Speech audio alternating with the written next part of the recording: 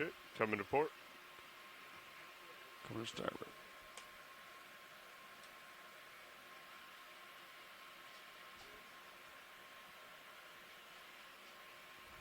Going to 115.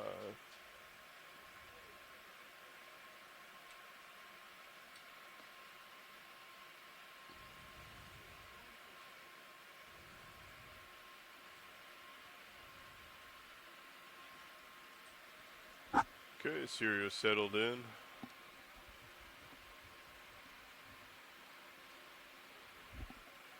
Copy. I'll push forward. You can rotate up with me. Copy that. Following you up. And we'll follow you up to about 4-5. Perfect. Bias, you may adjust sonar now that we're on bottom? Or near bottom? Yeah, go ahead. Copy. I'll put D2 to 30. All right. A little bit of current down here. Sirius. Keep pushing ahead here. Copy that.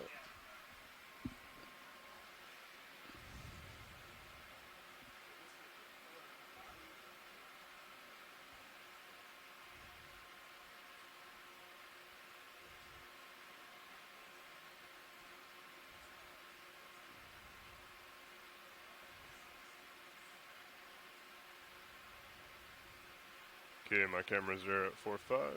All right. You can come down a little bit. Copy that. Coming down. My auto, going out of autos here. Coming down.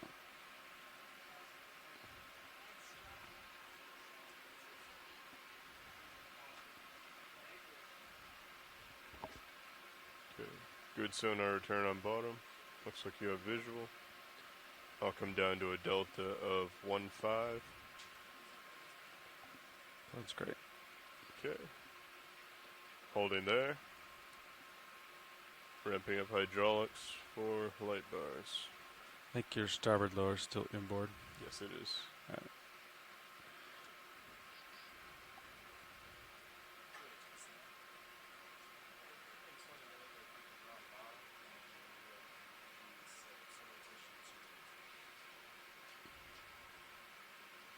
Could come down a little bit if you wanted.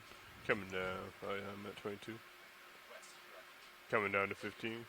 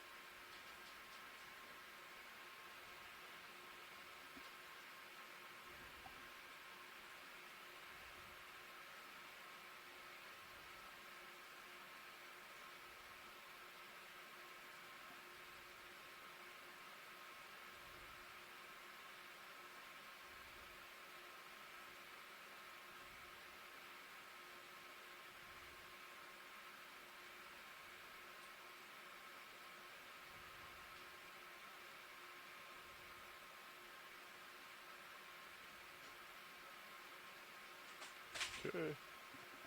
How does that look for lights? Looks good to me. Looks good for Copy video. that. Video, can you confirm? Yep, looks good. Excellent. Disabling valve packs. Ramping down HPU. Want to view that? Co-pilot? Or pilot? Pilot. Watch this is pilot. Yes, pilot. All right, we are all set up. Got the lights out. Got my Z-bias dialed in, and we are ready to start the dive. Okay, let's just follow the track close to where, I guess, the edge of the mound. Understood. Thanks.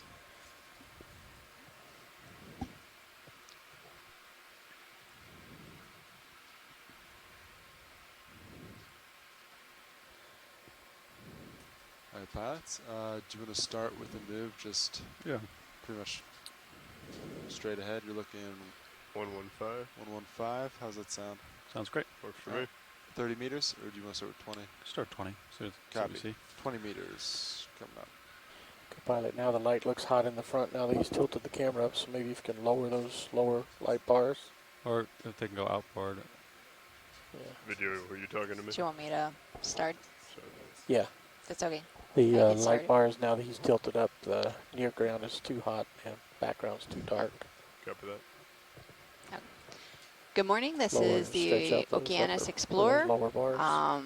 Today, this will be our 16th dive Pilot, of I'm this gonna play with the lights expedition, a little bit. and we will be Sounds good. exploring a small seamound to There the is northwest a very of energetic Desecheo Island. Sea Star top left, It's in the area cut its called arm at the neck. Pichincho. air, We were brittle star. yesterday southeast of this site, surveying an escarpment, also known as Pichincho in the area.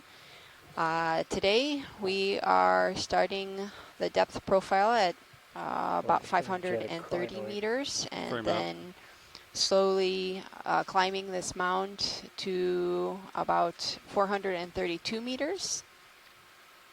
So today's objective is to characterize some of the habitats known for these deep sea commercially important fish species like snappers and groupers. This area is a known target site for fishermen that fish these fish. You're about ready to the other So pilot. today we'll be Copy. characterizing Catch up some of the species like the deep sea corals and sponges, and also some other demersal fish along our dive track.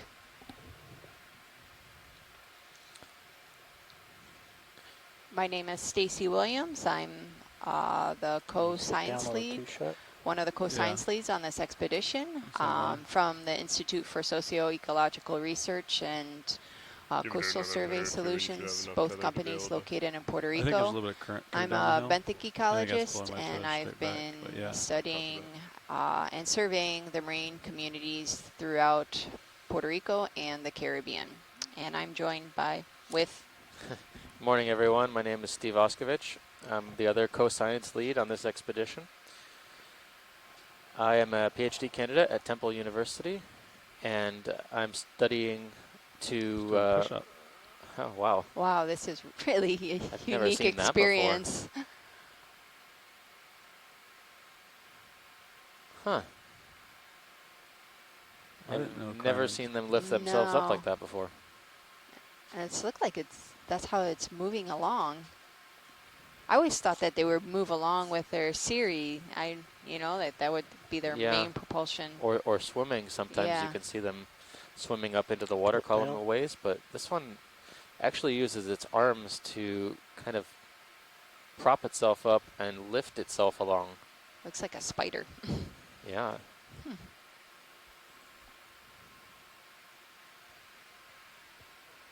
It's always good to get a few extra seconds of shots of invertebrates doing weird things. Anyway, I'll continue. So I'm a deepwater deep sea ecologist. I focus on the ecology of deepwater corals and a bit about their biogeography. So I'll be interested in some of the coral fauna we see on the dive today, although this echinoderm has captivated our attention for the first few minutes. Hoping he's going to move one more time. Huh. I think it's Once he camera shy. stretches those legs out. Yeah. It's expended all of its energy for the year. One climb. Just a couple centimeters to the right.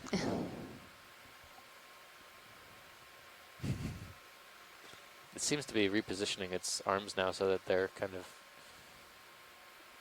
Yeah. Can't imagine they move really quick if some predator is chasing it. I mean, this is the most action we've seen on a crinoid probably ever. Oh, it's gonna watch. It's gonna go. It's going. This is really cool.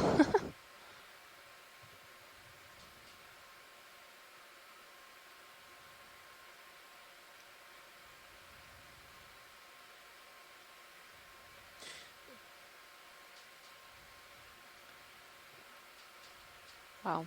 Yeah, we often see these things. They, you know, if they do fall, they can undulate we their can move arms on. rather Lasers rapidly on. and start to Lasers. kind of swim short distances. But yeah, I've never seen this kind of, I don't know what you would call it, Yeah. Crawling. crawling, Next video. Full wide. walking Alright. on stilts. Keep moving my Yeah. way up towards the ridge here. Okay.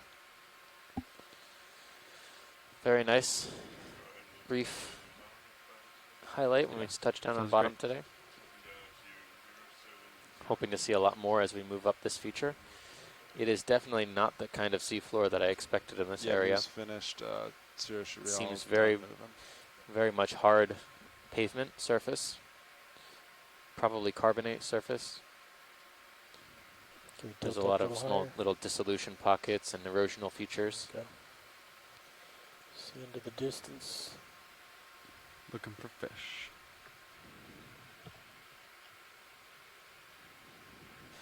Still seems like we don't have quite Buenos enough light, días. Este es el Okeanos distributed Explorer. in Mi the nombre es distance. Stacy Williams y estoy con Steve Auskovich.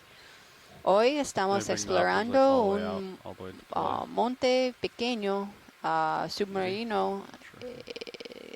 cerca de Desecheo, la isla de Desecheo. Se llama Pichincho.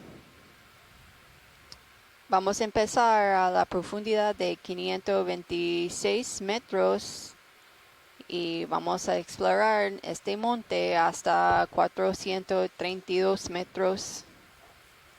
Hoy vamos a buscar los hábitats de los peces que viven en aguas profundas, como los chíos y meros. Haven't noticed the difference. También vamos a caracterizar las comunidades de corales y esponjas y otros peces, como esta. Let it go. This is looks like a green eye.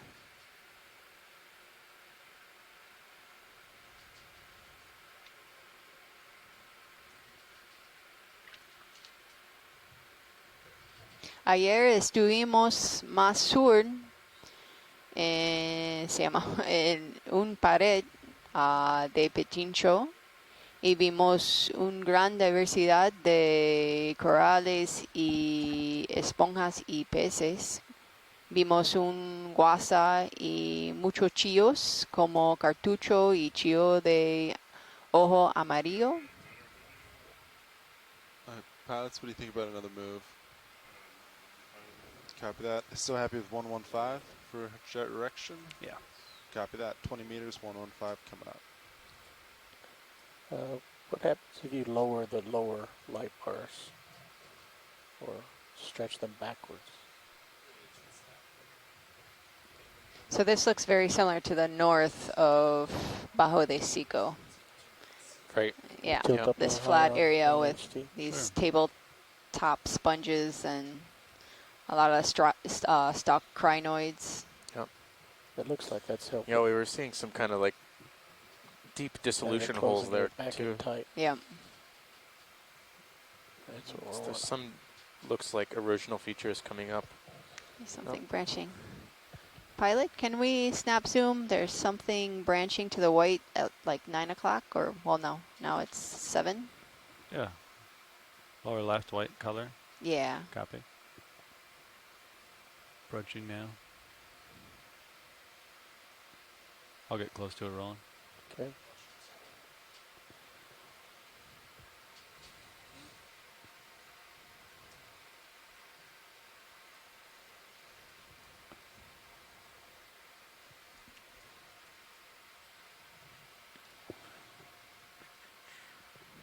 All right, Looks video, bigger come from a in. distance. Yeah. Looks pretty tiny from this perspective. Looks like a tube, maybe. Maybe a sponge? Oh, Are those sponges? Are this is something? But they Maybe. have 2. yeah. So the one on the right actually looks more like a closed coral colony. The one on the left does look like a sponge.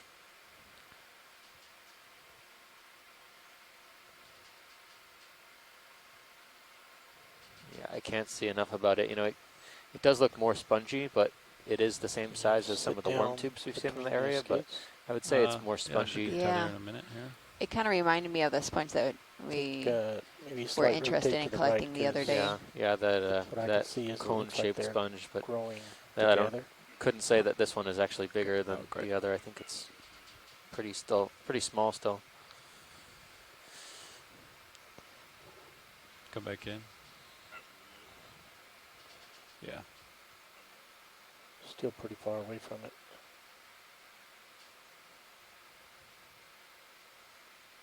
I could put it right between my toe here. I Hold don't on. think they're the Yeah. same structure. I think they just happen to be lying next to each other. Turn on the extra lights. Go for it. Yeah. We've seen over the past few days a mysterious kind of white whip, or Come in. rather Come unbranched in. octocoral. And this could also be a sponge too, but I want to say it's a sponge. yeah, it looks more like you can see right through it now, Yeah. which would mean it's likely not an octocoral. Yeah, Another I type of sponge. And let's look at the base. Very fine architecture. I wonder if, I mean, But they're attached. they're attached, right? But they look different. Interesting. Oh, is this With a brittle star. is a fish here on the left-hand side of the screen?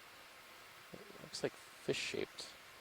Or am I looking at something in the rock? Yeah, I think it's something in the rock. Okay. So two different sponges attached to each other. Super small. The brittle stars holding them together.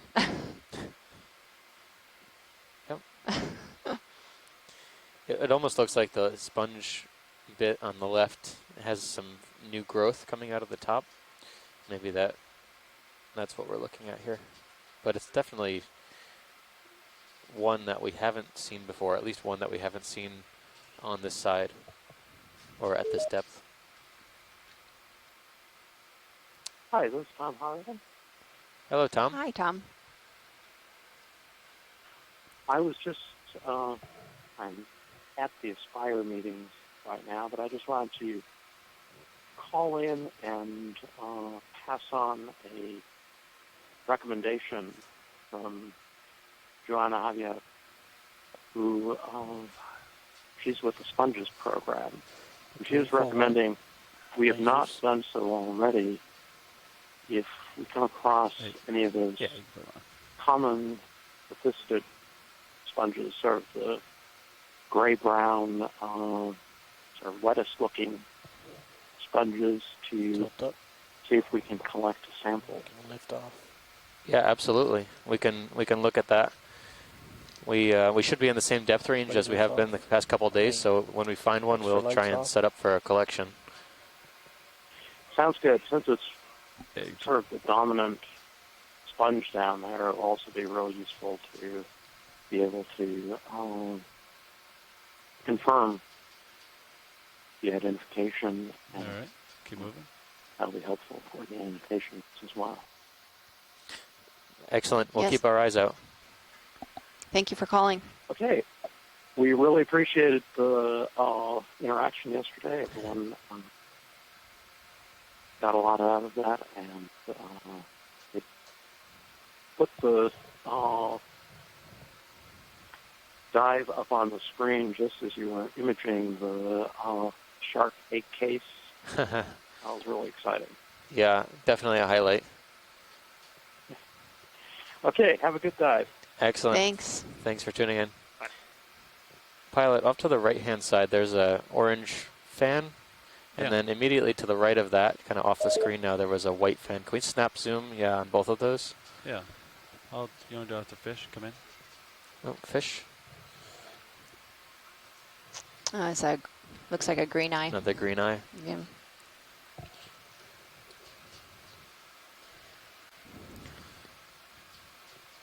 Did you need additional footage of this one?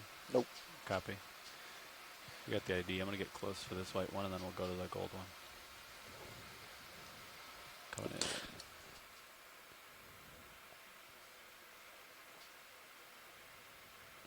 We'll get you nice and close.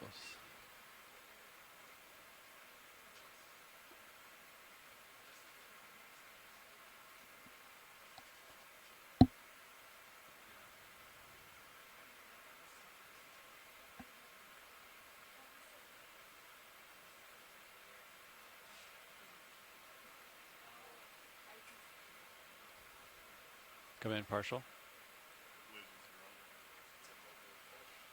You can clear the lasers. Yeah. Sounds good. Let's kind of grab both of them here. And then we'll go for just the coral.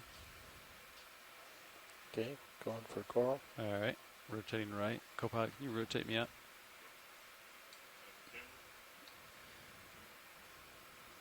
Thanks. Great. I'll try to hold that video. Yeah.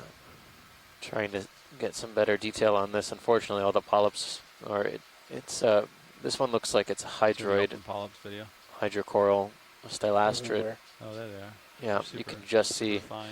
it doesn't have tentacles of a scleractinian, but it has You want the extra lights for this one those video? are very long tube feet on that Just give it a second here.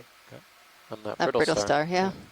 So this looks like a stylastrid. I can't quite tell what it is at the moment, but good to get an image of it. It's one of the larger structures in the area.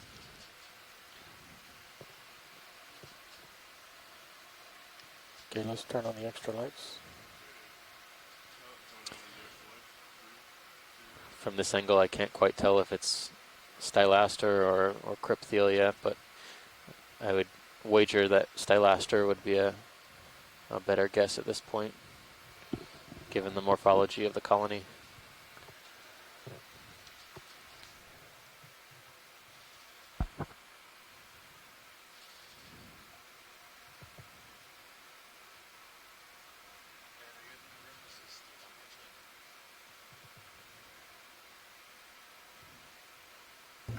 Go ahead, watch lead.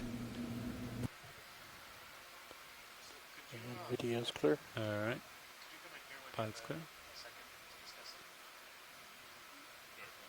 Actually, let's hold this shot for a second with the extra lights. Okay.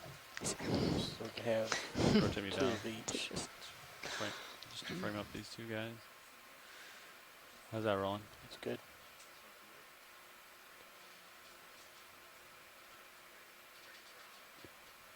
All right, video's clear, extra lights are clear. Great. Lasers can come back on. Great. All right. I'm gonna hop over to the little gold guy here. Great.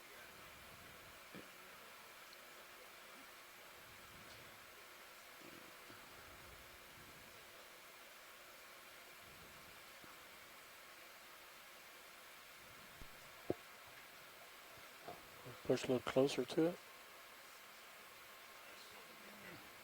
All right. I'm gonna get closer to it. All right. It's right between my toes now. You can rotate me down. That comes landing here. Oh, I think this one might be another stylastrid. Come in. Just a very small colony from what we were seeing the other days. Lasers are clear.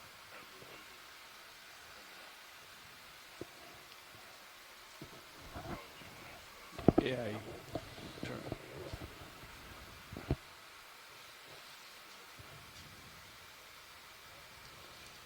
Super good. Yeah, go for it. Yeah, it looks like. Distic opera, yeah.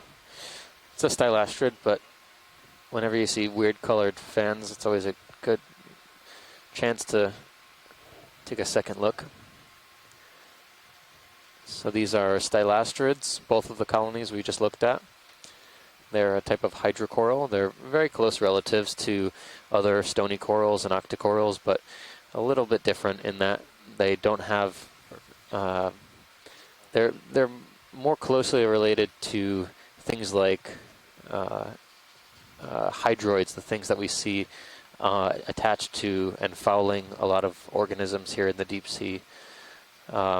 They are closely related to or belong to the same group as fire corals. If you have ever been snorkeling or scuba diving and you've had a unfortunate incident with a fire coral, you know what it feels like.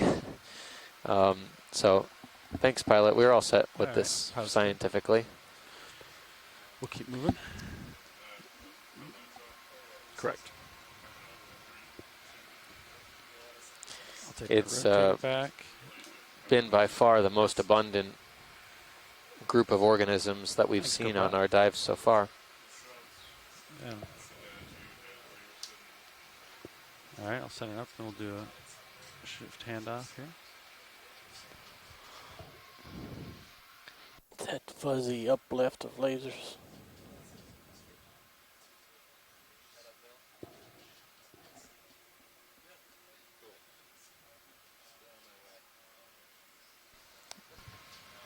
I wonder if we'll find any bigger pieces because we might just end up getting a fragment of that. Yeah.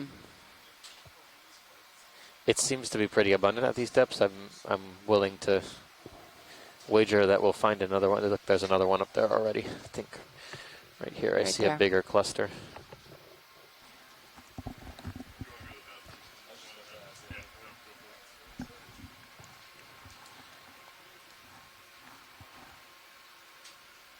Pilot, nav. How's it going? Not too bad. Good. So far today we've seen a crawling crinoid and the 2 corals we were just looking at. A crawling crinoid. Crawling, yep. Interesting.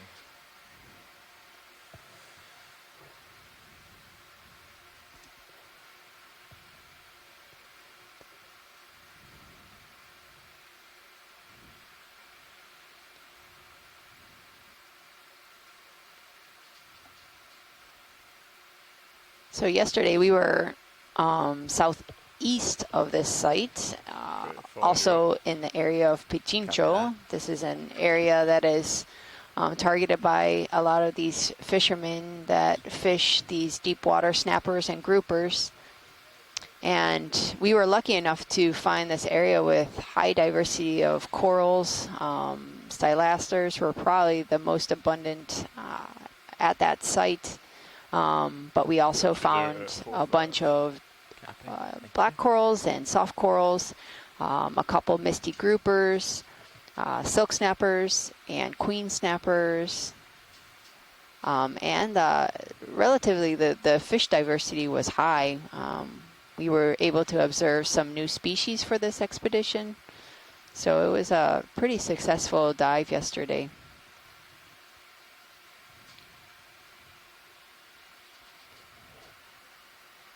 Could we snap zoom on the sponge at 6 o'clock? Sure we can.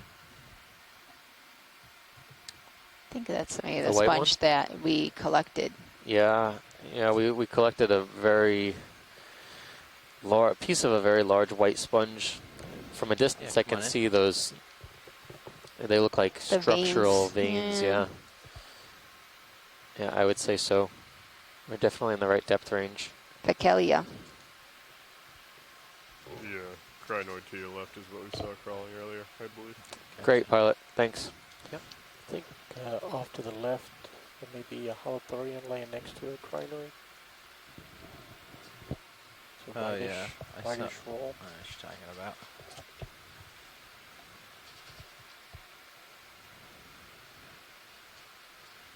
I thought it was a sponge at first glance, but it could have been a holothurian. Wonder if that's a sea cucumber. Kind of looks like it has the shape of one. Pilot, co-pilot's gonna change out. Thanks, co-pilot.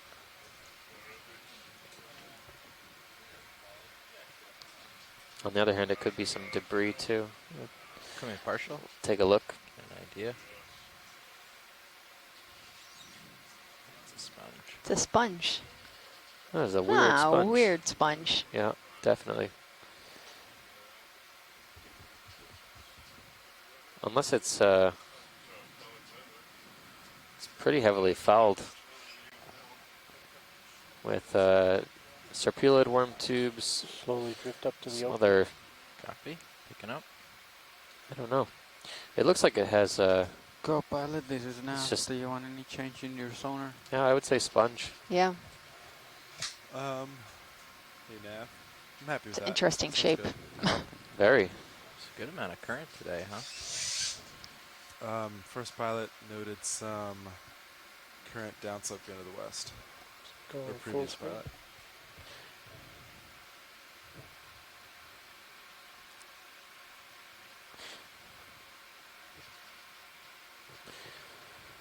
Okay, thanks, pilot.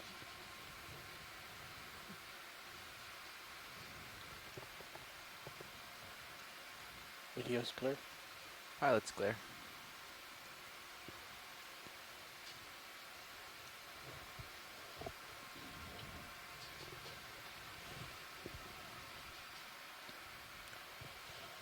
Do you guys want a Yeah. 15-meter It's like bump?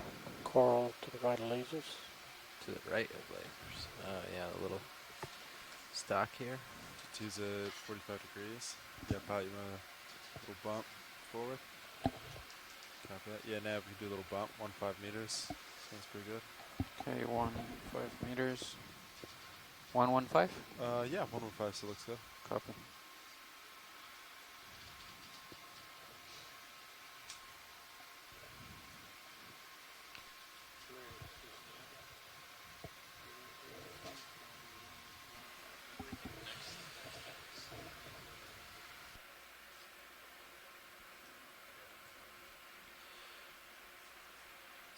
Is there any interest in this?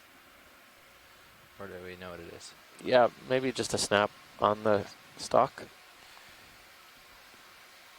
Yeah, rolling snap in. Lasers coming out. Some sort of stock. Looks like a woody stock of some type with white zoanthids on it. Zoanthids are pretty close coral and anemone relative. In this case, they like to attach to a lot of stalks and stems to get up into the current so they can feed more efficiently. But whatever made the stalk is likely no longer living. These zoanthids are not well known at making structures, with the exception of maybe the gold coral in Hawaii, which is actually a type of zoanthid. Video's clear. Pilot's clear. Now, Hawaii and actually other parts of the Pacific as well. Now it's been found. Lasers Different out. types of gold coral. You wanna? Is that a rock? Yeah. No, that's the other sponge. 3 o'clock, far right. Far right. That's the one that we just saw, but it's bigger. And this is a newer sponge. You want to go take a look at it? Yeah, it's a big brown. And maybe give a Looks like a period rock. at this time. But you could kind of Little see the discolored. osculum on top. Strange.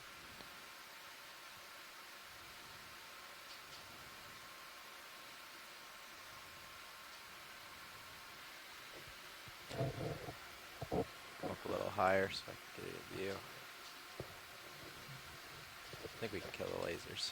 Lasers coming out. Okay, Roland, come on in. Looks like there are two of them. Yeah, they seem to have a very regular form. Yeah, like here's.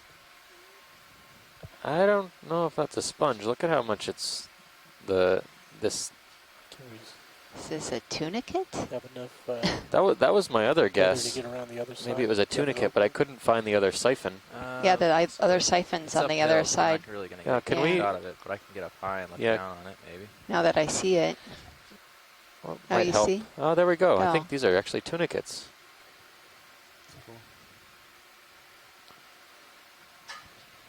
It looked a little bit too fleshy from what we were seeing last, but I would think if it's a tunicate, there's a lot of movement. It looks more like tissue than a rigid sponge. Can't quite see. Usually a lot of tunicates in the deep sea, you can see into their internal structures, but this one is a little bit difficult. It's very opaque, fouled. Sorry, it's hard to hold stable with the But I think, yeah, there's a, on the current top here. side is one of the siphons. I'm guessing the in-current in. siphon is the one that's facing upslope, Yeah.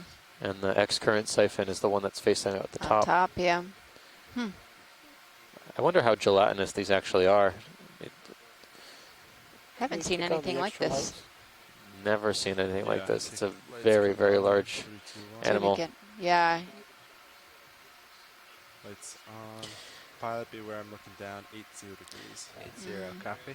Yeah, so But movie's Yeah. finished, so feel free to spend time here as you please.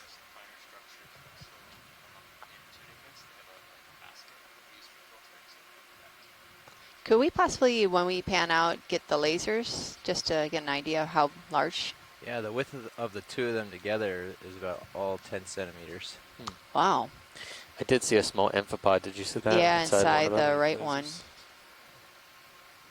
Kind of look like bottles. There you go for lasers. Lasers coming on. So these tunicates, also known as sea squirts, they have So what's your call a on being very able to look into the upper siphon? they have a very unique I won't be able to morphology. turn around New and tunicate. look into them just because they're so upslope Yeah. from us.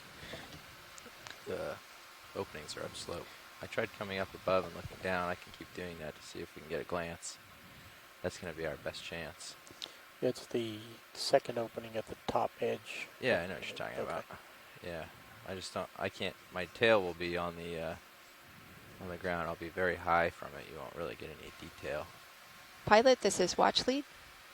Go ahead. Would you be able to sample these tunicates? I think they would be kind of stuck to the seafloor, but maybe with the scoop. Yeah, we could certainly try. Let me check with my with the front row here. Make sure the ship's stable and we're in a good position. Yeah. Yeah, Ship so ship's stopped. stopped, yeah. I'm above you, but I'm not moving.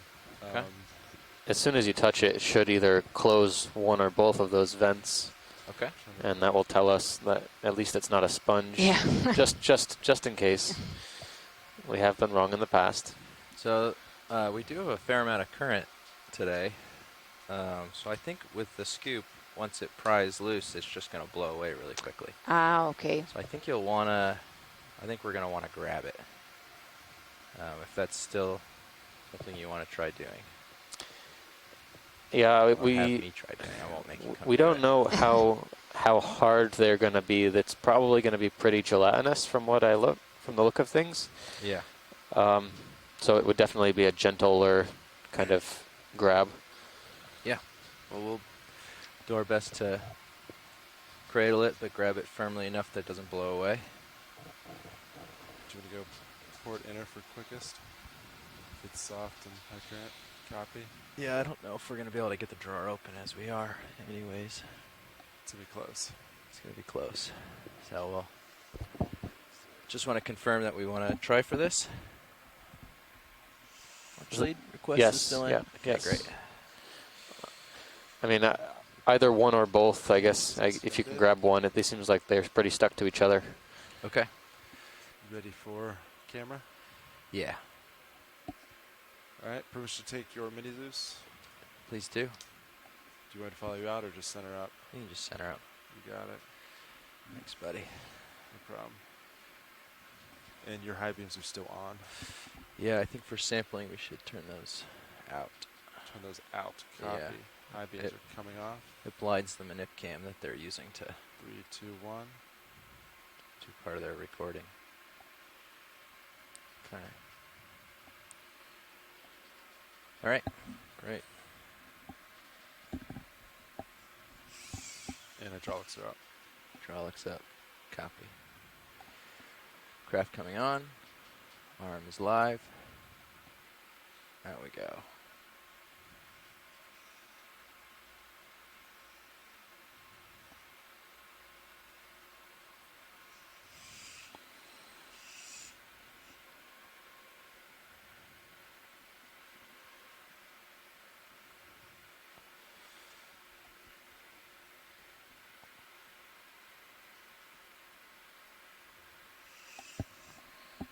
Grip force is set to 4. I think 2 or 3 is the bare minimum.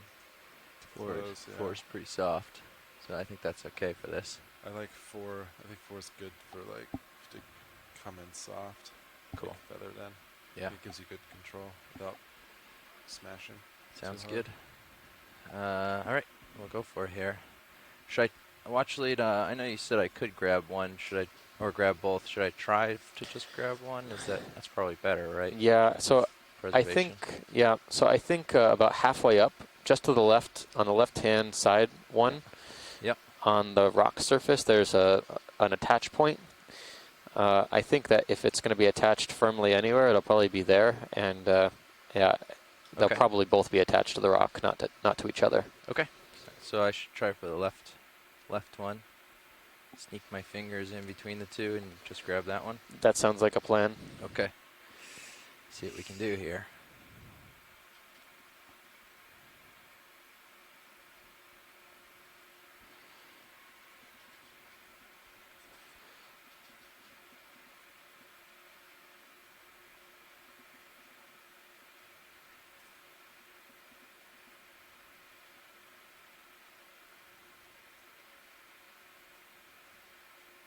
Kind of deflates when you touch it. Any zooms? No, that's okay.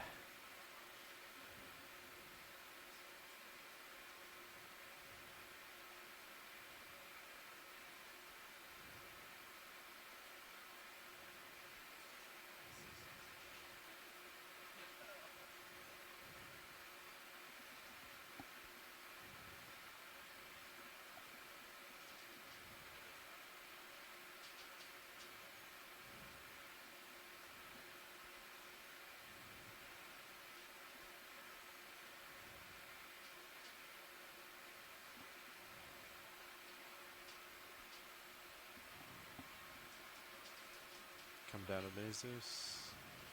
Let me know if you want me to extend. Yeah, go ahead. Extending slow.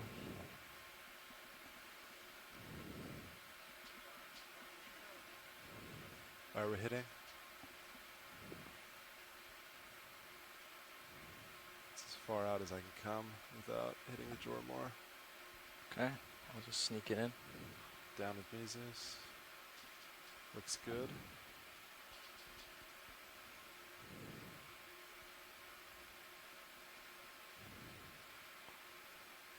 Casey's a floater. Be ready to close. Yep, copy that.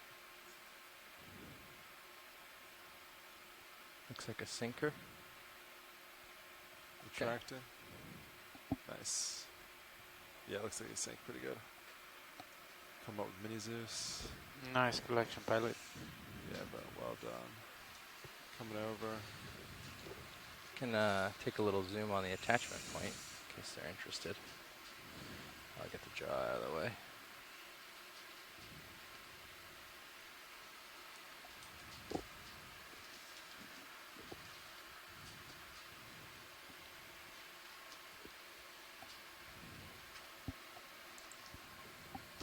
All right. Thanks, co-pilot. No problem. Alright, center. Mini Zeus. There was a sea star on the other side of that one. Ah, yeah. Goni Astrid. Thanks, pilot. Great Yep. collection. Yeah, we learned a couple things in that collection. One, it's not a sponge. Two, it's not very hardly attached. Pretty easy to pluck off there. And three, they're actually a little bit more rigid than we thought. Thanks, co-pilot. They're not just a bag of jelly Pins. like a lot of deep sea organisms are. Saving valve pack. Has some musculature there. Ramping down. Hydraulics are off. So as we were mentioning earlier, these were tunicates, also known as sea squirts. This one is particularly massive. I think it was easily 20 centimeters long before it contracted. Yeah, lasers. And this is the first time we've seen this on this expedition. Yeah.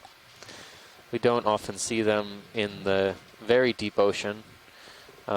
If we do, they're the carnivorous variety, eating small crustaceans and things like that. But these are filter feeders. They're filtering the seawater and extracting nutrition from particulate material. It's a little bit of a more difficult living the deeper you go. The food quality is generally more poor, so you don't find a lot of these filter feeding organisms with the exception of sponges. Progress is slow. These sea squirts are chordates. They're actually more closely related to you and I than sponges or corals, even though they look like they're pretty ancient organisms. They can still be pretty ancient organisms, but in their larval stage, they actually have a notochord, which is kind of like a precursor to a spinal cord or a backbone. And then they lose that notochord Got a. as they settle to the seafloor, It's not coming up. or it's reabsorbed back into the body. Oh, is that purple coral again on the right-hand side? Ah, yeah, maybe the fan. Can snap zoom on that as we get over there, pilot. Yeah.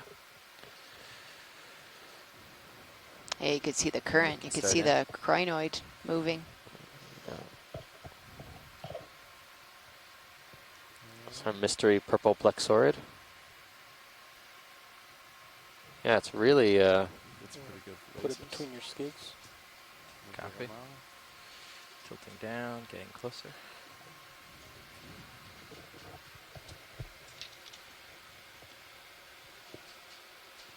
Your full wide. Thank you.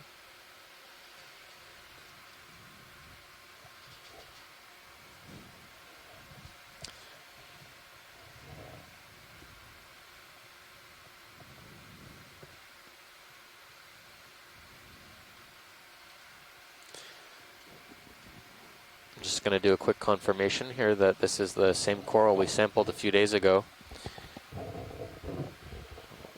We were surprised, our scientists on shore were very surprised at seeing this particular purple plexaurid octocoral, as it's not a color and that we usually see in the deep sea. Oh, it looks like it has some different growth patterns here. It looks like it might have broken off at one point. The base has multiple stumps. What do you want to go for? Video? Yeah. Let's go with extra lights. Extra lights coming on in 3, 2, 1. I would say it's the same. This one has at least 2 ophiuroids that I can see. Very, very spiny ophiacanthids, most likely, as well as another kind of brittle star.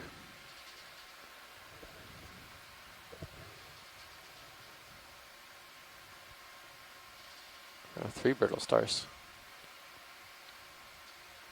This fan's a little bit smaller than the ones that we were seeing off of Mona. Yeah, we sampled a fan that was about 20 centimeters tall. We've also seen a fan that was quite larger, almost 50 centimeters. Sorry, video, what was that? So let's go full screen. Okay. But as you can see, the current is quite strong here. Let's go lasers. Lasers coming on. There's lasers. Do we have time to walk up the stalk of that crinoid? Ship's stable, so I mean, in terms of that, we have time. Yeah, we're fine with that if you want to do that video. Okay. Coming around for it. We'll start at the bottom of the base. Copy. Do our best here. I have to come with my side into the current. Do our best to fight it. Okay, come on in. Mm-hmm. Interesting. All the way down. So this is a stock crinoid. It's different. It's very similar to what we saw in the beginning of this dive, the one that was crawling, but this one has a stalk and it's held onto the seafloor by a holdfast as we zoom into it right now.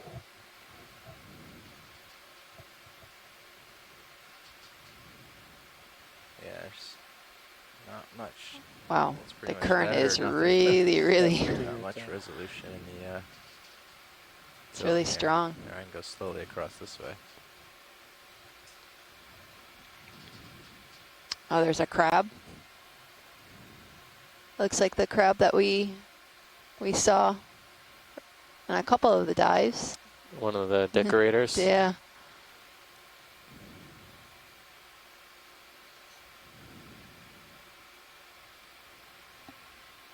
So these crinoids are related to sea stars and sea urchins. And they're also filter feeders.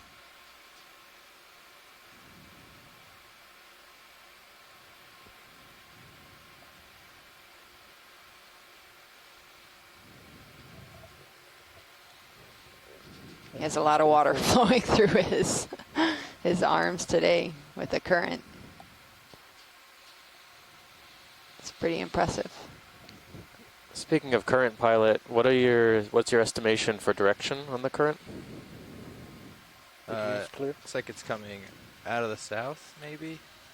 I can get a better gauge of that in a second. Okay. Lasers on. And video's clear. Copy that. Pilot's clear. Copy that. Extra lights are clear. Lights coming off. Do a quick drift test if you want. I can look down at you. Okay, let me get a little ahead of it here. To start with, it's very strong. And I'll head into it to try to give you a direction. Yeah, maybe southeast, actually. Coming from the southeast. From the southeast, yeah, I'm facing into it. Southeast to northwest. Yeah. Okay.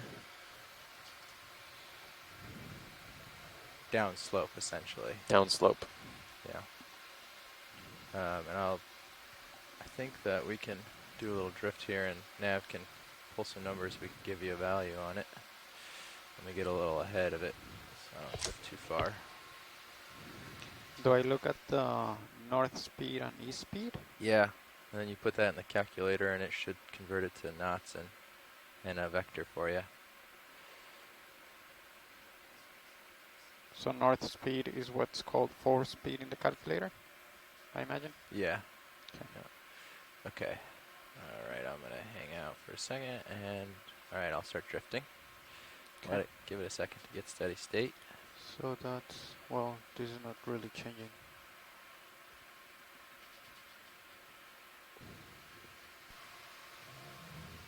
These values right here are not really changing at all. No. Okay. Wow. Yeah, it's Oh, going that's really okay. fast. So that's me just drifting with the current. That's about 0, 1. Got another second. Write them down quick. 0, 1, 6, 0. And then that one is Back on it. Looking 7, Sorry. 5. Gotta slow down here. Oh, there's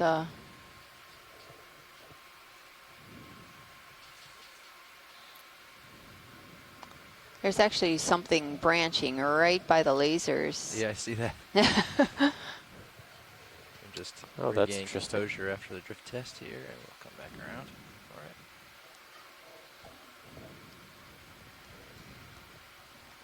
Were you able to get your other number?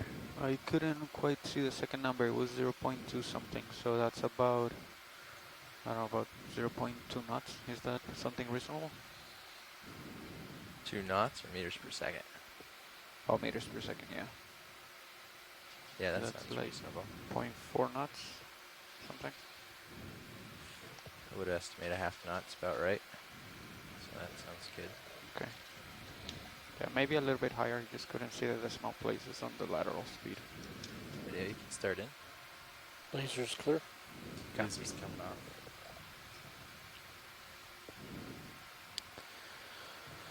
Okay. So what are we looking at here? It's like a little, Does this look like the coral that you were imaging the Yeah. other day? Yeah, this is the one right off of Mona that we were seeing. Mm. Yeah, wow, look at that. That current. So this is a primnoid octocoral from what I can see right now. It looks like, coming in a little closer, Roland. I can't tell, but there looks to be some damage at the base. Maybe this is only part of the original growth. I'm gonna touch down. But the polyps look to be closed at the moment. They look very scaly, which is one of the characteristics for this family. And I'm just going through, Okay, I'll tilt up to check the some of the light. lists of characters for this family. Waving in the breeze.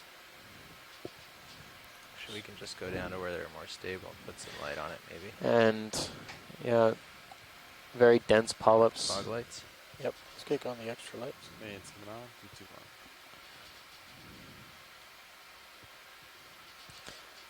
From my estimation here, I think we're dealing with species of Go right Narella. just a little bit to show the furthest branch. That There's feels a couple this one different better. species of Narella Yeah, I was working on in that. this area. I think it would definitely need a better look to Slowly. see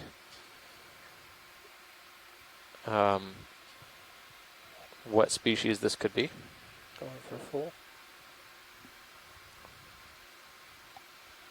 Tilting up a little. But based on my records for the area, this is probably in the genus Narella, one of probably 2 species in the area. We'll have to look at the depth range for some of these species. Video's clear. That's clear. Pilot, actually, before you move out, there's I think a tiny sea urchin right under the branch. Right under. Oh yeah, I see what you're talking about. Come on in, video. Try to get it centered up. Oh yeah. Excellent. It's like the smallest sea urchin and shrimp.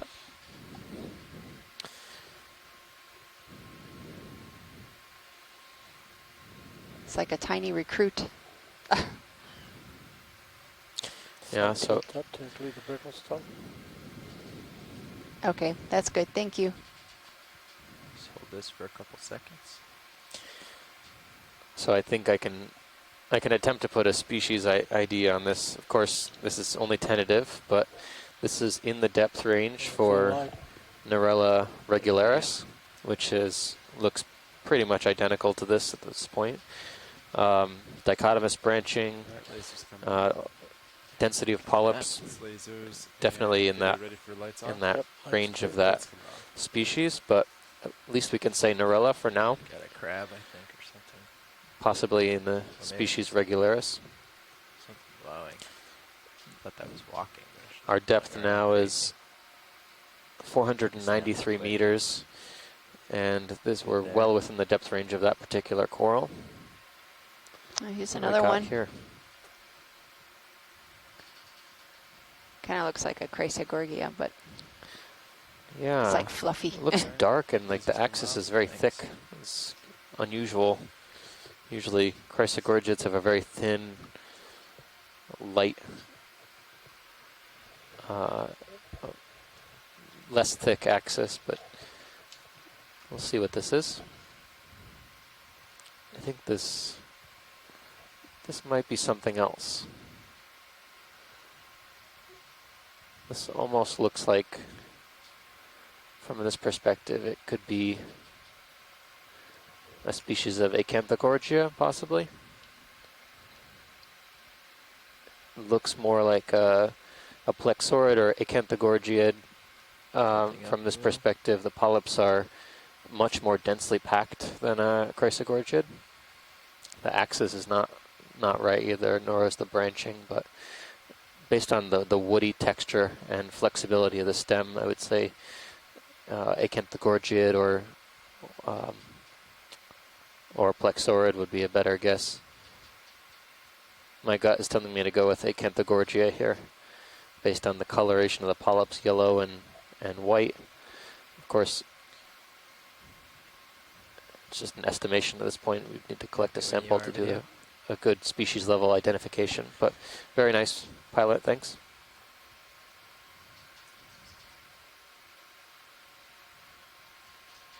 Dark axis light polyps, usually for Acanthogorgia. Is that another of I those think so. tunicates? They're huge. Yeah. Huh.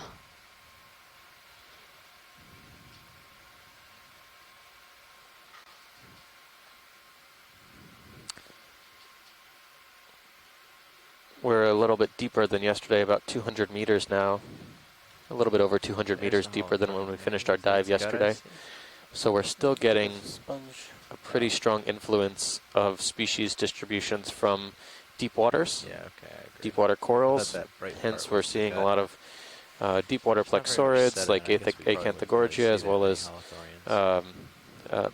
primnoids, which are much deeper water species.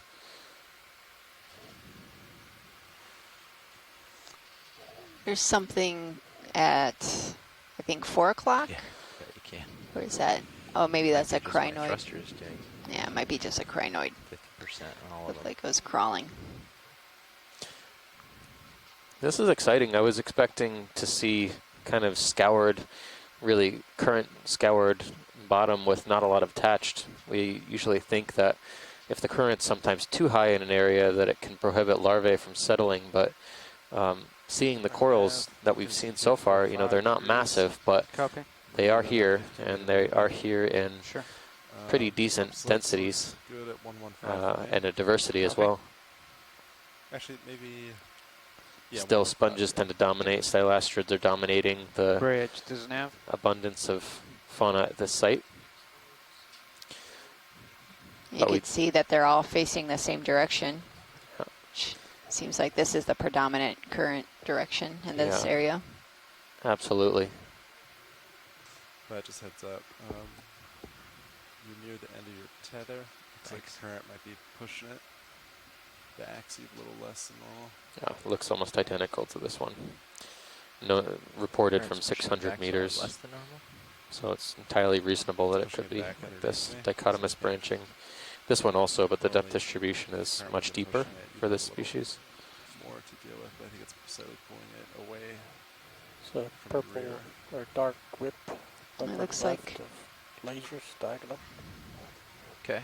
Copilot says that I'm low on tether, so we're getting a ship move in now. I'll be over there in a minute or two. You can snap from here if you want. Get an idea of what it is if you want to go over there. Oh, looks like a black coral. I'm gonna cycle your tail cam, if that's right. Oh, very similar to those black corals we were seeing yesterday. Possibly parentopathes or stylopathes. See if it's of interest. Yeah.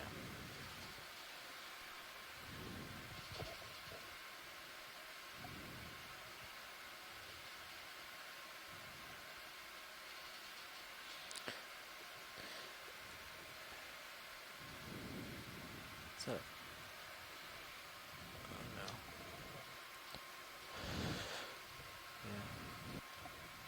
Yeah, I just see something swimming over here. Oh yeah, there's like a fish at 11 o'clock, I think. There's a sea star right there. Yeah, snap in real quick video. I think there's a fish right here. Hold that.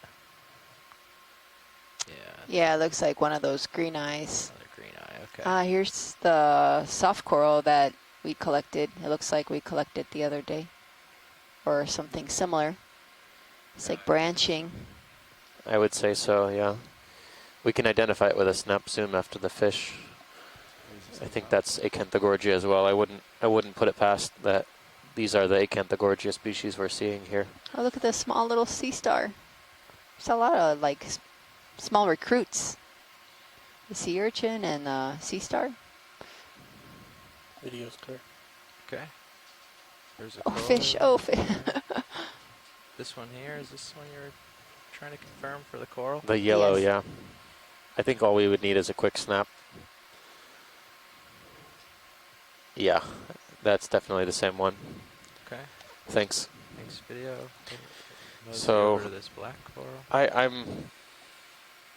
know the other colony we thought was Acanthogorgia looked a little bit different, but might have been just modified growth by the current here. It's quite strong, growing in an irregular fashion. So we identified that previously on the ship a few days ago as Acanthogorgia aspera. So good to note that that's probably the same species in this area. Getting close here. I'll let it settle out. Stand by on the zoom.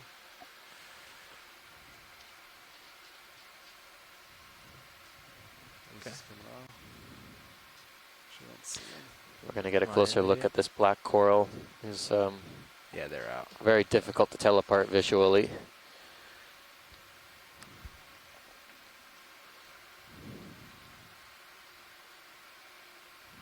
It looks like there's some branching towards the top. Branching Yeah. towards the top. Yeah. Tough to see, right? So dense. Yeah. One of the branches may actually be coming out towards us. Well, That's my perspective, at least. Yeah, that's what I also think. It's a small shrimp. Yeah. I think this is probably Stylopathes. Looks very similar to Thank you, Bridge. what's Move been complete. reported as stylopathies from this area.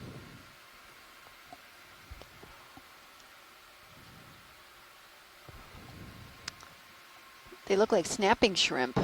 Look at, they have one of the big claws. You want a shot of the base? Huh. I think that might be a squat lobster on the back or something else.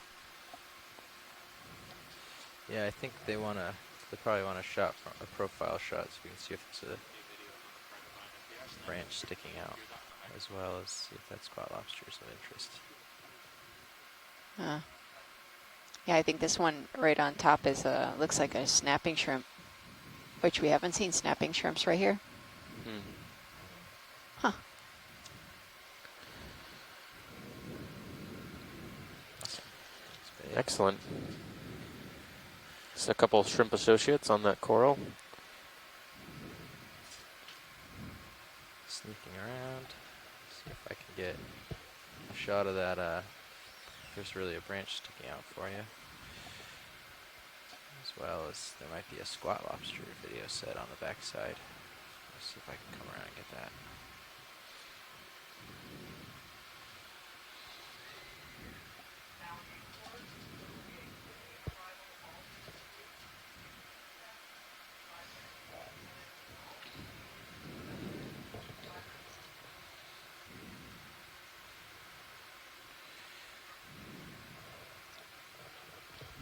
Tilting down.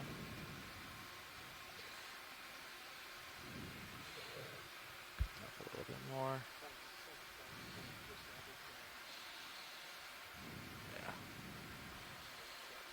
Go. Between the skids. Alright, video, come on in. This is the best I can do for this angle. I can hear it. Got a sponge right on my right side. I can't scoot any more over. I don't see any branch sticking out. I do see 2 squat lobsters maybe on there.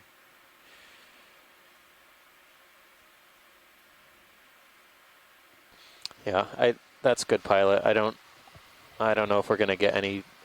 I don't know if we're gonna be able to tell if it's branching or not underneath the density of these polyps. So Yeah. we can move on there. Okay. Next video. Alright, laser's coming on.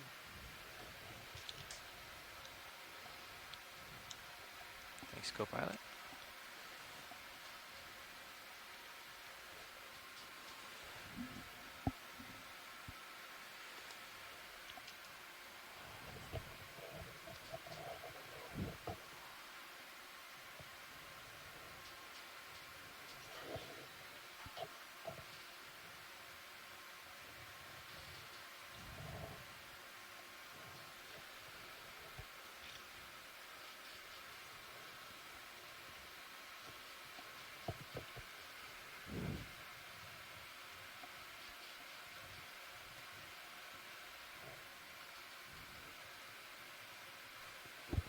Just above lasers, that white thing was moving. I saw that.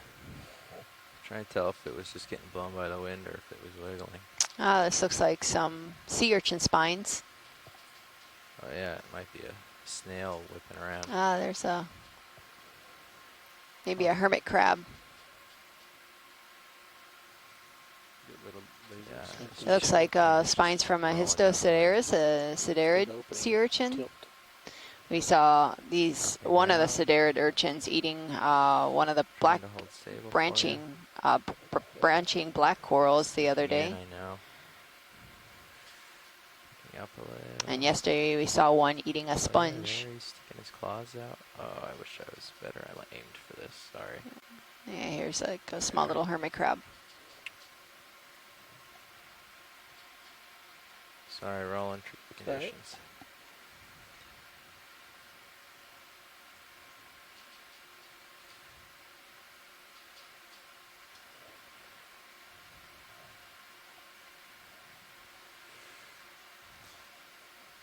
Alright, nav. I'm looking at D2 at 45 degrees. There's a big coral over here. Pilot ready for another. Oh, here's that 50 nice meter bump, branching upslope. fan-like coral. Copy that. Same bearing. This so one looks like 115. Copy. it could also be either a black coral or a primnoid. It's difficult to tell from this distance. Good on the lasers. Lasers coming up. Okay, video. Come in partial.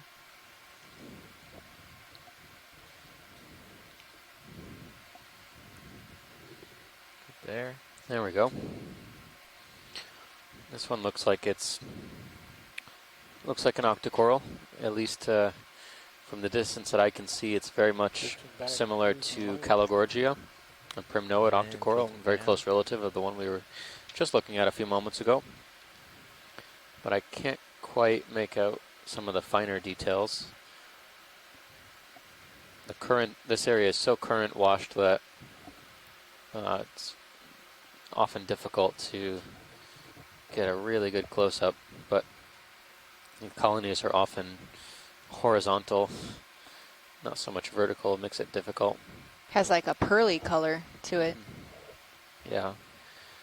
Yeah, so this looks like a primnoid octocoral, probably in the genus Calogorgia.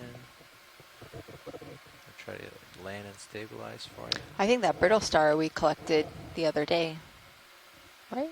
The one with the bands. Yeah, it looks very similar, right?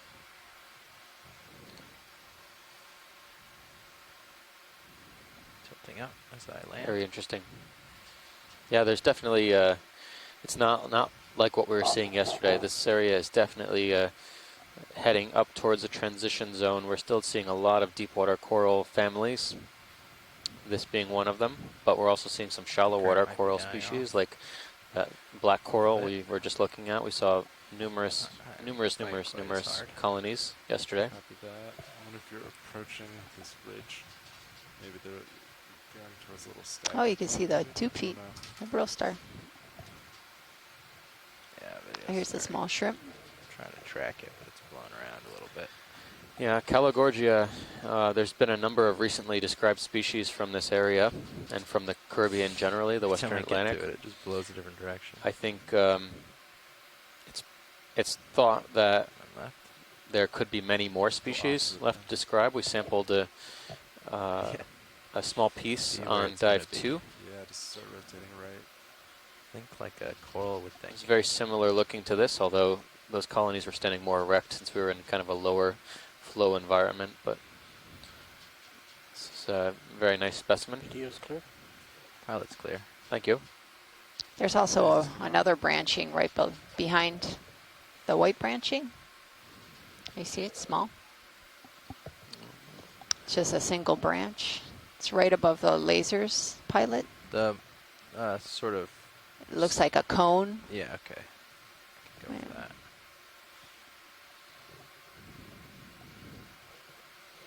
Yeah, you can snap in a quick video. Here we've got sponge. Oh, it's a sponge.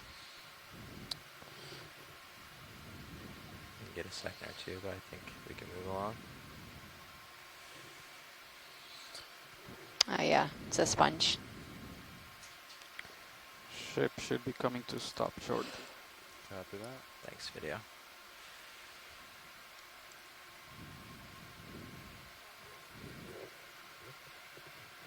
Thank you, bridge. Move complete. There's the other sponge, the tube-looking sponge.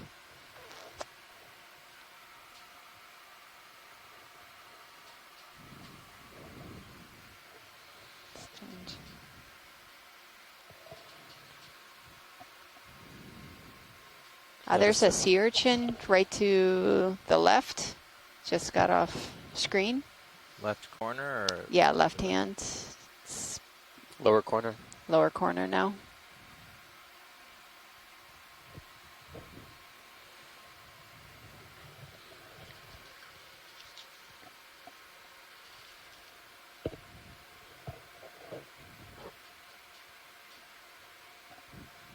And about straight down pilot, but should be stopped. Copy.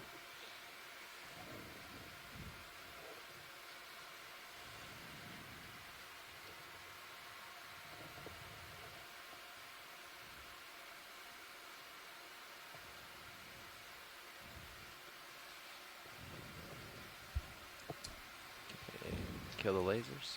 Lasers coming off. Okay, video, come on in. Doesn't look very healthy. Yeah, tough to tell, right? The tentacles, or rather the spines, Spines are fully covered. look a little exposed. Still looks like it's alive, though. You can see it's moving some of its spines very, very subtly. Look at all the sponges attached to the spines and hydroids. Pretty good camouflage. Yeah. Down. Yeah, it's moving. This for a second. Still alive. This is a siderid. And like other sea urchins, they don't have skin on their spines, so that's why you see hydroids and sponges. Thanks, pilot. Science is all set. Great.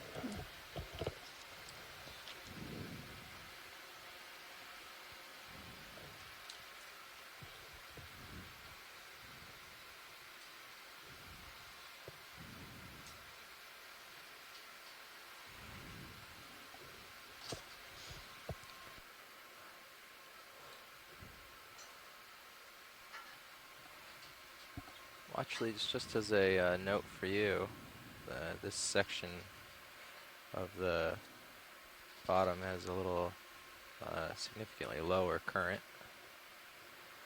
Okay. Maybe half the current, coming from a similar direction, but maybe half the current of what we were seeing earlier.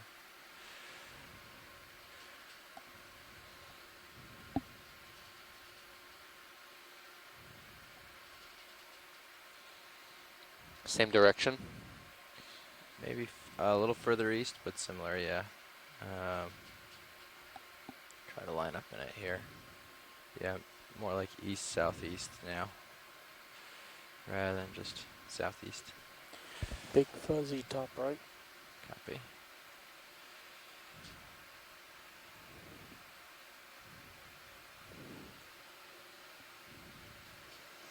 It's a way to rotate a little. Pilot, that might take you just out of my view. I'll just turn my head and keep myself in your light pool and look that way. Copy that. I'll stay put. Way we're not. Any stress, unwanted stress on the tether. Unneeded stress.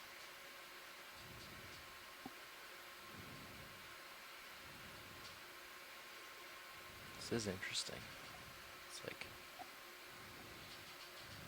Yeah, what is this? two different types of. Actually, I wonder if one of those things on top is actually a basket star. The branching is extremely fine, kind of fractal-like. Alright, I'm gonna get rid of lasers. We will see.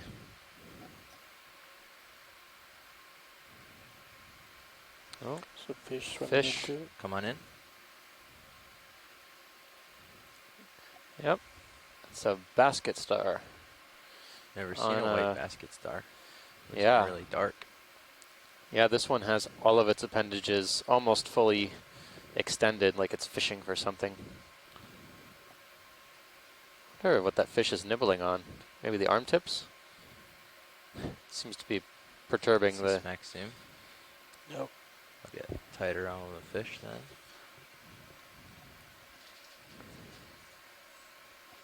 Maxim.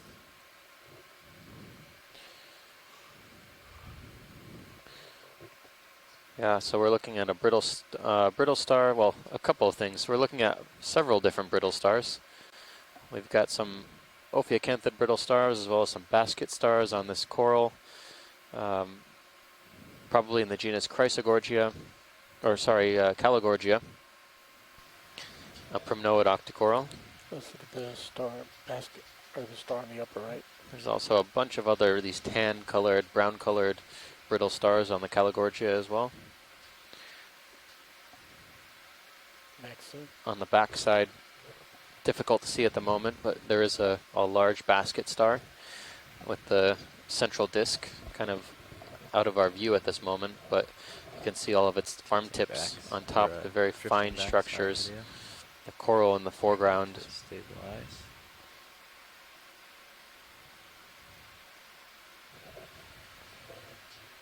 Just tilt up when you get a chance. Yeah, stand by. Just trying to get my toe planted again. There we go. It went up anyways. Go a little further. Let's try to get the basket star ends. We saw one of these the other day. It was not quite as the arms weren't quite as direct as some of the other brittle stars we've seen here today. It was more curled, knotted up like Just continue an down old around pair like of you are. headphones or something like that.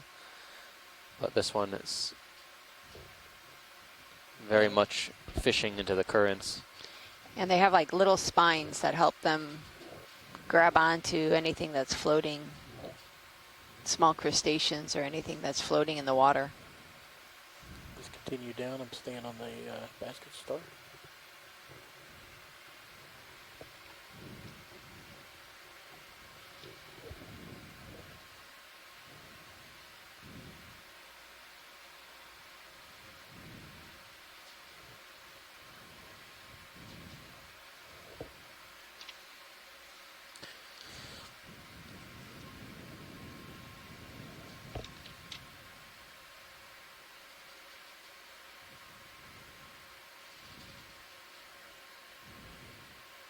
This gives us a pretty good perspective too about how some of these deep water corals are habitat for a lot of other organisms, like in this case fishes, as well as echinoderm associates at all levels of the food web.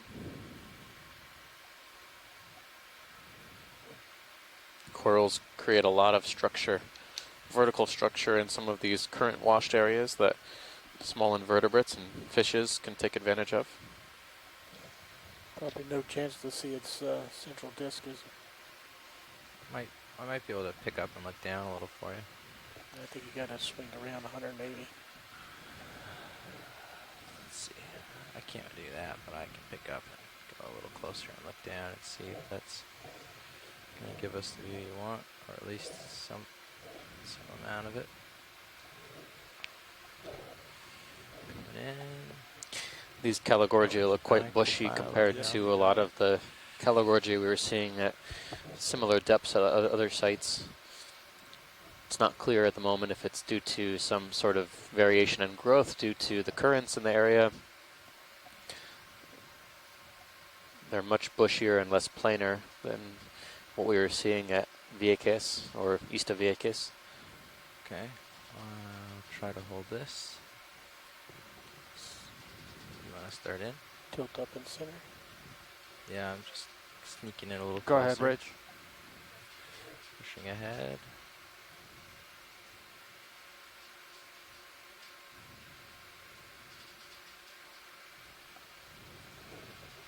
Come up a little more. Just when you think he's got all his arms extended, there's a lot more left. Yeah, right?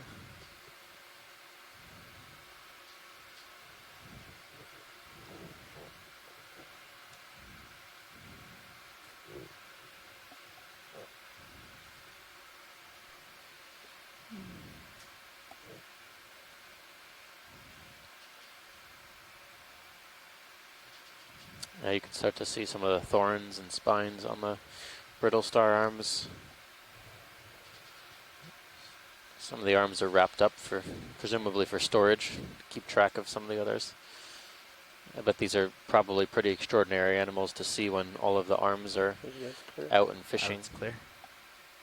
There's got to be some sort of methodology it uses to calculate or understand how many arms it can have out at a single time, or if... Or maybe difficult to those tell. arms that are in that have something Captured that food. captured food. Yep, Yeah. in the process of transferring it to the mouth. Okay, go pilot. Do you want another pump? Let's see, looking at pilot around It's in a 5-0. perfect position to He's collect down food. at center. Yeah, I think we could do another 15-meter bump. Good with that pilot? Copy. 5 meters. Yeah, in contrast, some of these stalked crinoids are, Sounds good. their arms are facing So- down current with their arm tips curled up into the current, whereas the brittle star was, or the basket star was the Bridged, opposite isn't way it? around, directly facing into the current. Differences in feeding strategies, most likely. Interesting. But I wonder it's also because it's stalked. If it was facing the other way, it would be, the mouth would be up in the air, and Something it wouldn't between those most likely sponges. be It might bent just over be to a where it's Okay, not we're collecting. Okeanos sponge. If you think about it, Purple. if the Yeah, stalk the, is being pushed down, you could at mat least there? have your arms Yeah. up in the air. The other way around, the arms would be facing towards the bottom. Okay. The Try to get stalk. over there. Yeah. That'd be the position of the stalk. Come down a little Because bit if you look from at the ones the that are corner. not stalk, they're facing the current. Okay, you can snap in. Just for a quick glance. Trying to This is a clear sponge keep it in view. Clear. that we were seeing a lot Copy. Come out yesterday's partial, dive, hopefully there's during something up top yesterday's here. dive. I thought I saw a little more. Come out a little more, just see if I can catch a view of it. Oh, I thought I saw a fish. I was thinking we were going to maybe Alright, see there's some some more back up. stylastards. There you go. Yeah, it's got a few here. Not as abundant as yesterday. Urchin, a little yellow coral. We've already seen the orange yellow. Okay. Maybe a snap on the urchin though. Alright. Scan with the lasers. Lasers coming off. Okay.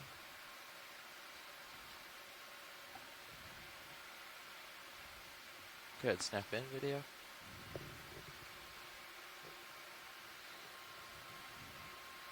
Is there a brittle It's star on brittle that? stars. 2 brittle stars.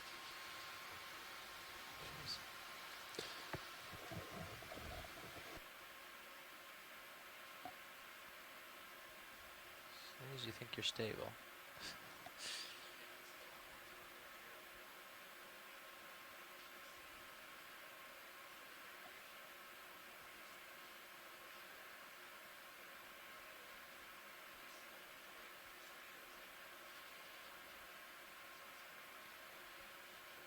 Going a little further. Can if you want it.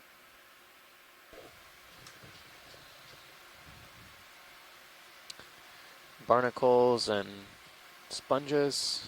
Yeah, brittle stars seem to be attaching to anything they can. I've never seen them attached to a sea urchin before. Guess any way to get some height, huh? Yeah, or a free ride.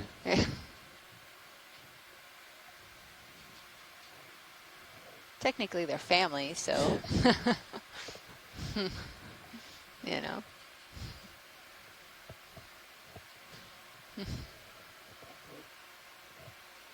Next video.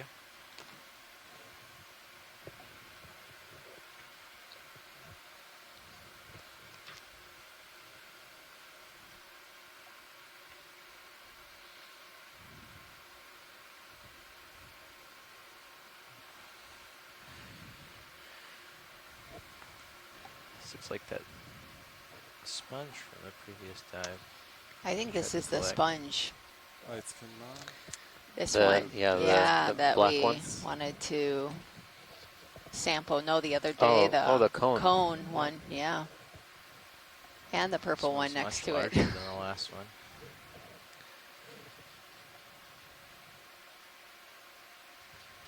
Yeah, this is significantly larger.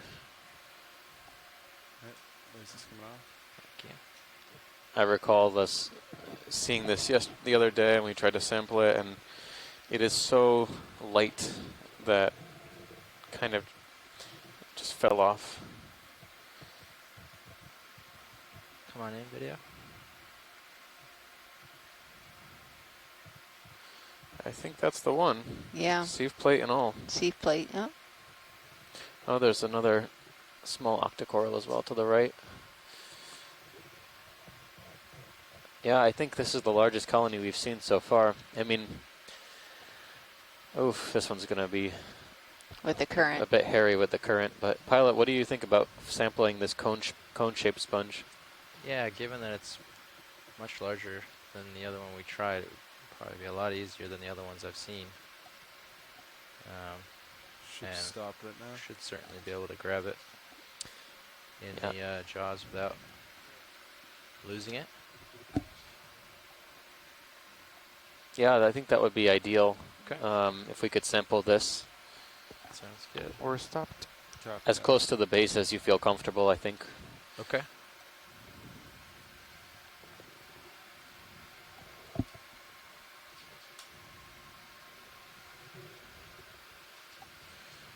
Settling in here.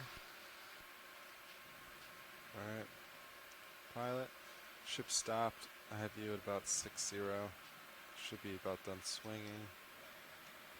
I'll put in a decent delta. What drawer box would you like? Yeah, we can go with the starboard side. I think that I'll be able to Starboard grab the copy. firm stem and be able to Starboard stow it. buyout is extended. That pin's extended. I will put up Mini Zeus for you. Permission to take Mini Zeus control. Yeah, absolutely. Copy. Thank you. I'll center up unless you want me to follow you out. Oh yeah, you center up. That's fine. You're centered. Thank you. Might Got be this- hydraulics. Hydraulics are up. Okay. Looks like a similar slope, so I might not be able to open drawer all the way. Okay. That's Copy. all right. Yeah. If I have a good grip on it, we can. I'd much rather try to sneak it into the drawer than get up and be blowing away in I the agree. in the breeze. So, but we'll see how it goes. I can like try to pick up and land sideways and fight the current sideways, but that might be tricky as well. So Yeah. we'll see. See what we can do. If I can't get it stowed, we'll come up with something trickier. Arms on. Indexing.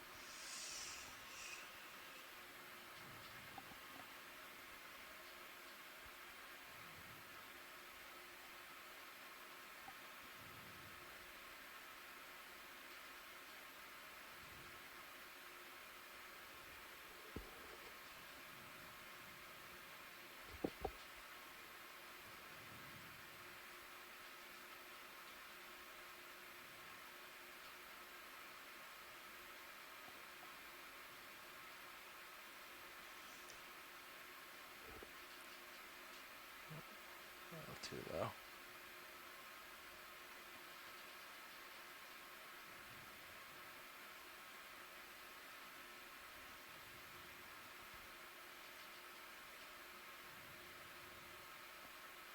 Okay, closing slow.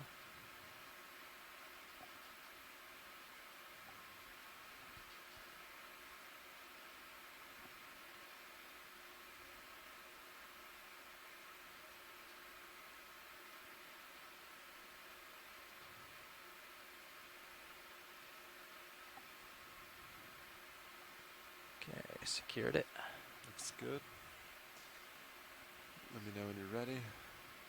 This is for starboard box.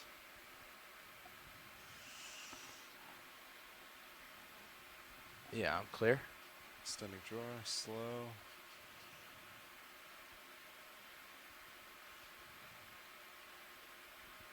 Alright. That's as far as I can go. Okay. Let me come down to your Mini Zeus. Thank you. Let's see how much room I have here. Oh yeah, that looks good. Do you want any light adjustments? Video might appreciate it if you can make it happen, yeah. Do you want to do it while you're sticking your arm in? I don't want to mess you up. No, you won't. Copy that. Just gonna stick up or down. Might pause a second just while you do that. How's that? That's good. Yeah. Coming over with Mini Zeus a little more. And I'm stopped there. Copy. The current is no matter how much I spin the hand, it won't come around. There we go. Okay. Lowering into the box. Try not to.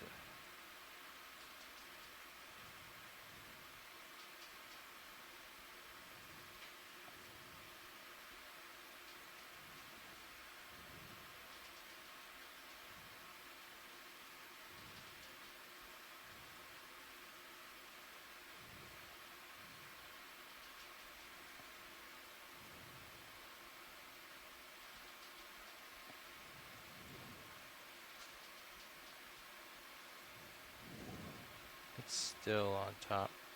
Yeah. Okay, I think I have to adjust a little bit. Just leave this like it is for now.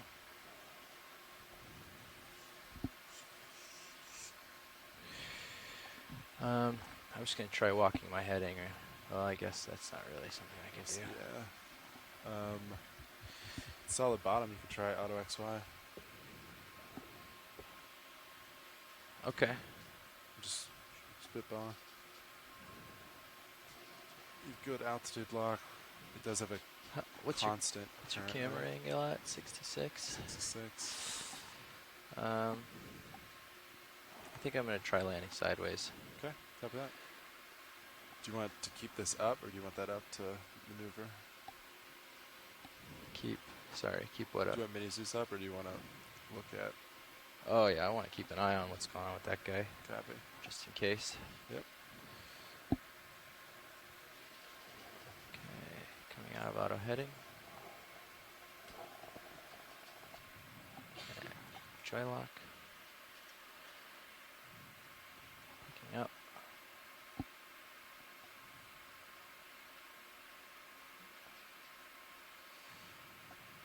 I'll keep you centered in Cirrus cam. Thank you.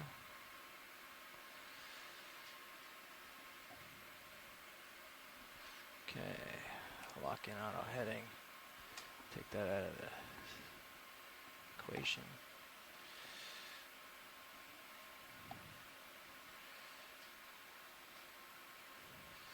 And drop down. Too hard.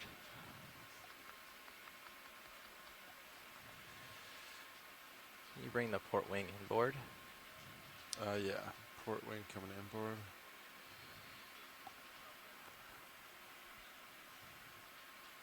Thank you.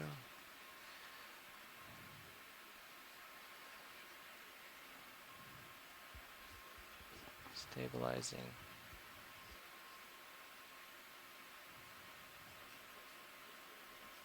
Dry lock in.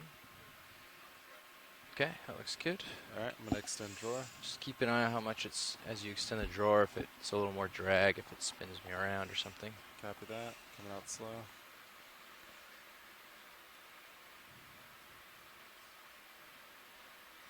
That looks good. Awesome. Yeah, all looks good. Okay, that's plenty of room, I think. All Hopefully I can stopped. get this guy in here now.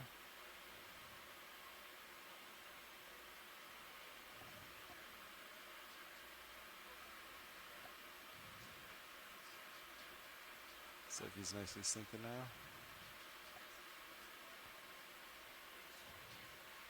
Yeah, I think the head is just about in.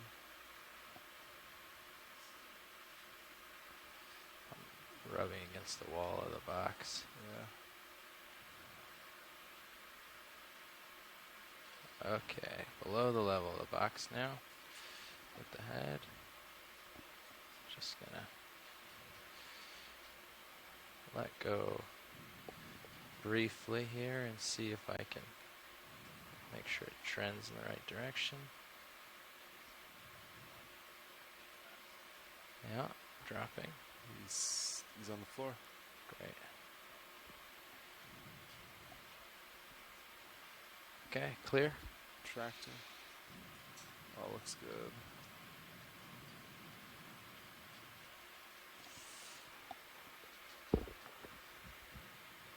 Put in Nice. Port.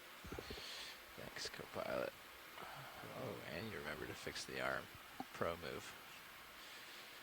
Stick your wing back outboard. Arm secure.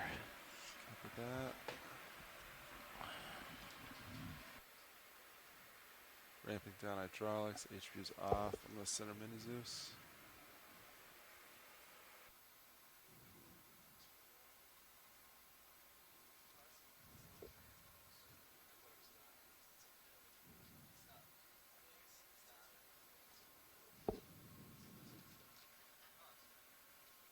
Hmm? Sure.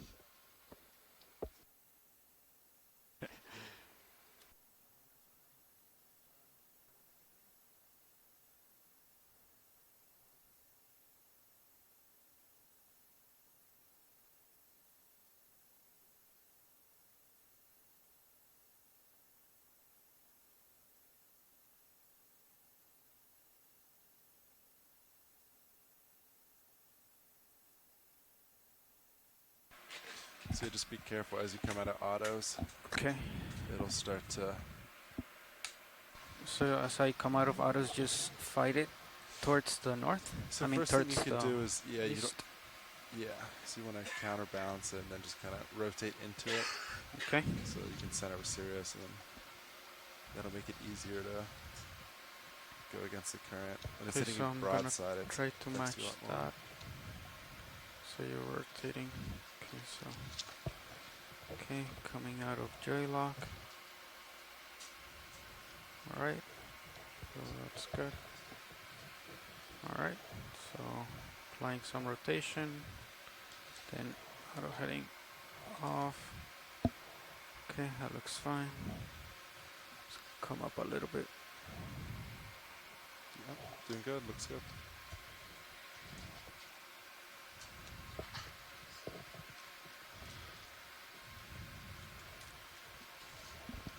Do you guys hear me okay? Yeah, you sound great. All right, sounds good. So, pilot, at around 12 o'clock, there's a purple bushy something just to the left of where that sponge used to be. That one up there? Yeah. Okay. Can we look at that? Yep.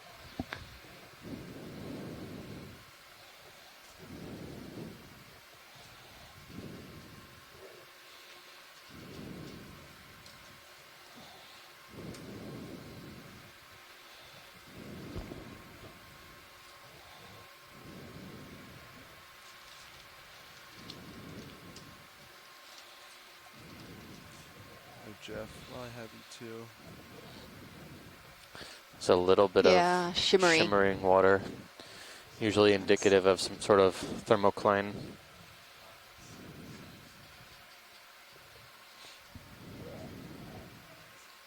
Did we need to get more zooms of the green eye?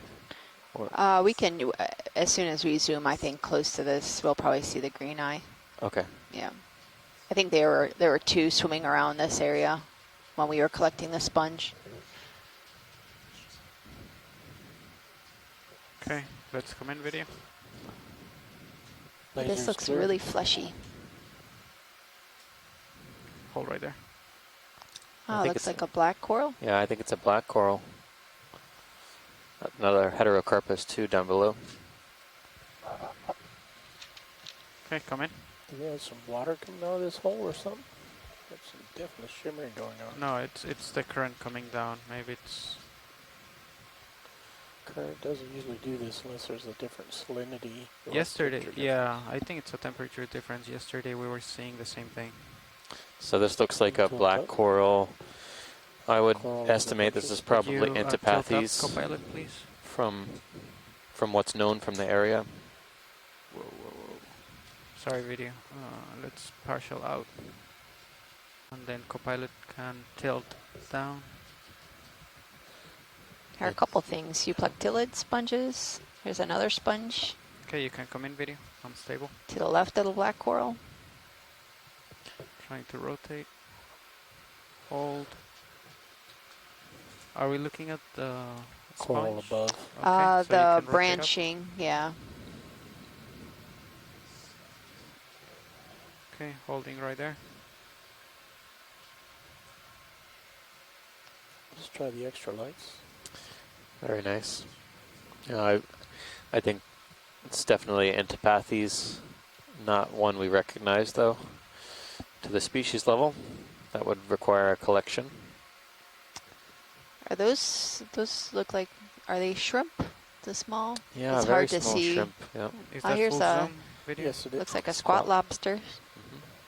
I wonder what this sac is on the left-hand side, if it's just mucus or what. That's fine.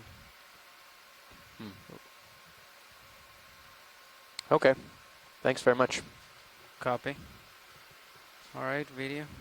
Do you want anything else? Do you want to take a They wanted the fish and the shrimp. Maybe a Okay. closer look at the co-pilot? fish. There you go. Yeah. Nice profile on the fish here. You can see the fins very well. Rotating.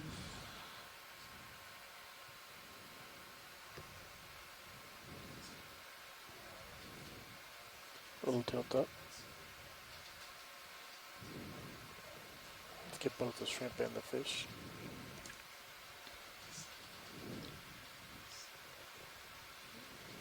It's like being in a dream. The shimmering.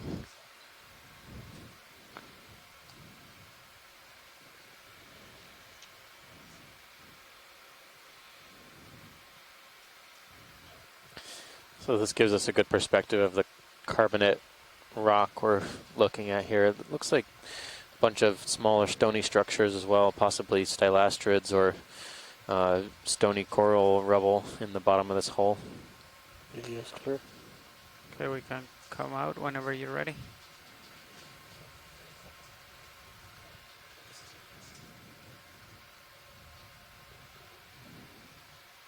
Okay. Thank you. Rotating up video. Lights clear.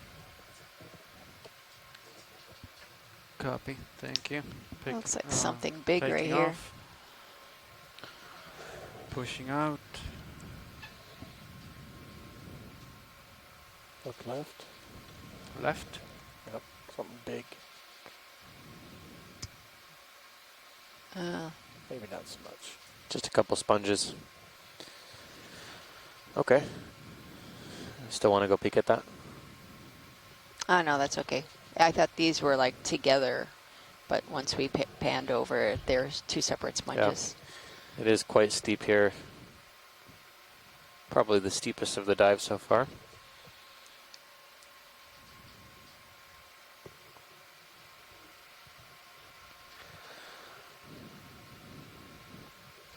For shoreside scientists, if you're following along on the dive plan, we're approaching waypoint 2. We should be there in a couple of moves or so. Do we want to take a look at the sea star or the sponge signs? I think we're okay. Yeah, we've made a pretty good idea on most of these platy sponges, probably Facalia. Okay, let's come in. Maybe the red sea star might be interesting. Hold right there. And then, Or hermit crab. as long as you want video. Hermit let me crabs know are when nice you're too. Mm-hmm. Rotating up.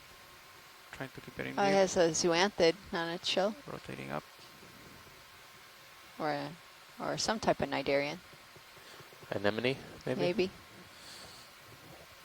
So many different mollusks. You actually see more mollusk shells on other animals than you do on the mollusks themselves sometimes. Yeah, we haven't seen many gastropods, but I think they're also really small. Once we zoom in, we start seeing some of the smaller animals. Pretty hard to control the camera with the current. I might ask you to control it for me quite a few times, co-pilot. Okay.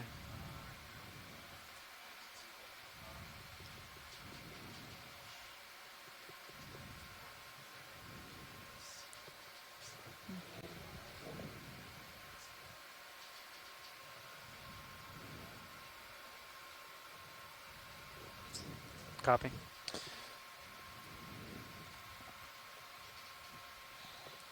Yeah, I don't think we've seen a fraction of the sediment we have at other sites at this site. It's been pretty smooth the whole entire time.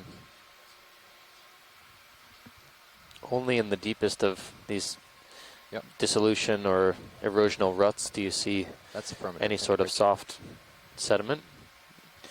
Not really enough to have a community, but a lot of debris made up of pteropod shells and other small 4M shells and coral debris. Not quite the amount of soft bottom you might need to see sea pens, for example. It's pretty hard stuff here.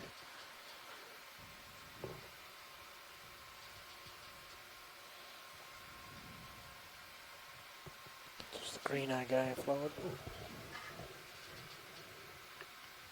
I think they've seen him enough. It's like another one of those green eyes. Coming up. Those are the only fish that we've seen so far. Oh no, another The one inside the coral colony. inside the coral colony. No bigger fishes though. None of the snappers and groupers that we saw yesterday. Yeah, and this area is known to be pretty popular fishing spot 0.5. for the snappers and groupers. Yeah. 1 decimal 1. It was at 1 knot, a little over 1 knot this morning. Yeah. So it's been slowly dying off. So hopefully we might be shallow enough. That trend might follow down here.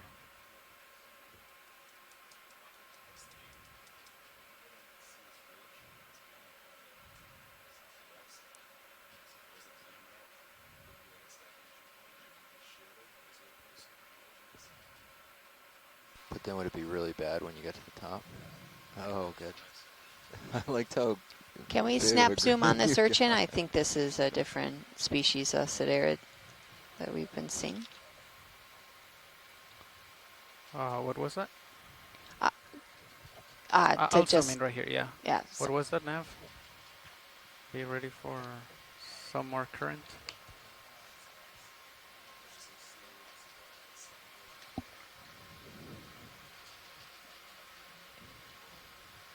Okay. All right.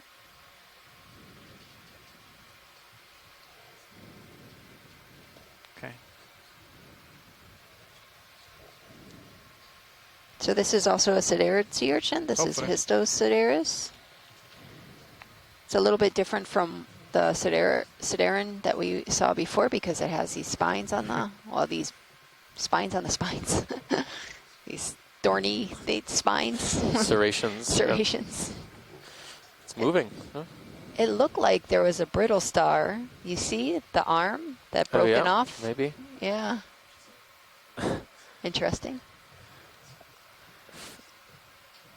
Souvenir, maybe. Souvenir. Maybe the brittle star doesn't He think did so. not but want family time. Yeah.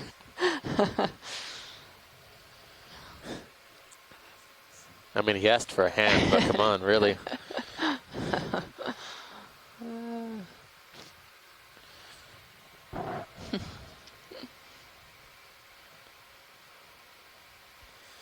This one's relative to the speed of sea urchins. This one's really moving. Copy. Nav. Yeah, he has that extra arm to help him along. Okay. Are we good, science? Yeah, Yeah, We can come up. making fun of just the sea urchin. making jokes of the sea urchin. Time to move along. Lifting up. We need some fish. Tilting up. So far we've collected one extremely large tunicate that was unusual, that we've never seen before. We've also collected a cone-shaped sponge, possibly in the Euplectellid group.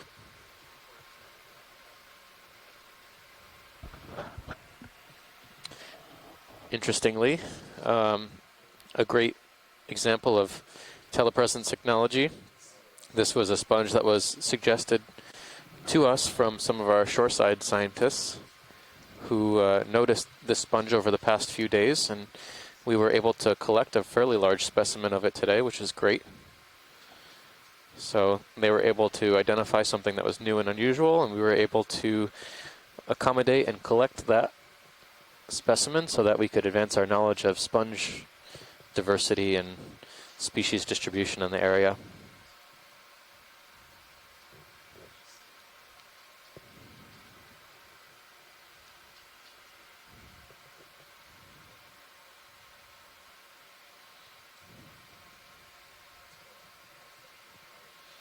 I wonder what these stalks were that these zoanthids are on.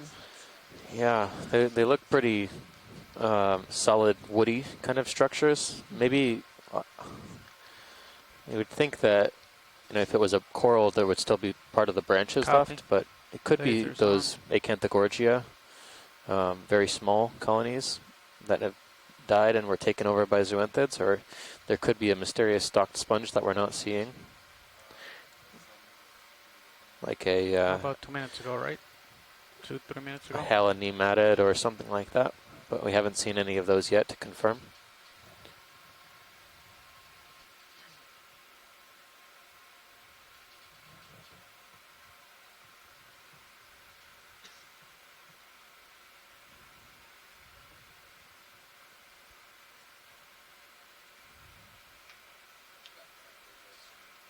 Oh, there's something.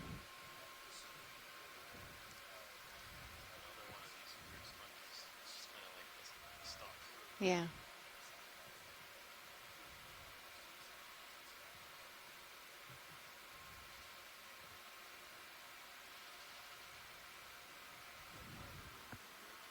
Yeah, I'm ready when you guys are.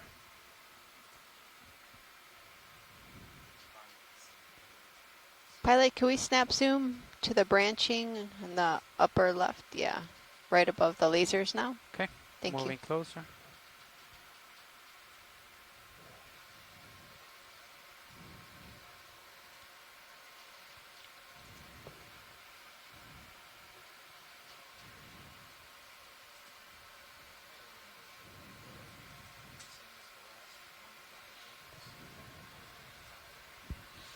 This might be a small primnoid, but it's very heavily colonized by brittle stars, or feather stars. Let's come Maybe in brittle medium. stars too. I think I see one from this distance. Hold right there. Yeah. Oh, yeah.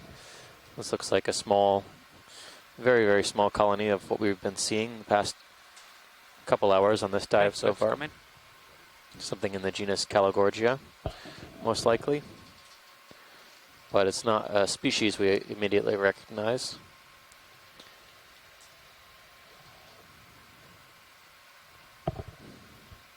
There's a bunch of associates. Crinoids, brittle stars, and looks like Oh, a yeah. squat lobster.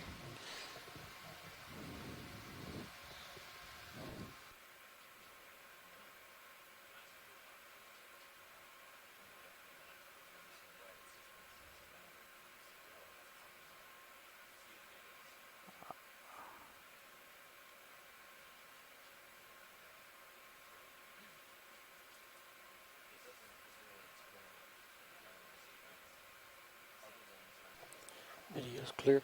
Okay, let's come out. Let's get Thanks, a nice pilot. frame. Okay. All right. Taking off. I think there's a mollusk right to the lower center if lasers were on. Lasers Just are not on, but Center, center right mollusk. above lasers. Right here? Yep. Do you want me to get in closer, or do you want Yeah. to snap from here? Yeah, I think we can see his foot coming out.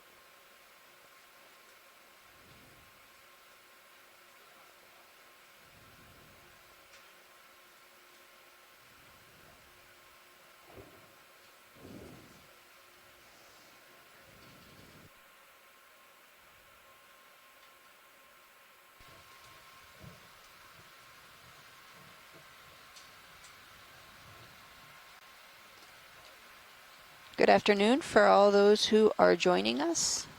This is the Okeanos Explorer. Come in. Today we are diving on a small mound just northwest of Desecheo Island.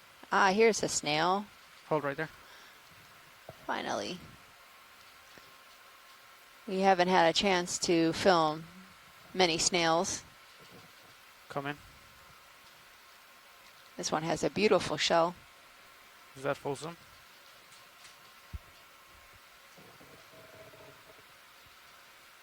So this area has been targeted by many of the fishermen due to the high abundance of some of these deep water snappers and groupers. So today we are characterizing the habitats of some of these really commercially important fish species to get a better idea of where they live and what they eat. I'm gonna bring them over. Okay.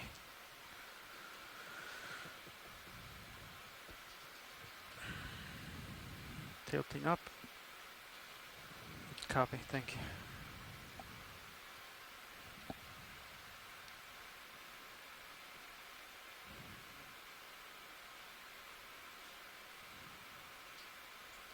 Let's do a quick zoom right here.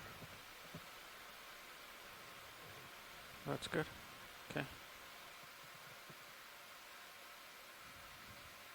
I don't think they're interested in that. Let's take a look over here. Yesterday we were diving relatively close to this area, but a little bit shallower, on more of an escarpment, a wall type feature. Pilot, can you, there's something dark towards the left.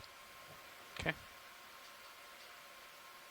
Something dark? Okay. Yeah, that, can we just snap zoom? Go ahead, video. Hold right there. It's one of those purple branching octocorals. Do you want to take a closer look? Are you heading that way, or if you're not heading that way, that's okay. We got a pretty nice shot of one earlier in the dive. Okay, yeah, maybe we can make a closer zoom from here, but I have to move east. Okay, so no worries. Yeah. Okay, let's come out, video. So far we've So let's turn. seen only small fish, some of these green eyes. Pushing out. And these co-pilot. are forage fish, prey fish of some of these larger species that we're trying to was observe listening during to this that dive. I was listening to it. Yeah. Right there. Yeah, I listened to it right now. You hear that, Roland? Yeah, when he opens that channel, I definitely hear it on my headset. I also heard it on my... Oh, back there also. So it's all over the place.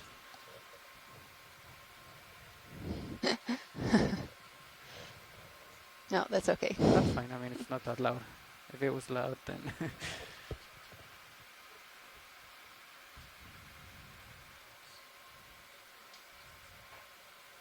Alright.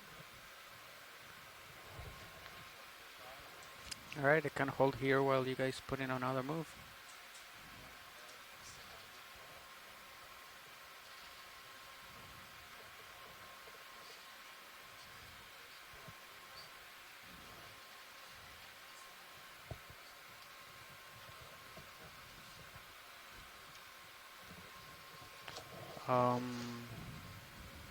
Yeah, I don't know. I mean, yeah. What's the bearing to waypoint 3? About the same as the ship, right? About 7.6 or something. Yeah, we can head there. Yeah, I feel like it's pretty shallow. I mean, pretty flat. Okay. And I don't have a lot of current. It's definitely pushing me back. But Yes, Nav? fortunately.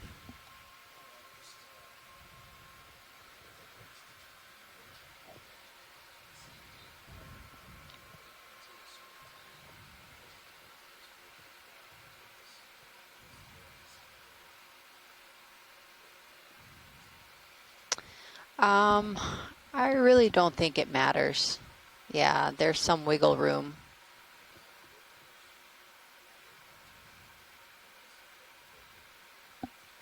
Yep, that sounds good. Thank you. Okay. So we started this dive off at around 525 meters. We are now slowly climbing this small mound, and we are at 458 meters. Copy. We're hoping that when we reach the top of this, we could maybe see some queen snappers. We saw a few queen snappers yesterday along with silk snappers during our dive. And also a couple, or maybe possibly one misty grouper. Okay, yeah, we can get another move this way.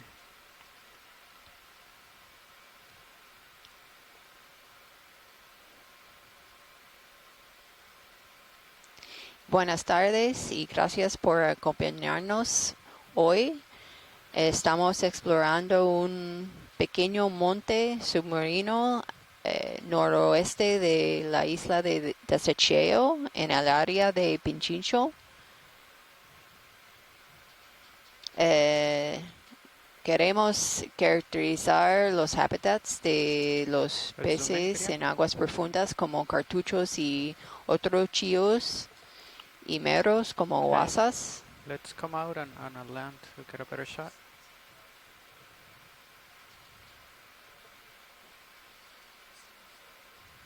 Estamos subiendo lentamente en este monte, pero espero cuando encima podemos ver los cartuchos y otros chíos.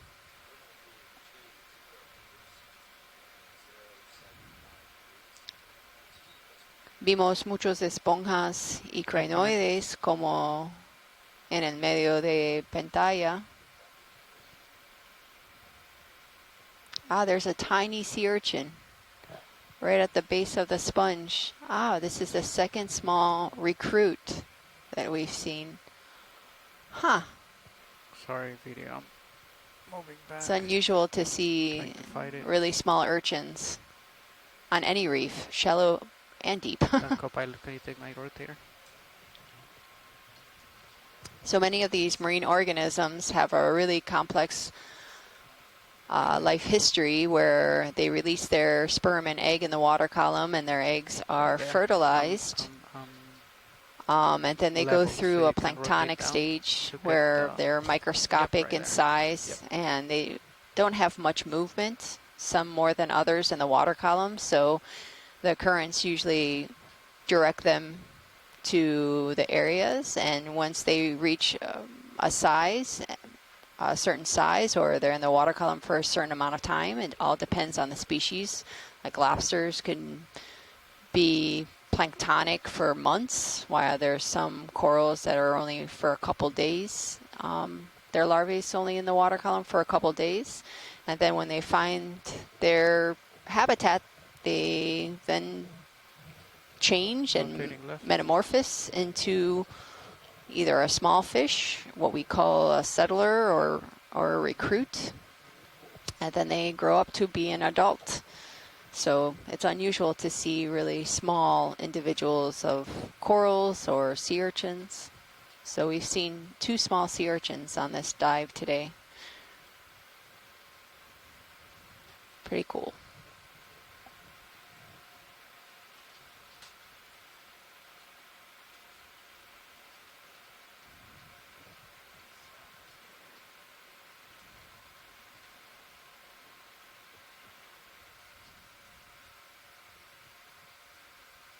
And also this brings up a larger question of connectivity, since larvae are in the water column for an amount of time that many of these islands are connected. So there are sources and sinks. So the sea urchin that is on this, that we've just seen, the adults could be from upstream locations like other islands. So it's really interesting.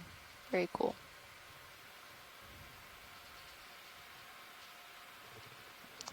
Yeah, Michelle brought up a great point. This could be a nursery habitat for some of these urchins, or also corals.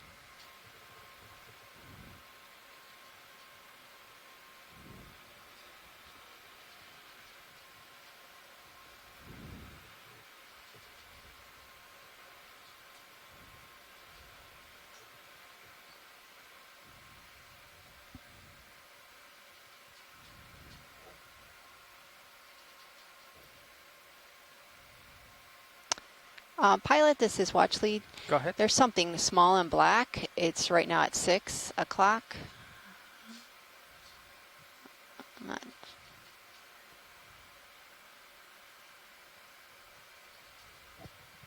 Is it? Oh, okay. Is it a shadow? Come in video. Hold right there. Ah, yeah, it's just a crack. Okay, let's come on. Thank you. Pushing out. Tilting up.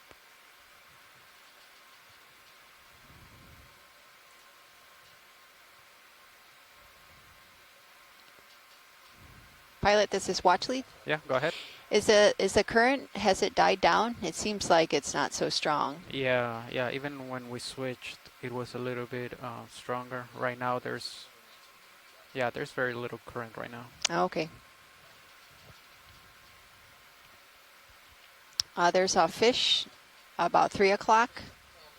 Well, now it's in the middle. Come in video.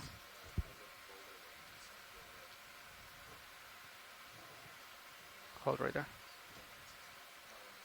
It's another one of these green eyes. Just below that little crab that tried to grab him.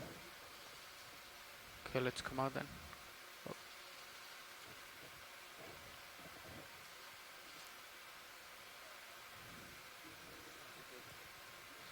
Thanks, pilot. Copy.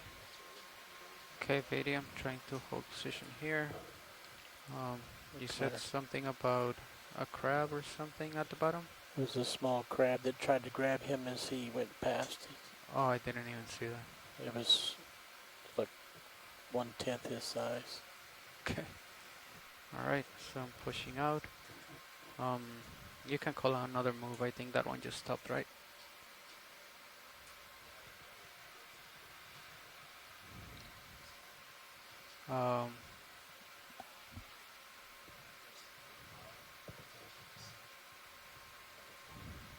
Sure.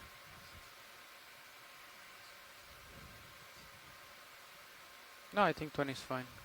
In case I have to stop or something.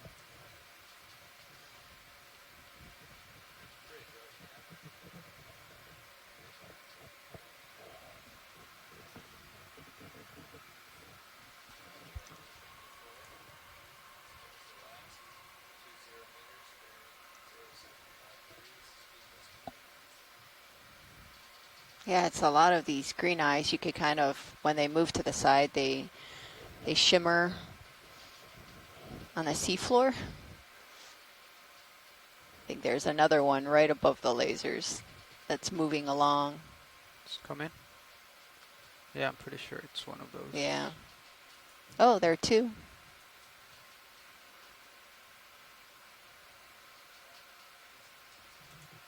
Come in, video.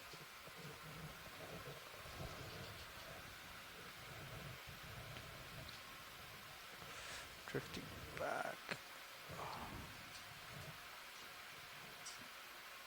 I think we're good on that guy. Okay, let's come up.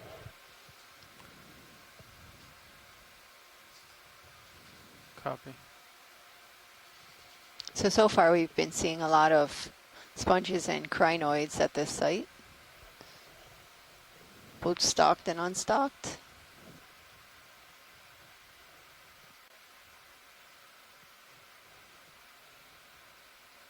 Do you want to take a look at this video while I get some tether, or should we just...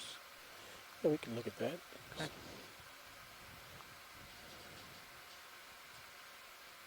Whoa. Just come in. Tilting up. So this is a stock crinoid. I'm getting too close.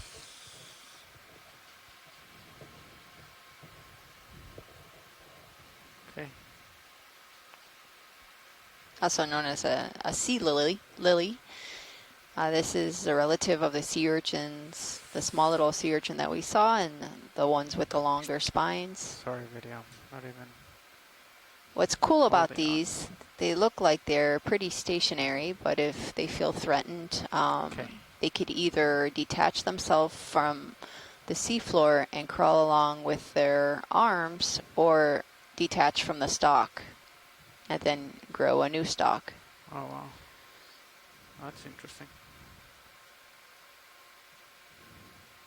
And I believe there's some Can you tilt up a little bit, Copilot? videos online that show some of these crinoids dragging Right their there, yeah, stalk perfect. along.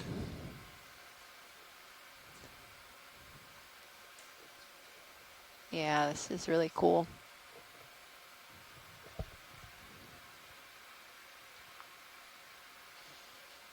You tilt up a little bit more. Oh, I'll fight. There you go. I'll fight that one. Hold it right there. Oh, come on. Sorry, video. Alright, let's just let it go right there.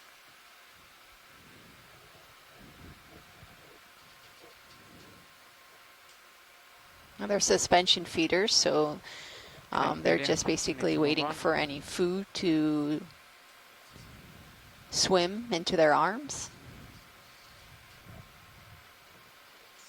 And they have little tube feet that will take the food particles, whether that's small crustaceans, Copy, into the pushing out, mouths.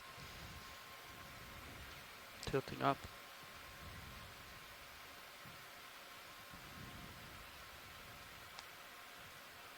Another one of those. Yeah, there's fish. a lot of fish.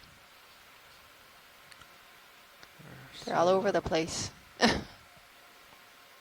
pushing out. There's a lot of prey items.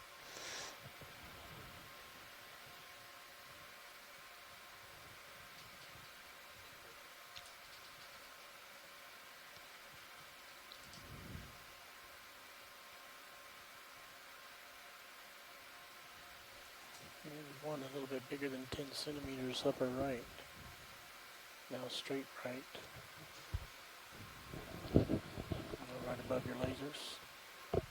Another one. Okay, you can come in. Same guy, he just looks bigger than the Hold right there. ones I'm you've been approaching it. seeing. Yeah, he's turned the wrong way now.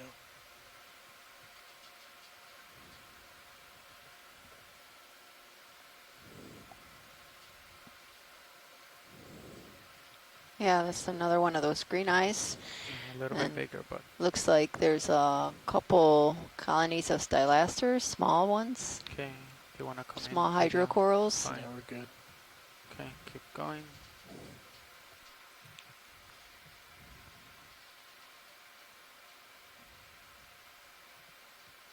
Another one right here.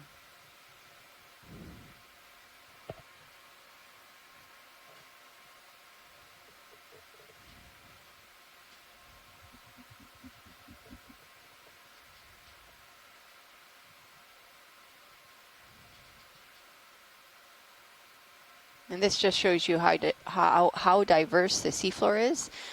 We were relatively close to this site in this general area yesterday, and it had dramatic relief. There was high diversity of corals, also of sponges and fishes.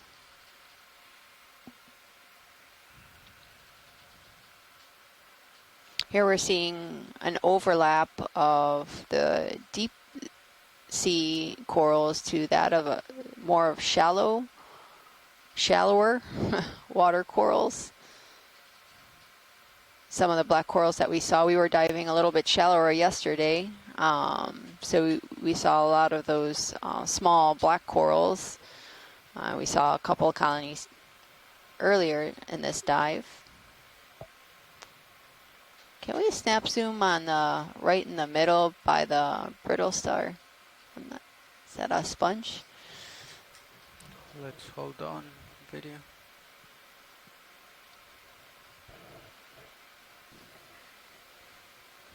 Okay, let's come in. Hold right there.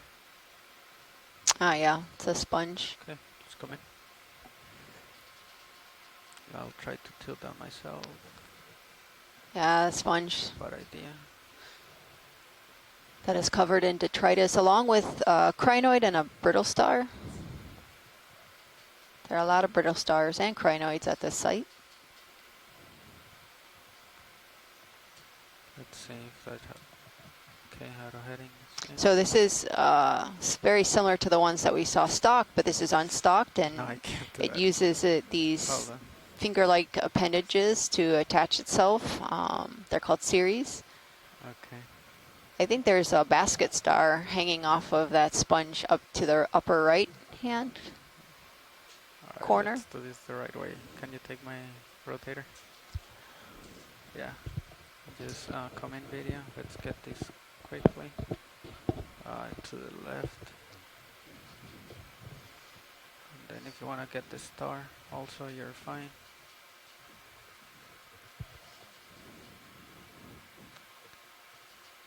Video, let us know. Do you want to get the star or the crinoid? It's up to science. Alright, then let's come out. You were talking about another sea star, correct? Yeah, there's a Science? basket star in the upper right-hand corner. Yeah, Upper right you hand could corner. see the arms out. Of a branchy thing on the sponge in the upper corner. Okay, moving up there. Probably, yeah, I'll need it. I mean, you'll need it once I land. And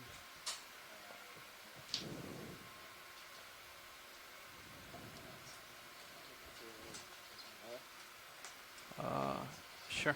So we saw a basket star earlier on Calagorgia.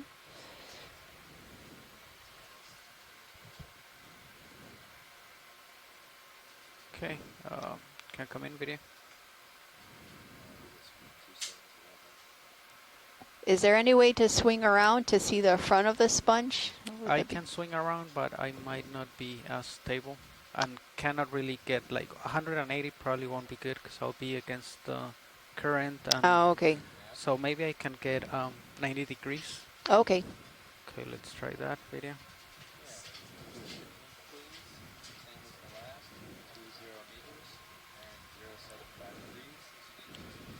Sorry, what was that? Okay. Okay. All right, so let me know. Okay. Copy.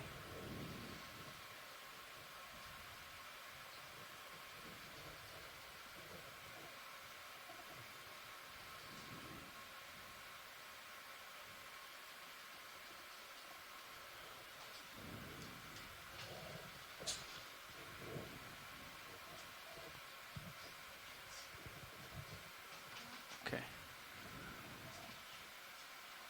All right.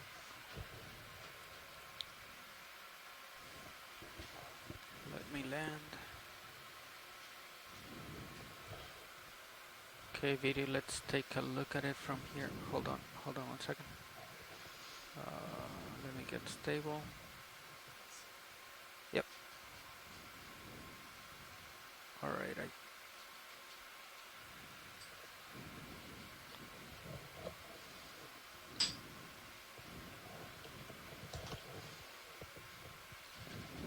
okay, can come in video. So this is And then can you another rotate down? kind of echinoderm. Right there. Yep. They're related also to the small little crinoid that you see on top of the sponge. This is a modified brittle star. And you could see that they have all these tiny little arms. And many times you find them curled up, but this one most likely has his arms or her arms displayed because they're feeding on the small Copy. animals in the water column, like plankton. And Christopher Ma from the Smithsonian has a really cool blog, echino blog, of basket stars. And the name Gorgoncephalus, Okay, trying to which is the rotate. genus of these basket stars, actually comes from a Greek myth, Gorgon's head, Lost my which footing. this myth had coiled serpents for hair, so you could Let's come out partially video. definitely relate the basket star to this Okay. this person with serpents for hair. They have Yes, Robert. a really cool set of intricate arm systems and. Okay, watch lead. I think that's the best shot I can give you. Okay, that's good. Thank you.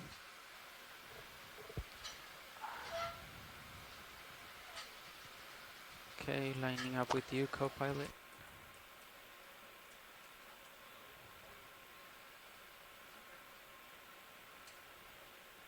And then pushing out.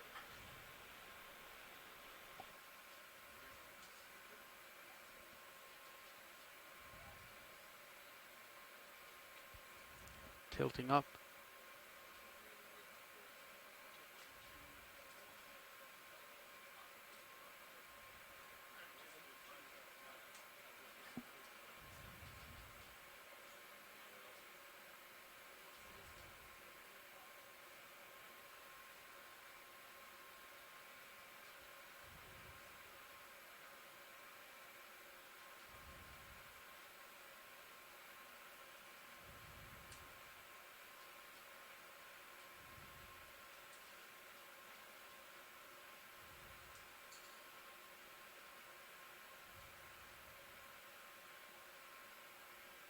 Oh, there's a bigger fish. Let's come in video. Hold right there. Whoa.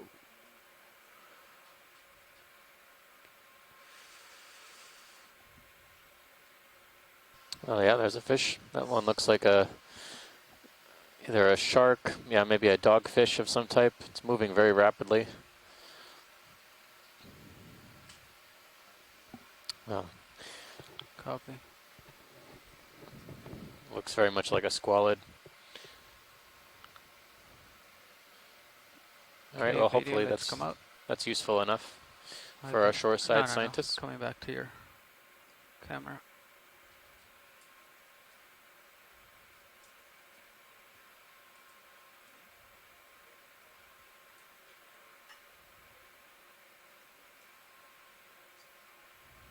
Copy, rotating.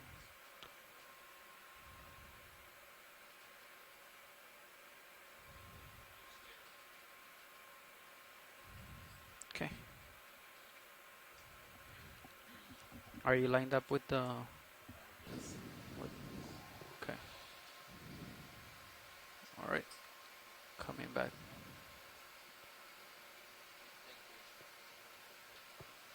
Okay, you have me at 52. Do we want another move, co-pilot? Alright. Copy. I think the current's starting to pick up again. Rotate down. Yeah, I think so. Yeah, just a little bit more than before. There was a point where there was pretty much no current. And pilot, the current is more or less from the same direction? So right now I think, let me see. This is probably where it's coming from. I'd say that's, yeah. Oh, that's a little weird. Sure. Let me line up with co-pilot to see if I was correct. Okay. I'm off the bottom. And then to let go of the sticks, do I have to get well above bottom, or is that good? Okay. No, but it's right here on this side. Left, right there. So right there I'm off stick. Yeah. Well, actually I'm not moving that much, but it is coming, I think.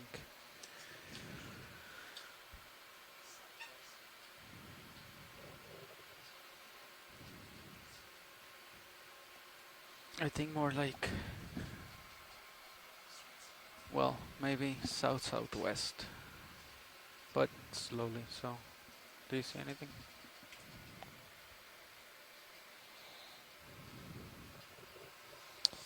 Yeah, but it's not that strong, really. If you're just joining us, we're diving on a mound feature in the vicinity of a region called Pichincho, Coming which down. is a commercially fished area in Yeah. the Mona Passage, northwest of the island of Desecheo. We're on a series of mounds today. We're just approaching the top of the crest of one of these mounds. How many degrees? Okay. Our dive today was estimated to cover some about 120 meters of relief on this mound feature. So far we expected to see mostly soft bottom, but it's actually predominantly hard bottom with a lot of attached fauna like sponges and corals. Not many fishes, but we have seen probably some of the largest fish in the last couple of minutes. We saw what looked like a dogfish or a shark, small, swimming rapidly along the seafloor. In addition, we saw some smaller fish like green eyes and a cusk-like fish, probably a brocholid, associated with some cold water corals in the area. Okay, video. We have to wait for the ship to change heading, so let's do a snap zoom right here.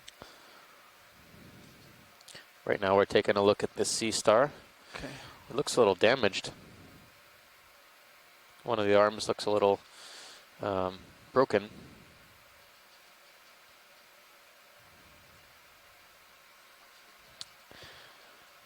Hi, Nav.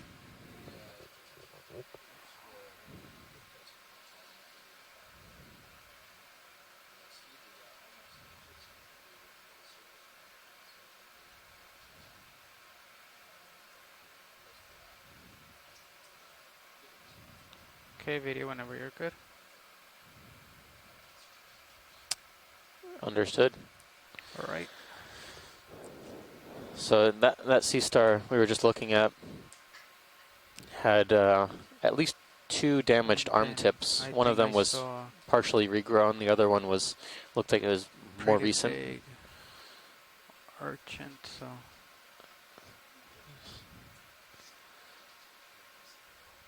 yep. There's a couple of these small erosional divots in the side of the wall here, in the side of the slope.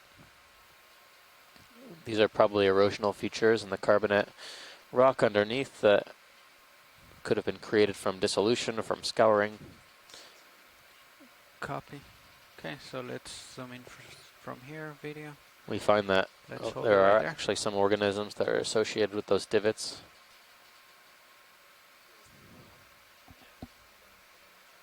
Copy, yeah. This looks like another siderid urchin. Do you have more zoom, video?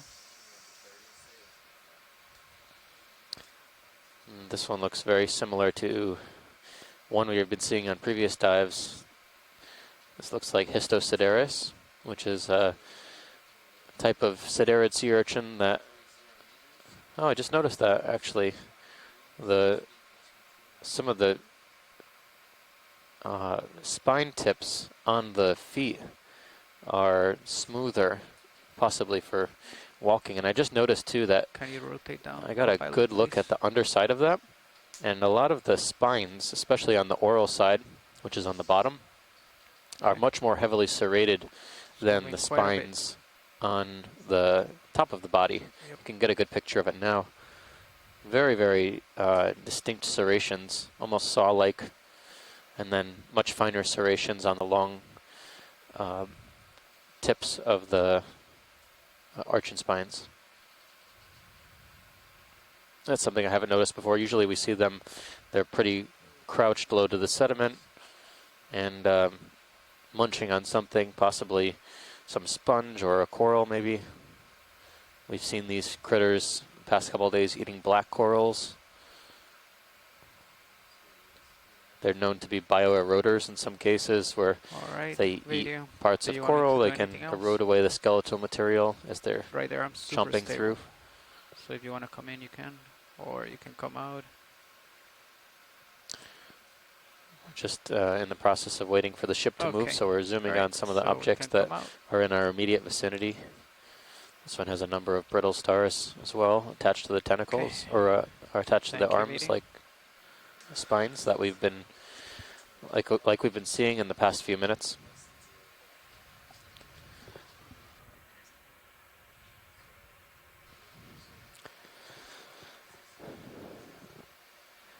Our depth right now is 446 meters. Yeah, when We're there's about very little 200 current, meters the deeper than direction yesterday. goes most like crazy. Yeah, if you open the graph up there, like you'll see the direction just.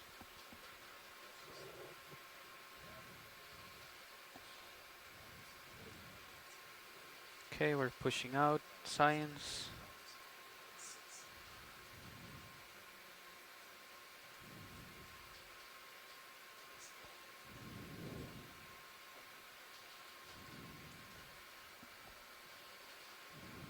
Copy.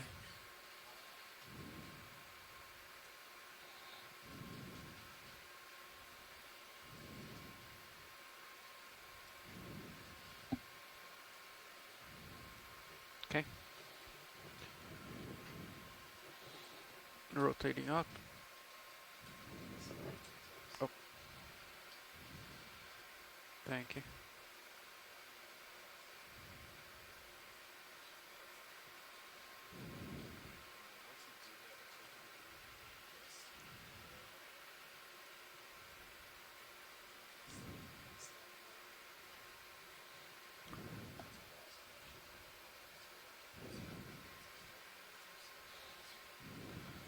Um,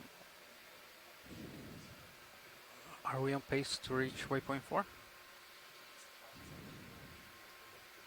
Okay.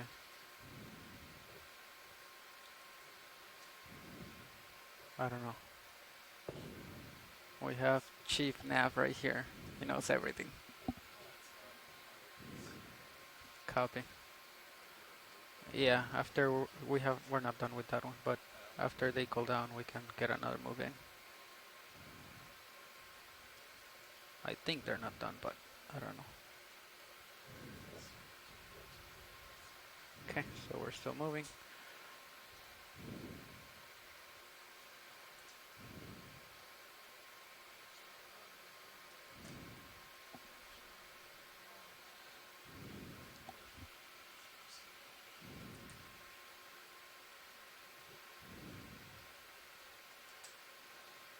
Okay.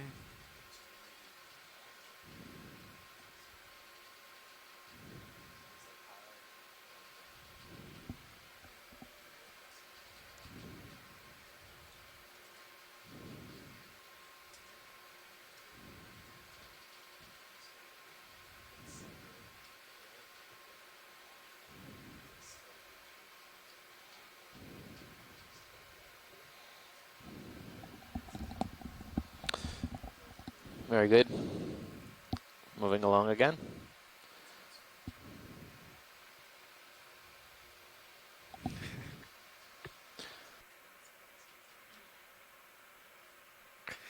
We see more of these fish. The small green eyes. Yeah. Yeah. Yeah, they seem to be pretty abundant at this site. It was mentioned that those might be some sort of small forage fish for It's coming like from some of the larger. northeast, yeah.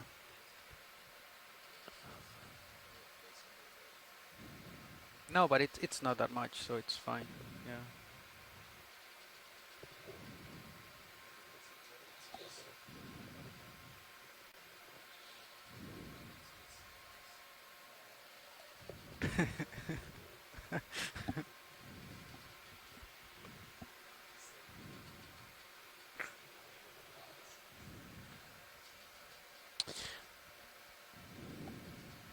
Pilot, can we look at this sea fan in the upper left?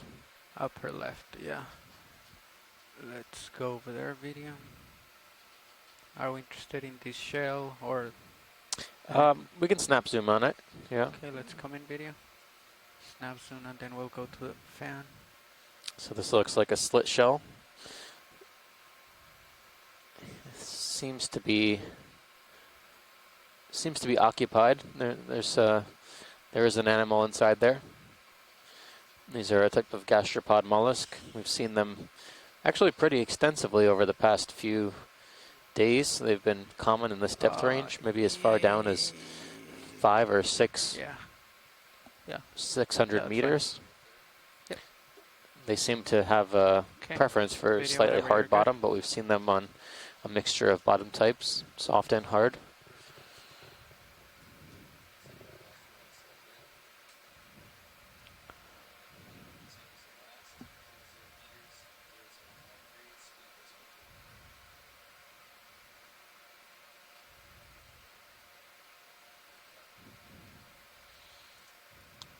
So yeah, I can tell by the orientation of a lot of these sponges and coral colonies that the current conditions are very different here from what we were experiencing down on the slope. Sponges and corals tend to be a little bit larger here, more erect rather than bent over. Let's come in, video. I'm going to take a look at this coral here. Oh, there's a couple different ones. I see a purple stalk on the left too. We might want to take a quick snap on before we All right, leave. let's come in. This one looks like a primnoid octocoral, and the polyps look to be closed at the moment. This could be in the genus Caligorgia.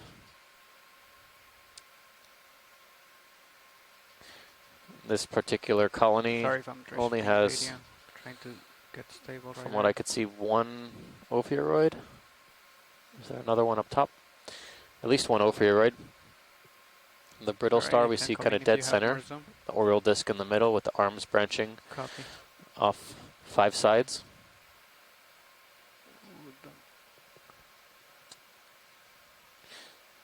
These were probably the dominant octocoral at this particular site. We've seen more of these colonies than any other. We've also seen a Narella This is a partial out video.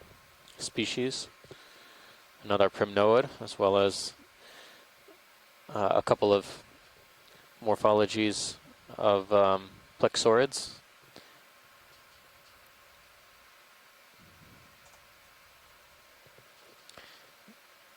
A lot of the colonies of this species we are looking at right now were seen much further down on the slope, very much bent over, and they were quite Okay, let's come in. parallel to the seafloor, facing downslope. Co-pilot, can you rotate down slightly? Okay, right there. That's good. Yep. This colony looks a little bit different than the one that was collected off of Via case. We were trying to identify that earlier, and we came up with 2 possible identifications, which we'll have to get some more data on from some input from some experts in this video. particular Let me know what you species want. and genus. Okay, let's come out then. Thank you, co-pilot. And And then you told me, so, go ahead. the purple stalk, yeah, Okay. to the left. There you go. Yeah, so let me try to get a little bit closer. 64 degrees, so we still have a little bit of time. Okay. Okay, coming down.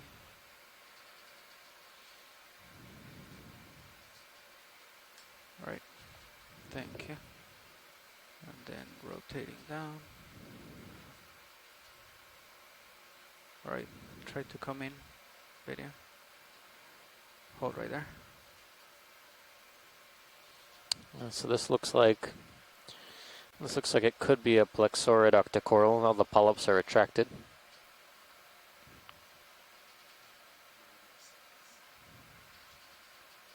Oh, sorry. We saw an sea fan similar to the purple fan that we sampled a few days ago at Mona. And this one looks like it's the same color, but it's not. Doesn't appear to be branched, if at all.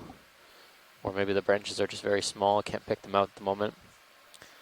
Maybe some very small branch buds I can see on the right-hand side.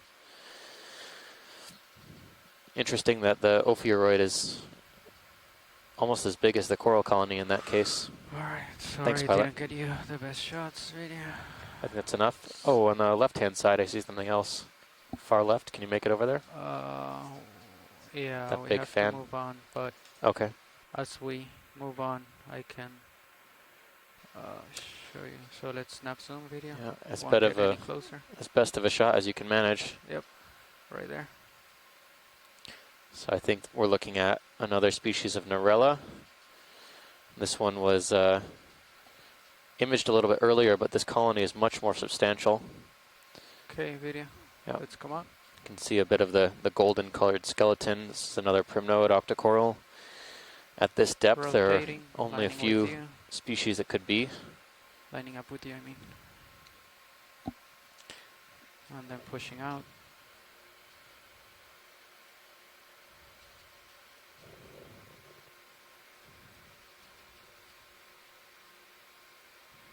Copy.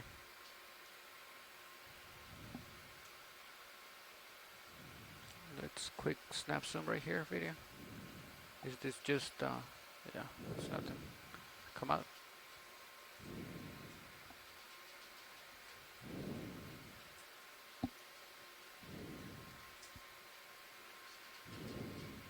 Copy. Still pushing out.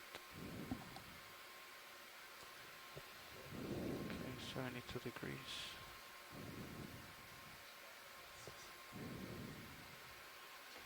Copy, 65 degrees.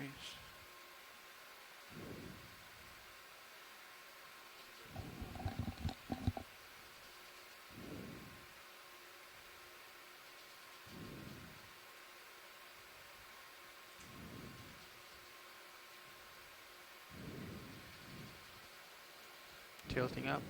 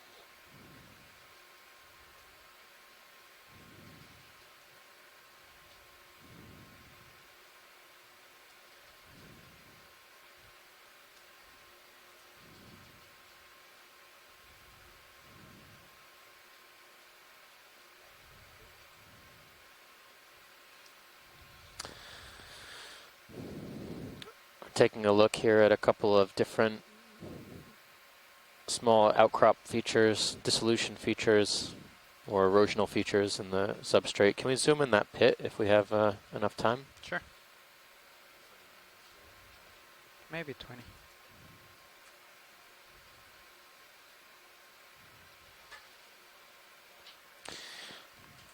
Okay.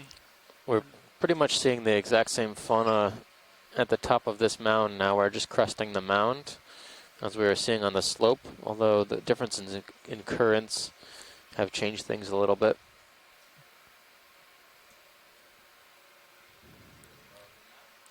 There seems to be a different stalked crinoid as well to the right of this larger purple one. Okay, let's come in video. And then Copilot, can you take my rotator, please? Rotate down, yep.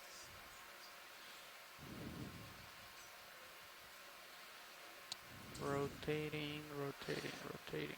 Pilot, I see 3 things in the area I might want to look at right where you're Yes, set down now. Whenever So you're good video, let's come out. can get a good view of this one, and then the stalked crinoid to the right, okay, let's come in video. the yellow one. Right there, hold. Yep. Copy. So these are 2 different types of stalked crinoids we're looking at. Can come in a little bit farther. The one yellow one on the right and the darker gray purple one on the left. Let's come out partial video. Oh, I'm sliding back, that's why. And if possible, Pilot, Yeah, go ahead. if you need to move, that's fine. No. There was we're- a small have time. coral colony as well to the lower left. Okay. That was very tiny. Be a good idea to look at. Let me get stable video. I keep drifting this way. Okay, let's come in. Trying to rotate. Okay. This crinoid on the left doesn't want to get out of the way.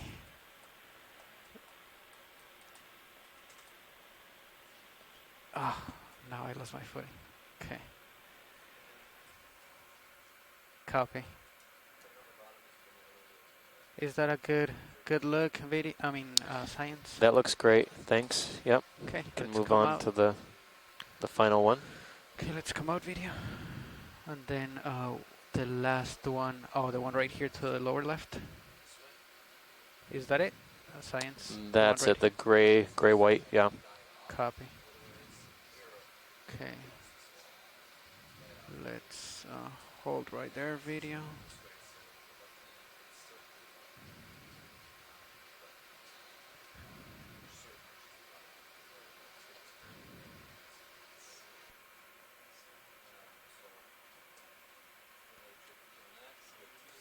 Okay, right there, that's perfect. And then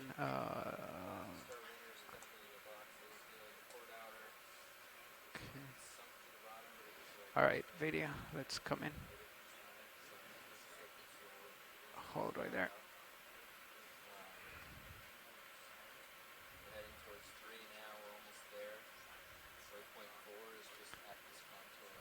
Okay, video, that's the best I can do. I'm gonna try to hold it. Do you have more zoom? Copy.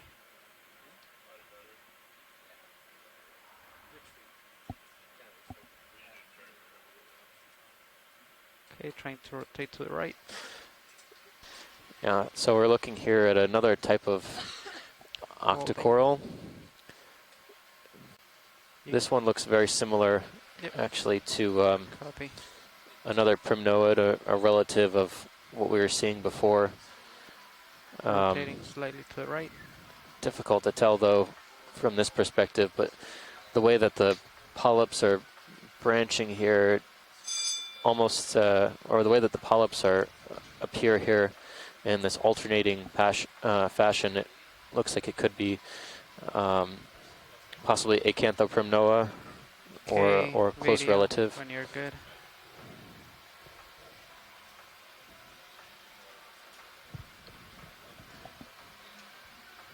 All right. Okay. Let's. If you want, we can get a look at all of them. It's my phone. We've seen a bunch of Acanthoprimnoa on this expedition, although the colonies don't get very big. If that is Acanthoprimnoa, it's one of the largest I've ever seen. Usually they're only a couple centimeters Tilting up, tall. video. We have sampled on previous cruises in this area fairly extensively these small coral colonies that look like this. Those colonies usually appear on the sides of Are you rocks. sitting here? Okay. And they're often subsampled as a part of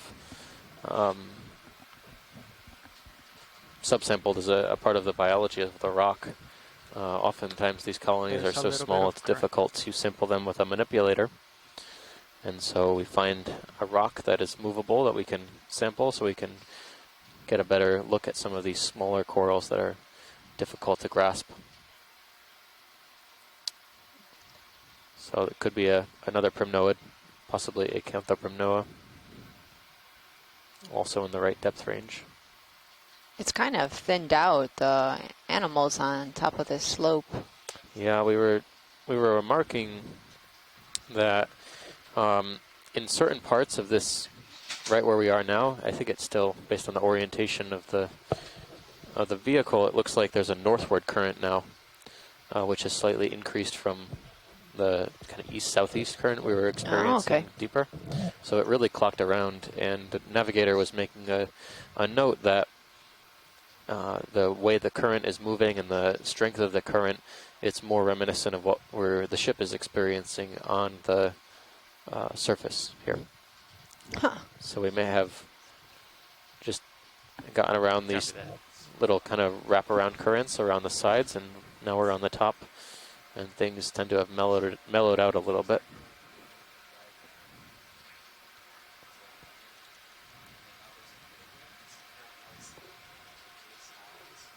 Hey Nav, what's our moving status slash?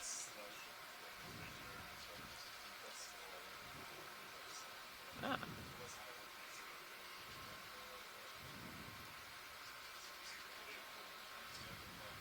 What's this guy video? So have you seen these small little bushes?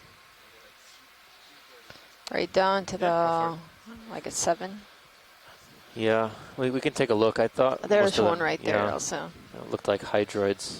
Oh, it's a Come on, video. holothurian. To the upper right of the holothurian as well, there was a bushy gray structure. Oh, right there. Yeah. Yeah. Yeah, we can take a Snap good look on at that. it. Definitely. Oh, look at the... Is that a very large star? I think so.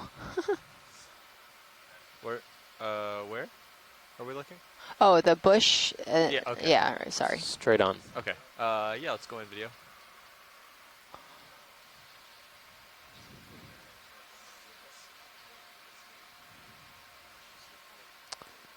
Huh, we've got a bundle of hydroids here, as well as a bryozoan.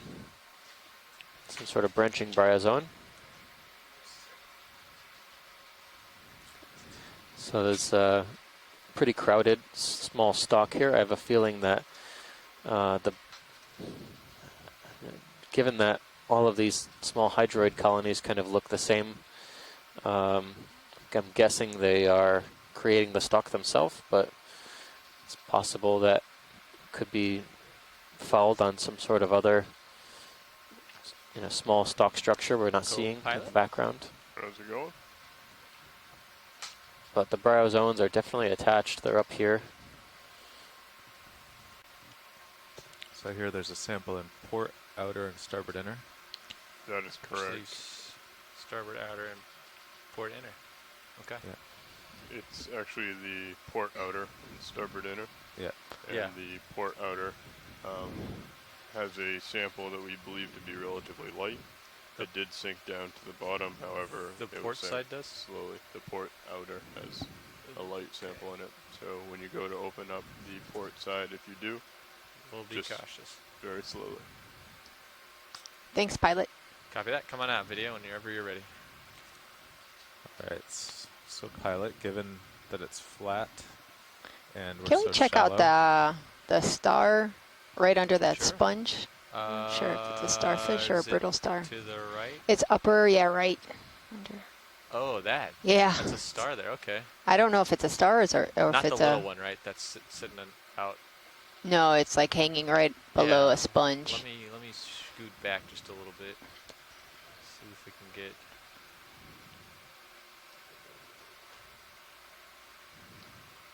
Come on in video. What were you saying, Kopat? I was saying, I think today we should just try to always keep D2 in the light pool. No tension on the tether. Ah, Oh, yes. Looks There's like a just no brittle reason star. to be So off to one big, side or far ahead or yeah, behind, big 'cause we spiny can brittle react star. to anything.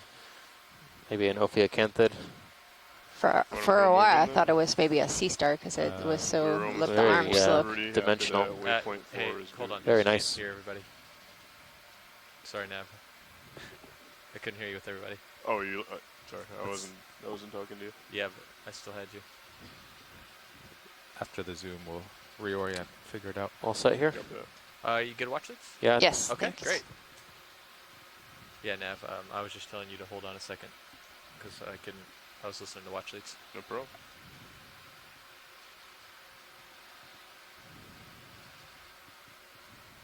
Anything else in this immediate area, watch leads?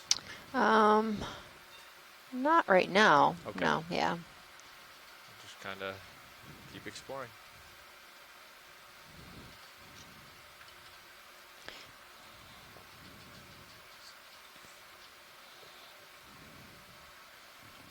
Pilot, would you like a zoom out on HiPAC and we can see the plan? Oh, definitely, yeah. Yeah. Okay. Sure. Yeah. Yep, I'm on till 4, so be here.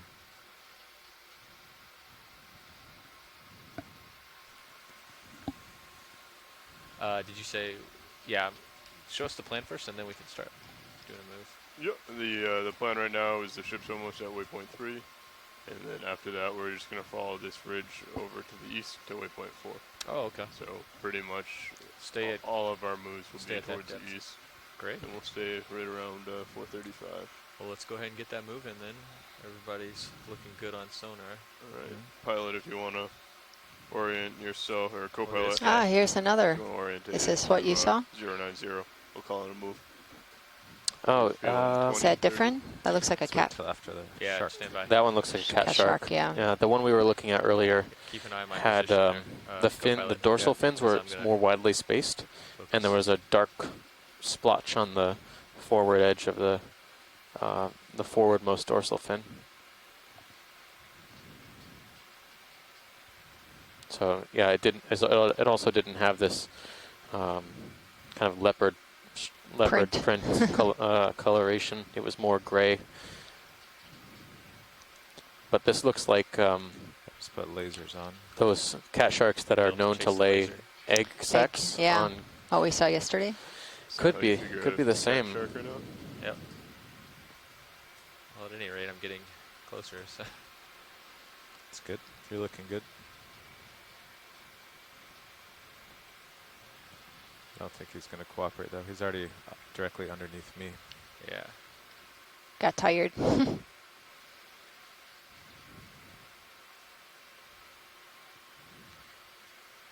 Can you kill the lasers? Okay, I'm gonna come down. Come out a little bit, video. There's another one maybe off to port. Something big. Just take a quick look. It's going further. Where is he? Oh.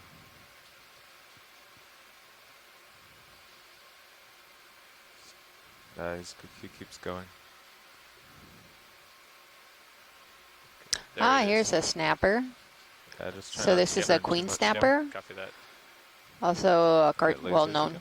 Yeah. in Puerto Rico as cartucho. This is pretty big. Can we get the lasers? It's a nice size Okay. queen snapper. Lasers are clear. Okay. So these are few more one shots, of then back to many starboard. Copy that. commercially important fish Pretty nice in Puerto Rico. If he goes to port video, I'm gonna have to let him go. Okay. Wow, he's If he comes to hanging starboard, around. we can Huh. follow him.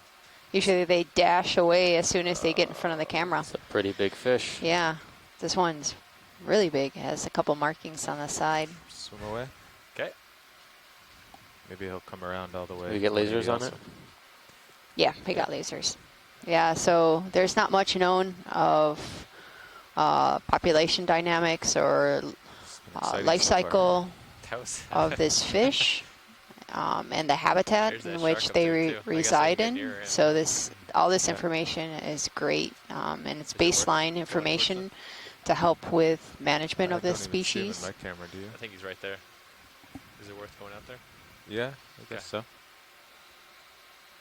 Oh, I think I see it in my camera, yeah. It's still in a good spot.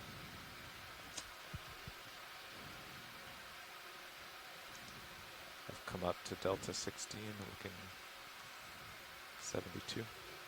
Copy that.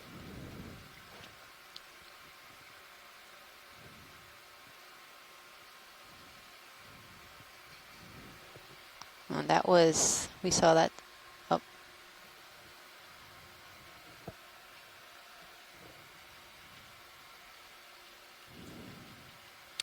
Is it the same cat Kill shark or lasers if another you'd one? like. that's the same one. Okay. So that was at about 422 meters. Lower left, there's a yellow fan too, after the fish.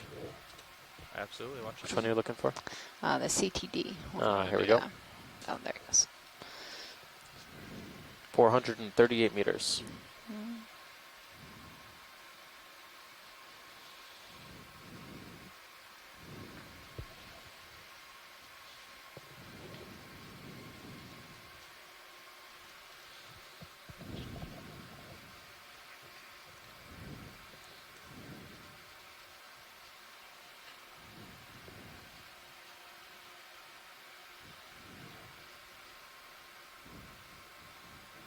This will be good video.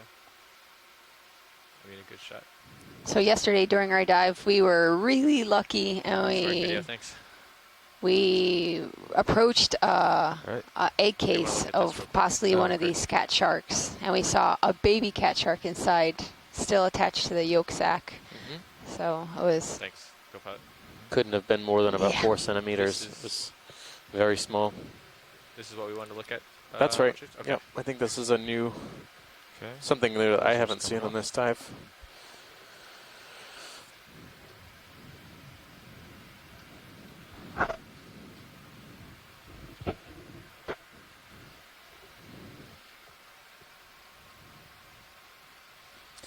Very nice plexaurid colony. Oh, there's a small solitary hydroid kind of waving around in the back there. yeah, this one. There's something right there also, looks like maybe Oh, an yeah. anemone or something. Well, I don't know. Is it? It looks like it's small and worm-like, or is it have tentacles? It looks like it Can't has see. some tentacles. You're talking about the anemone looking? Uh, Or, There's- sorry, something yeah, else? that one looks like a solitary hydroid. We were looking at the right. There's a kind of a brown golden structure just on the edge of the frame. Okay, I'll start slowly over. I'm going to come over just a little bit video, if that's okay. Okay. Just on the edge. Tell me when you see Yeah, it. lower right. There's kind of a The brown. discoloration. Yeah. Can't quite make that out. Maybe a shrimp? No. It looks like it's moving a little bit. And does it have right here eyes? Thing that's Or right is Yeah. that just, I think a little bit Tough above to the see. middle. That one's really tough to see.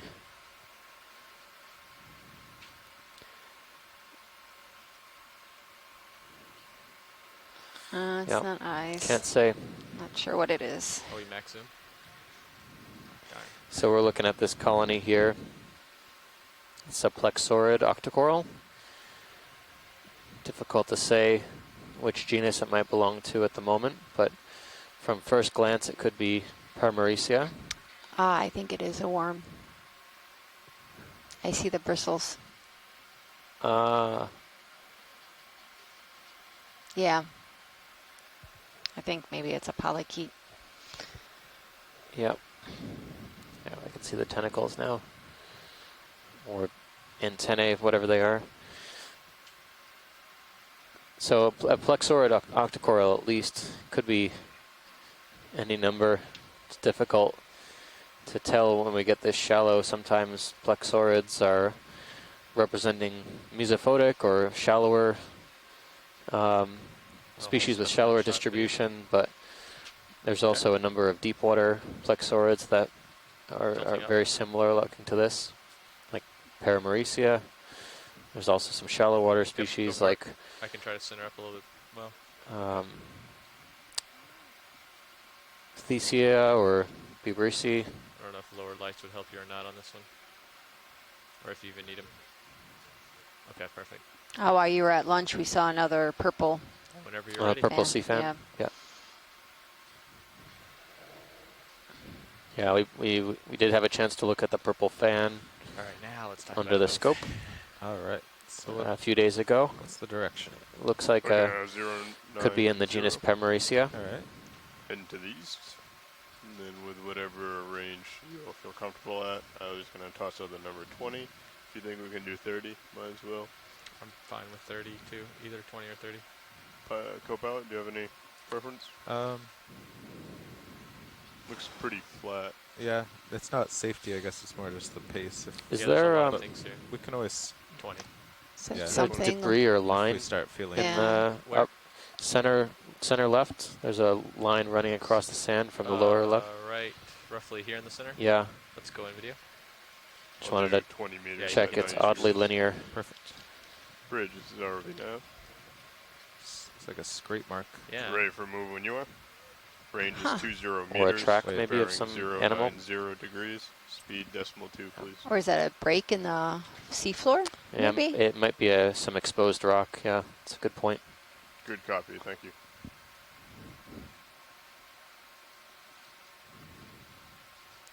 Okay, I don't think it's line. Looks more like seafloor. Coming out video. A small. Oh, those cotton ball sponges. Yeah, as well as these small branching coral structures.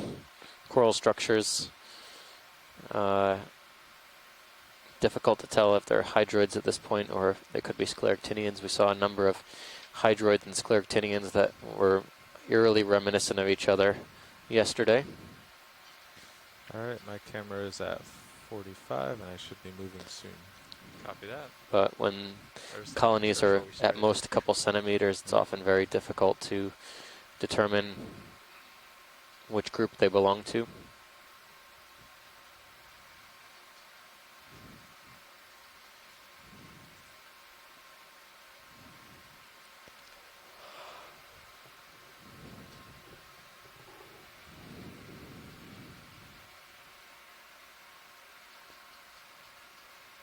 Is that a sponge right there or something? Looks a little bit different, like darker. Yeah. Can we snap zoom on center? Absolutely. Right by lasers there? Yeah. Sure. Let's go ahead and video.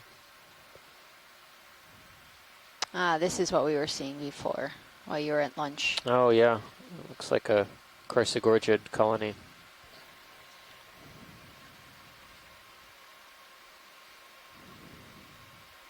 Along with a squat lobster associate.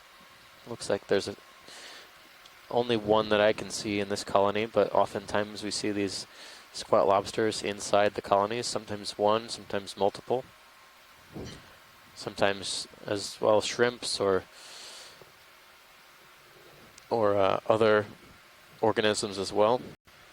This particular genus of coral is known to have egg cases attached, like we were seeing yesterday for the cat shark. Would you like a closer look, or is this going to be adequate? Watch it. Yeah, that's good. Thank you. Okay. Come on, wide video.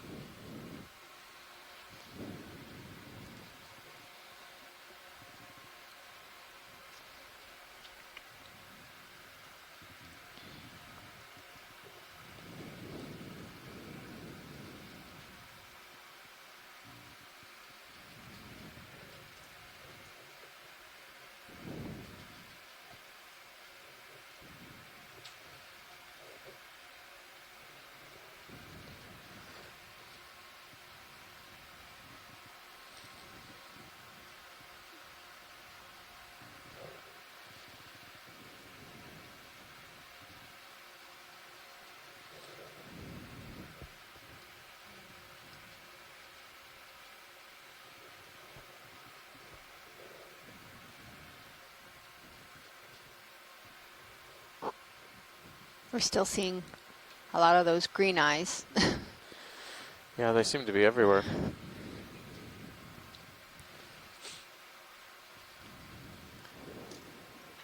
Yeah, it's like this optical illusion of a line, but it just looks like the seafloor.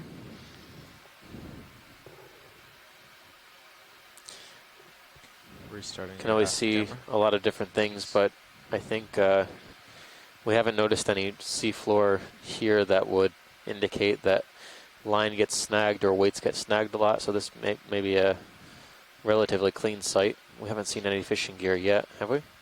Not yet, Yeah. no. So it could be easier to retrieve line and gear from this site compared to some of the sites we were diving yesterday and the day before where there was a lot of craggy terrain. Also, the fisherman mentioned, messaged me last night and said that they're using a lighter line so it doesn't get snagged on these on this terrain. So he was expecting to see a lot more yesterday, given how much the fishermen target that area, but it might be due to the method and the equipment that they're using nowadays. So I have no idea about the fishing in this area. Do they typically leave lines out for a day or more than a day? No, they come out here and they drop the lines and they don't leave them overnight. Yeah, it's.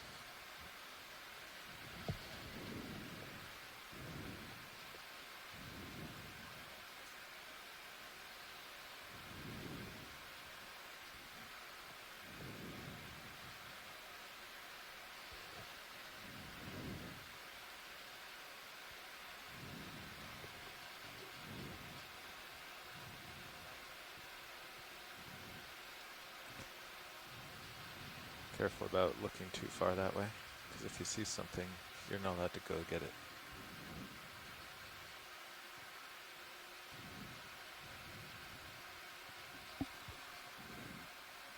This is a pretty substantial depression compared to what we've been seeing so far. There are some small dissolution features and erosional features we've been seeing. See, going that on far, the 9 o'clock position. Around 10 degrees. It's already pulled you? Yeah. It's all right. Sorry, what was that watching? We were just gonna, if you could have time, go back to the left side of that depression. Pan left. There was a small stalk. Yeah, kind of in the foreground here on top. Right now, in the center. Just snap zoom on that. Just hold off I video. think it's Stop probably another of these stems covered with hydroids, or rather zoanthids. I don't think we've really identified yet what could be making these stems, but it may be maybe small coral colonies in the area. We've noticed plexaurids growing in fairly or very sparsely branched stems, but it could be something else too. These are very flexible in the current. But yeah, zoanthids with more ophiuroids here. Okay, thanks. Copy that. It's on wide video. Please pardon the interruption. Your conference contains less than 3 participants at this time. If you would like to continue, press star 1 now, or the conference will be terminated. Not sure what that was.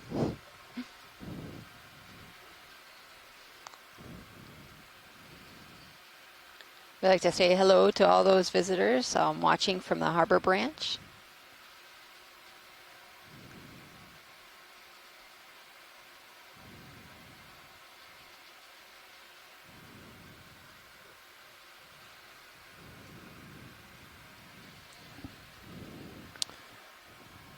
Also been noticing some of these black corals as well. Oh, this looks like some type of hose.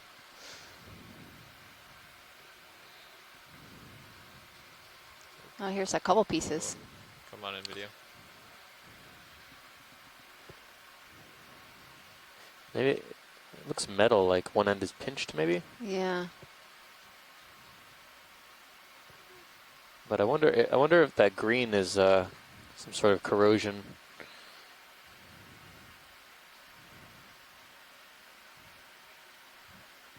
Doesn't Looks look like the broom spongy. handle again. Yeah, I like think this. so. Yeah, that green looks like corrosion. It doesn't look like it's living. Oh, there's a small cup coral too on top. Oh yeah. Okay, come out video. Very nice. Have we already seen these stars right here? Actually, can we get a snap zoom on the star? We sure I can. don't think we've never got a close up.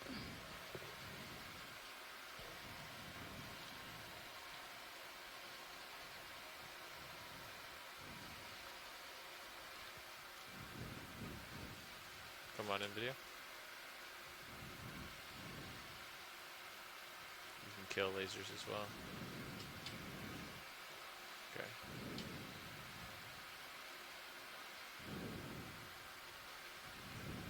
Copy that, Bridge. Thank you.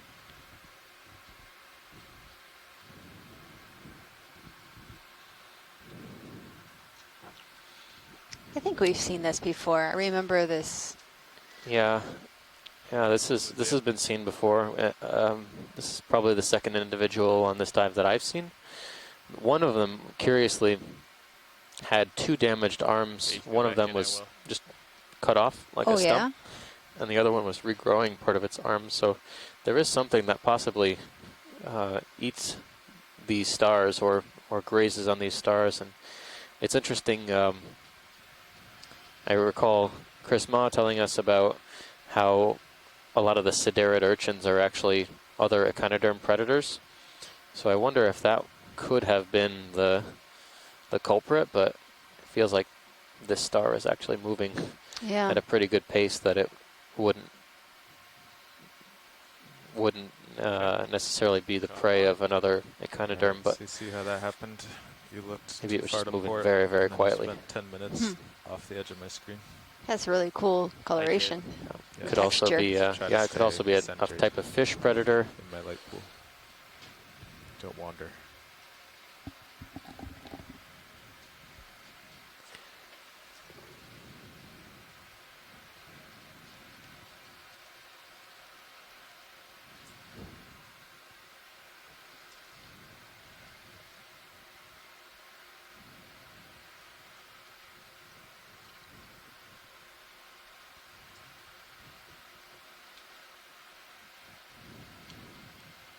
So head straight for the center of the screen.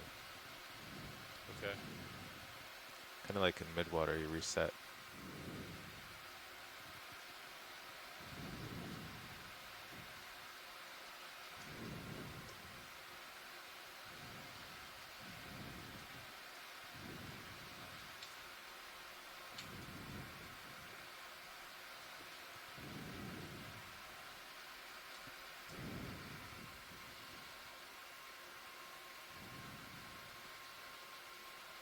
Go ahead and get another move in.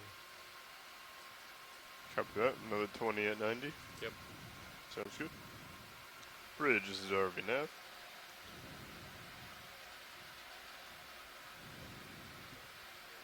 Another move if you're ready.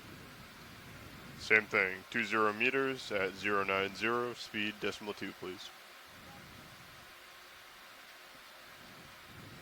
Good copy. Thank you.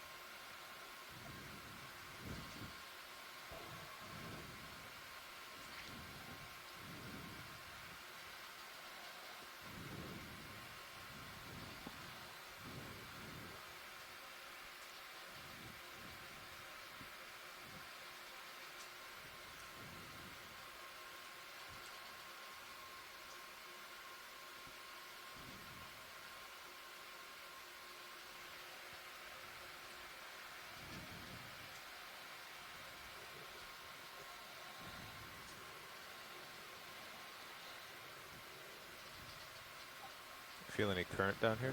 Quite a bit. From which way? Coming out of the north. Oh.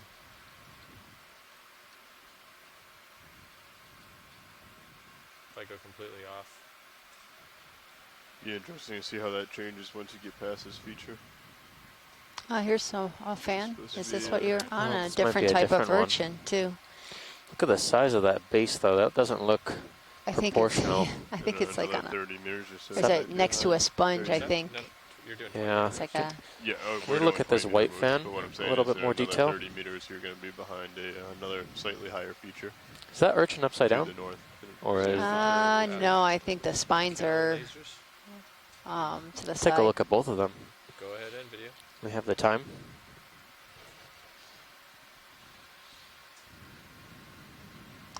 These urchins, every time we see them, they're like booking it. Someplace to be. Maybe, yeah. Pretty busy urchins. Yeah, well, okay. It looks like it's climbing. It's got these inflated spine tips. Made it look like the underside was showing, but yeah, Yeah, it's this definitely is I think an areosoma. it's cruising along. Yeah. Okay, and the white fan here. Yeah, so it's that sponge was in front of the coral. It's obviously not on top of the coral or underneath the coral or part of the base at all. Yeah.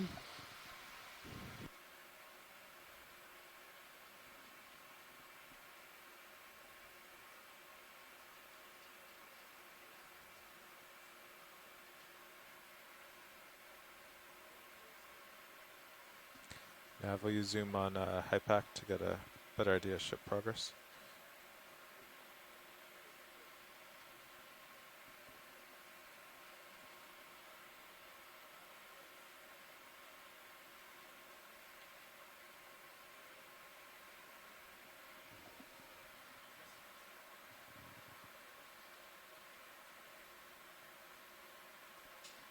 Yeah, about 40 Excellent. over just Okay, so we're looking at likely another plexaurid here.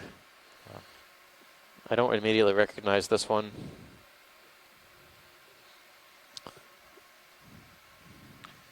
Well, if it gets you in a bit, you can just try to turn to Interesting. port and head under me. What are we focusing on video? Ah.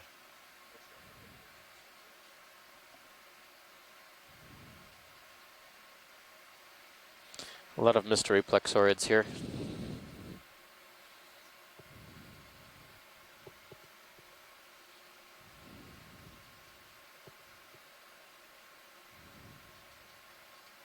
Okay, thanks, pilot. I think we'll, looks good to us.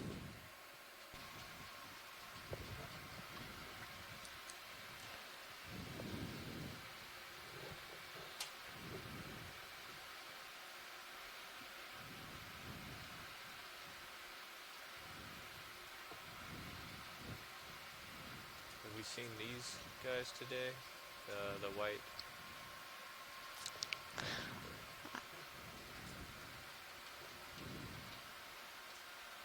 I don't think we've seen this particular. This, I believe, is Come on in video. Pseudosideris.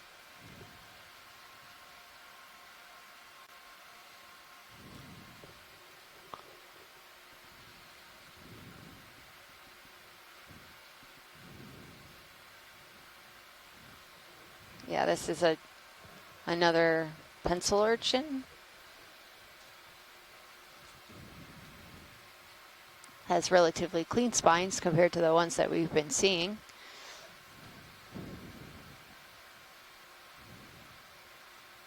Okay, that's good, pilot. Thank you. Come on out video.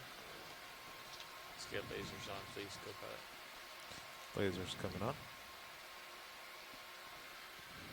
Full wide video. Thanks. Oh, more for flying for me.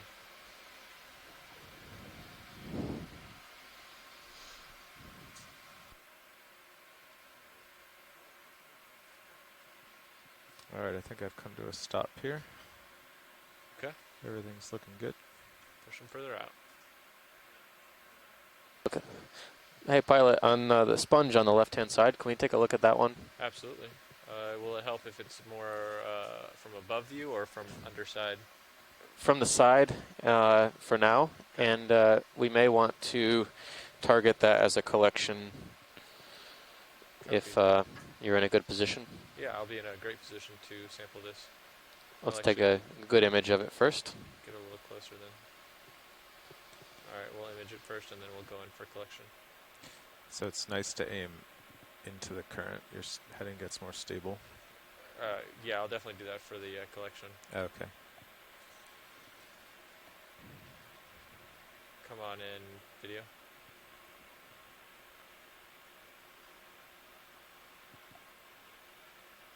There we go. It's as close as I really want to go.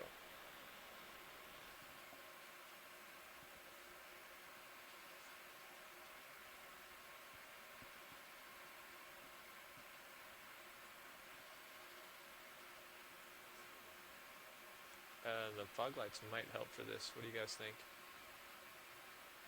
Yeah, we're just debating here. We have a collection request. We're trying to match Video up the right I think it looks pretty species with the photo and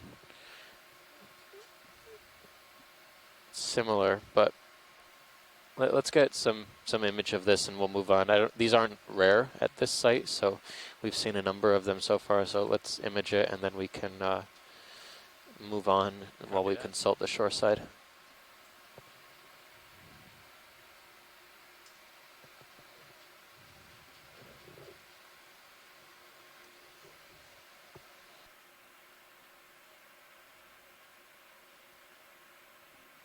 Like there?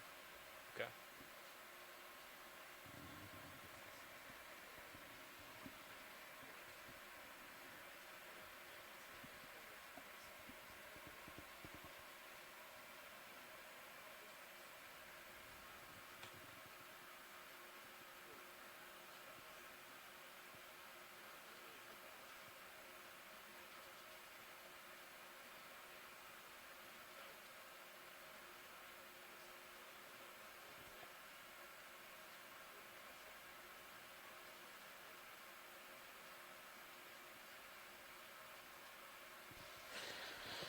All right, I think we're all set science-wise. Copy that. Video whenever you're good to go.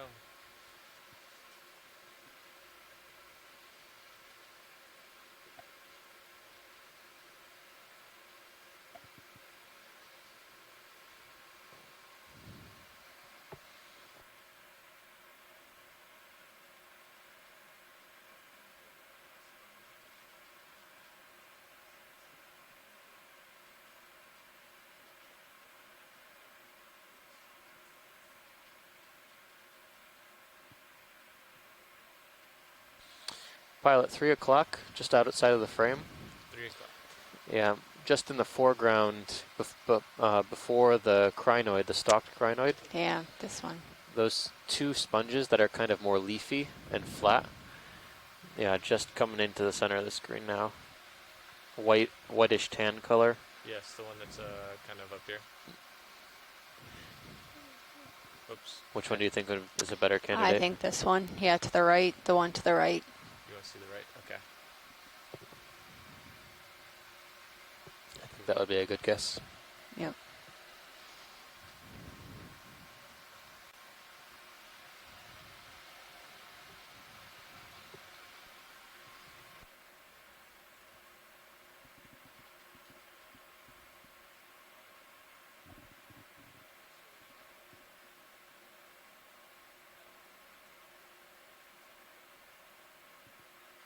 Go ahead, video.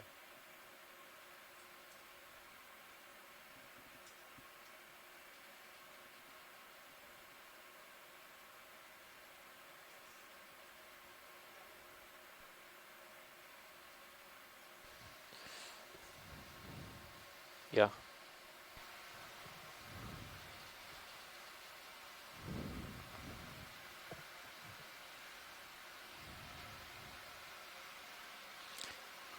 Say it's probably as good a chance as any, unless we want to really look for a larger.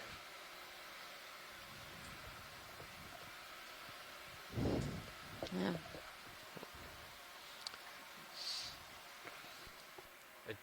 Does it sound like we want to collect this maybe? This one?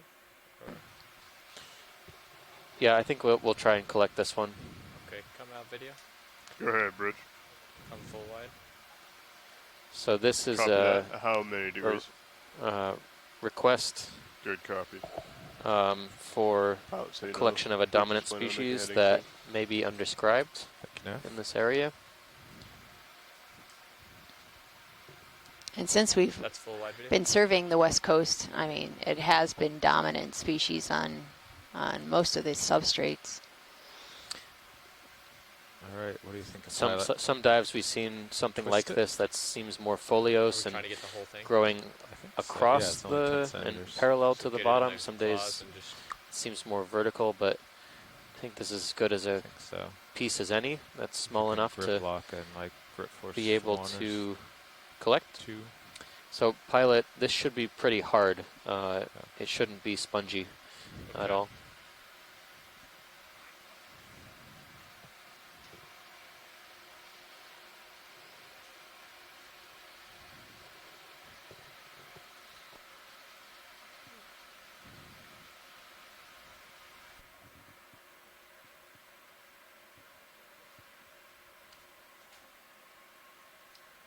could you joy lock me? Yep. Joy lock on. Okay, again, pilots for your reference, port outer and starboard inner have been taken. So crunchy. Do you have a preference on which side? No, I can put them in the starboard so that we can leave the port. Okay, For a harder one. Starboard outer. Yep. Yeah, if it's crunchy, it probably sinks. If you just get the jaws above it or just inside, it should go. So sorry, watch it. Just say one more time. You think it's real brittle or just more like solid? I think it's going to be solid. Okay. Sounds good. Okay, so I'm thinking go in claws only, kind of maybe scrape almost. Yeah, scrape or Come up, twist. Yeah. put it in. All spun up? Just straight down. Yep. Okay. I'm going to try for the starboard side then. I think that's a good idea. One more time. Starboard inner, right? Yeah. Yeah. Starboard outer, actually. The hardest one. Starboard outer is Ooh. open. Okay. I'll bring your starboard upper around Okay. to light up the box. Thank you.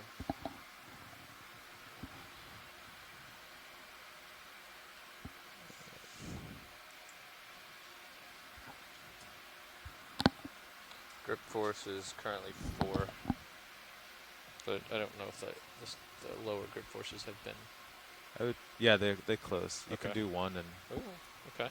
yeah, I tried them yesterday.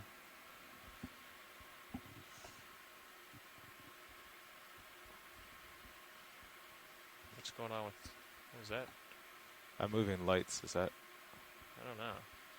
It's okay now. Okay, you want me to center it It's on mini? fine now. Yes, please. Okay. There you go.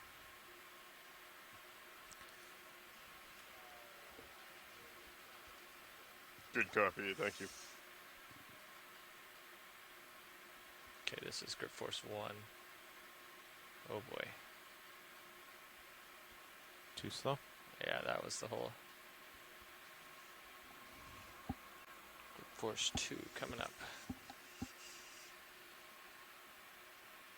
Yeah, it's better. Yeah. That should work. I have the light aimed into the box. Perfect, thanks.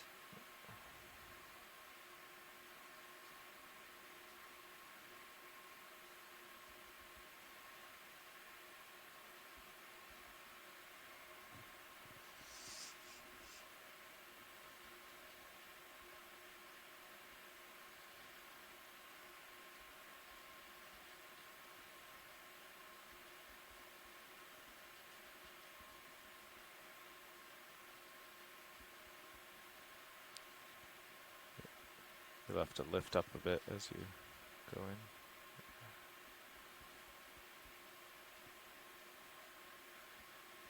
Ship roll is not helping things there.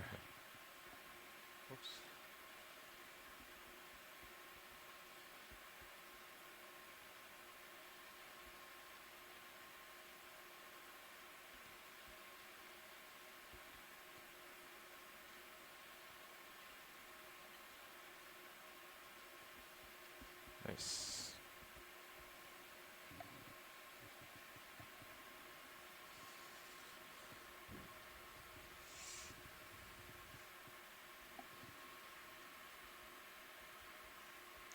Okay, opening drawer. Go into starboard outer. Yep, there it is. Let me know if you want anything with camera. Okay, so far looks great. Okay. Whoop, did not lock out. It's a little sticky. Yep, that's okay.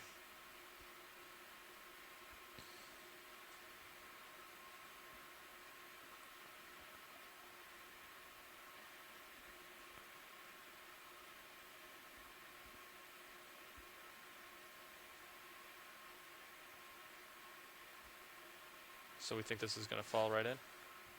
I bet. Okay.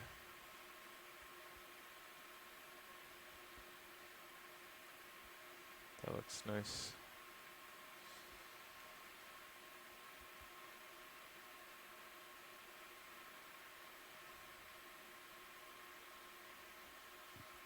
There you go.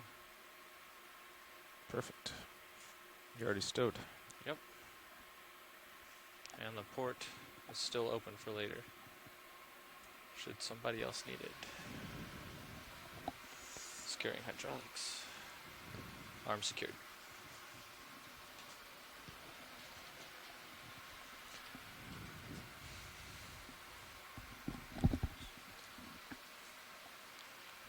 I'm going to take my camera back. Okay. Okay, we're good here. All right, watch leads. That one's in the box. Thank you.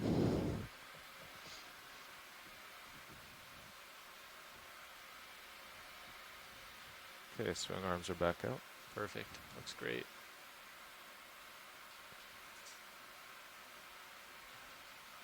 I feel like the current also shifted while I was sitting there.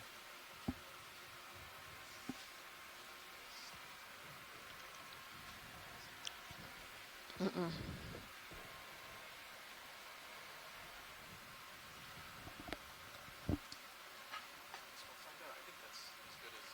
Shall we think about getting another move in? Looks Yeah. like there's some interesting little holes up here. Another 20-meter move. Yep. 090. Go ahead. That's good. Bridge. This is RV nav. Could make another move, please. Exact same thing. 20 meters at 090 speed decimal 2, please. Good copy. Thank you.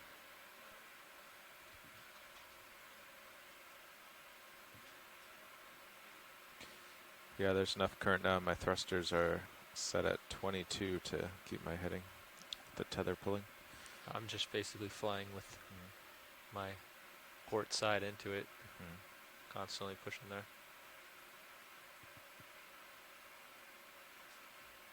I'm getting too far out. Can we just do a snap zoom on the sea urchin and crinoid? Good timing. I want to see if it's on top Absolutely. of the holdfast. Sure. Let me get a little more stable setup and we will get a good zoom on that.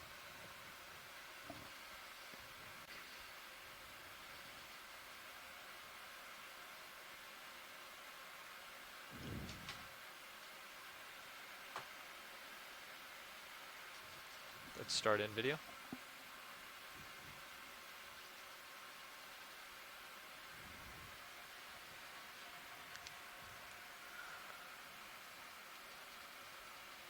Oh, well, that's interesting.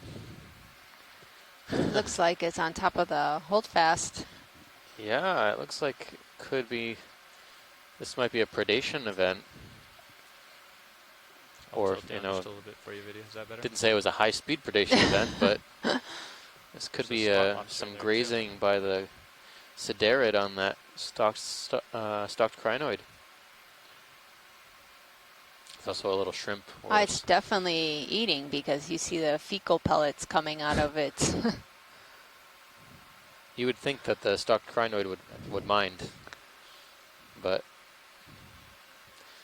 Huh. seems like he's I got wonder a- if it's really eating the stock crinoid or something that is underneath the stock crinoid. But it looks to be placed on the yeah, holdfast. What do you think yeah. about the, These are the lights for these this? echinoderms are. me, Chris Pop. Hi, Chris. That didn't take long. I'm sorry, I was watching this and eating my lunch, and I just spit it out because I was watching what you were broadcasting. you guys are absolutely right, and this is like a wonderful example of the sideroid predation behavior on these isocrinid stocked crinoids. I think it looks good. Looks good.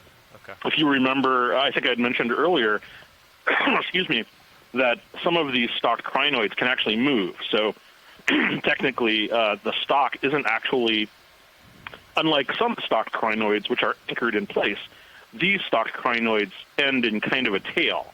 And so these could actually move. They use the little cirri, all of those arm tentacles that that are along the stalk to sort of propel themselves forward. And many years ago, I believe it was, there were several paleobiologists, including Rich Moy and I think it was Chet Messing or somebody from the University of Chicago, observed sideroids predating on these stocked crinoids, and they've actually found since then that many of these sideroids, some of these sea urchins, have crinoid bits in their gut. So this is probably the best video footage I've seen of this behavior, and this is thought to actually be a sort of significant moment in crinoid evolution because, for example, we've often seen feather stars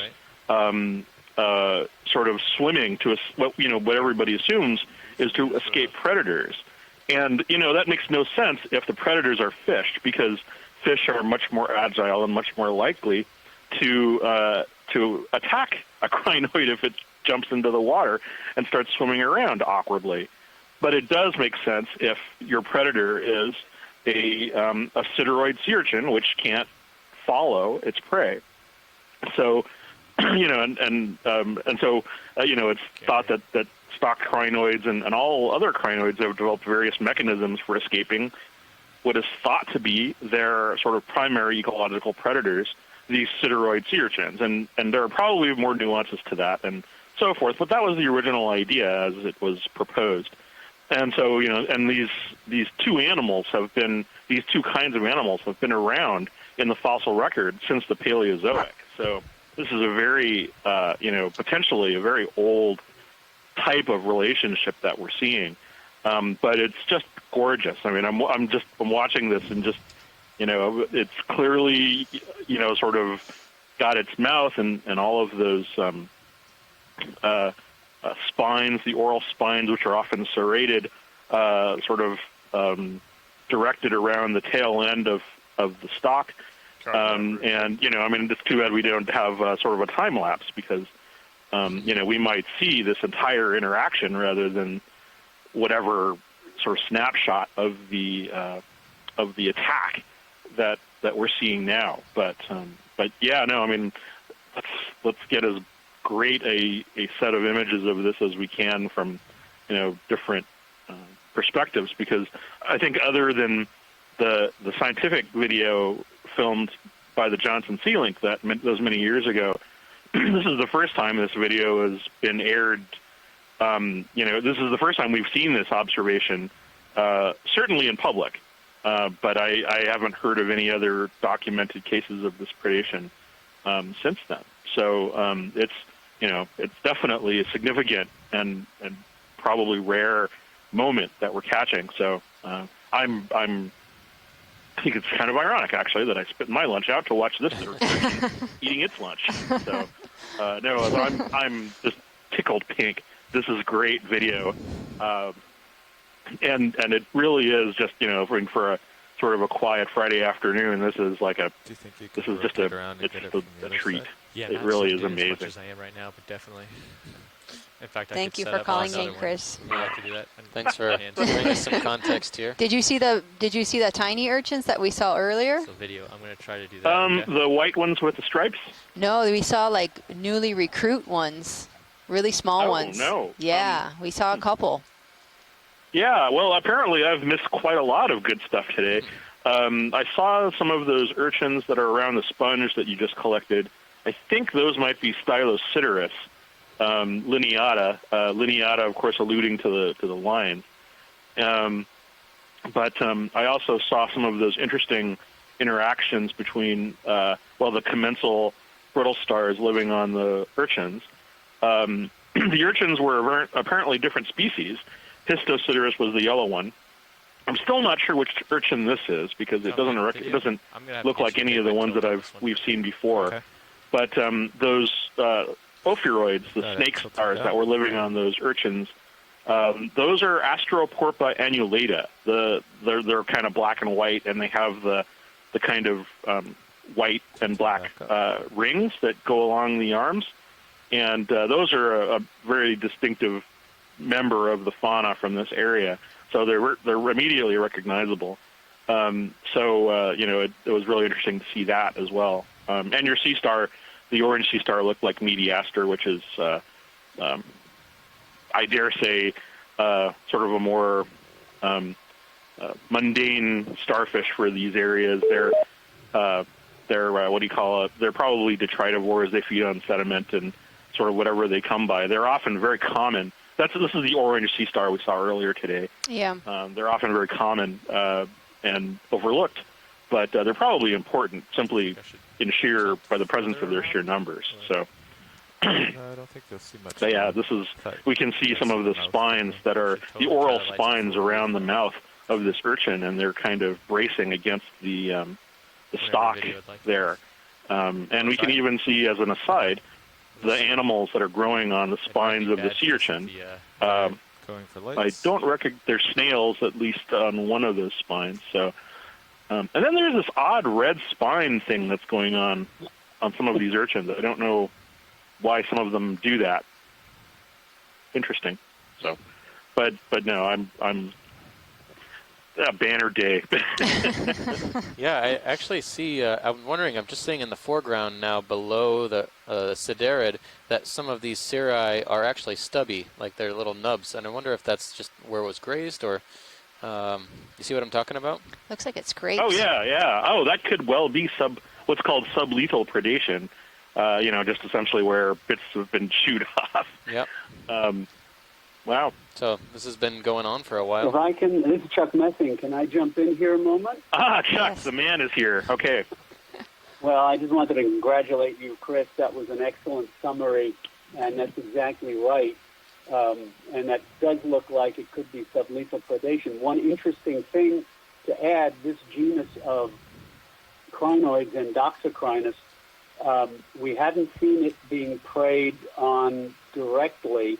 There's one photograph that Tom Baumiller took when we were on the Sea-Link, a couple of photographs, actually stills from video, that showed, and he's the guy from the University of Michigan that you mentioned. Oh, yes, Michigan, sorry. Yeah. That showed a big sidarid, I think it was Calicidaris, stubby legs. next to, in a field of Endoxocrinus, with one Endoxocrinus lying down in a crawling posture, but it hadn't crawled away. Yeah. So the one species that we did see hightailing it on the bottom was a different genus, Neocrinus, which also should occur down here, and it's a more slender, more rapidly than Endoxocrinus, so it may just have a higher metabolic rate or something like that allows it to escape more easily. Certainly this crinoid doesn't seem to have reached the point of get me out of here. There's also one other thing. When you zoom out again, I noticed, I had just signed on a little while ago, there were some other stalked crinoids that looked like they were whiter than this pale purple one, and they were much, much smaller. I couldn't tell what genus offhand, probably also Endoxocrinus. But one of the interesting things that we experienced in the Bahamas, where there were fields of these crinoids, we never saw any little ones. So any juveniles you see that have these whorls of cirri along the stalk, that would be an interesting observation to see if there are any juveniles. But also, if the smaller white ones turn out to look like a different species, we still don't know where one species of these ends and another one leaves off. and unfortunately all of the material I collected years ago is too ancient already for sequencing. So I don't know if it's in your schedule or anything, but one of these big guys and one of the smaller white ones might help his leg. solve whether they are indeed different species, subspecies, or varieties. You weren't moving. Wait, I'm not moving. Thanks for that that context. No, yeah, you we weren't moving. we do have He just enough did from- space to sample one more specimen. Look at that Unfortunately, we don't have the room for both right now. But if that's something that folks are interested in sampling, we can definitely throw it to the community, and we can take a look for one of these smaller ones. So the smaller ones would be the smaller, whiter, paler ones would be the target. Yeah, preferred? they should be quite similar. Actually, one way to tell at this depth, the only one we got in the Bahamas of an endoxocrinus with all of these numerous well-developed hooks along the stalk is Endoxocrinus pare. If the other one also looks like an Endoxocrinus, it might be the same species. It's difficult to distinguish some of them just from video unless you bother it and it closes up its arms. Do you want to look at him? So you can see the outside of the closed crown. That can give you a hint on what species or variety it might be. Hey, Chuck, do you recognize this sideroid? That's like asking a cardiologist to do brain surgery. I don't know if it's. I don't think it's Calicidarus. It doesn't quite look like that. Yeah. There's what, Histiosiderus? Yeah, Histiosiderus is yellow, though. Oh, okay. No, that's fine. I just thought maybe you were familiar. I know you're familiar with this area, so. Every once in a while, I'll be able to come up with a name, but I'd be reluctant to call that. I don't think it's Calicidarus, but I don't know enough. And beyond that, in Histiosiderus, I don't know what else is likely to be here. Yeah, one thing I noticed while you're all on the phone here is that some of the upper spine tips are flattened kind of into a paddle shaped, and they're not as pointy as some of the other spines on the column. Yeah, I saw that. Are we still going to keep... Yeah.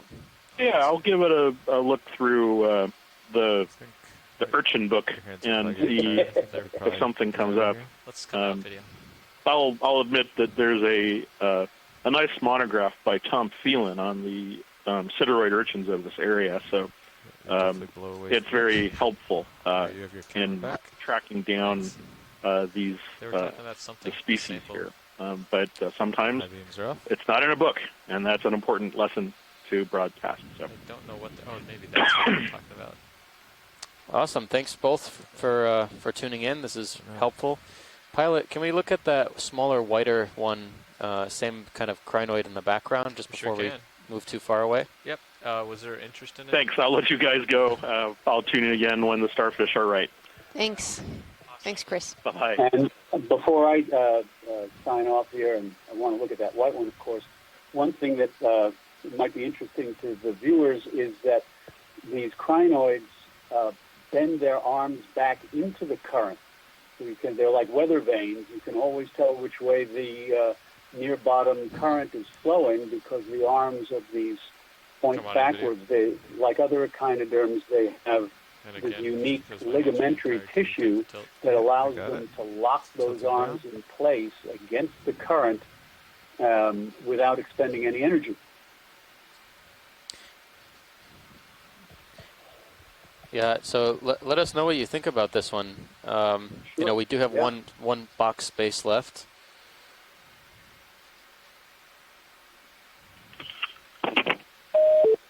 And this is an interesting bottom too because let's see what that guy is. So that looks also like an Endoxocrinus, and it may just be a juvenile of the other one. You see the cirri are quite long. The tips of one whorl of cirri overlaps the next one down the stalk. So I'm guessing that that's the same species, just a much smaller specimen. Another interesting thing for the larger ones is you see how long their stalks were, the purple ones, and much of the stalk is laid down along the substrate, which suggests that the current is now, or just recently was, relatively strong, because normally what they can do under a weaker current, say 5 or 10 centimeters a second, is they will stand up much higher above the above the substrate and only cling with the last smaller section of the stalk. So they also can reflect how strong the near bottom flow is. And then once you get above 25 or 30 centimeters a second bottom flow, then they'll collapse that's outside the crown if you look at and not be able to feed. Huh. So Chuck, do you think this is the one that you mentioned would be a good candidate juvenile for collection? Actually, I think if you can get one of the larger ones, but otherwise, I think if you do this it small normally, one is just a juvenile. Get low enough.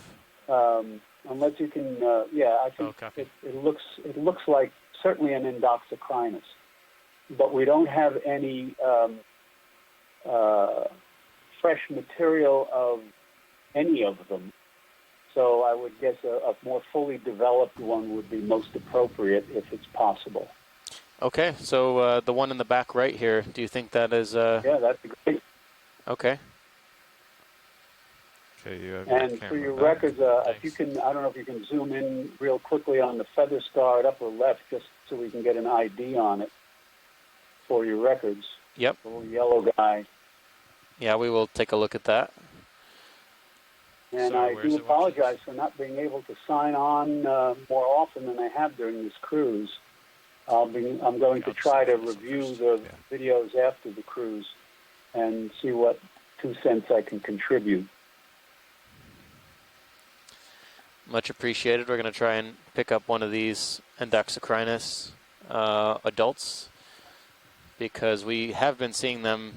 They're quite numerous in the area, and pretty close. the snip it or identification isn't too well known. So we're going to try and sample this colony, and we'll let you know how it goes.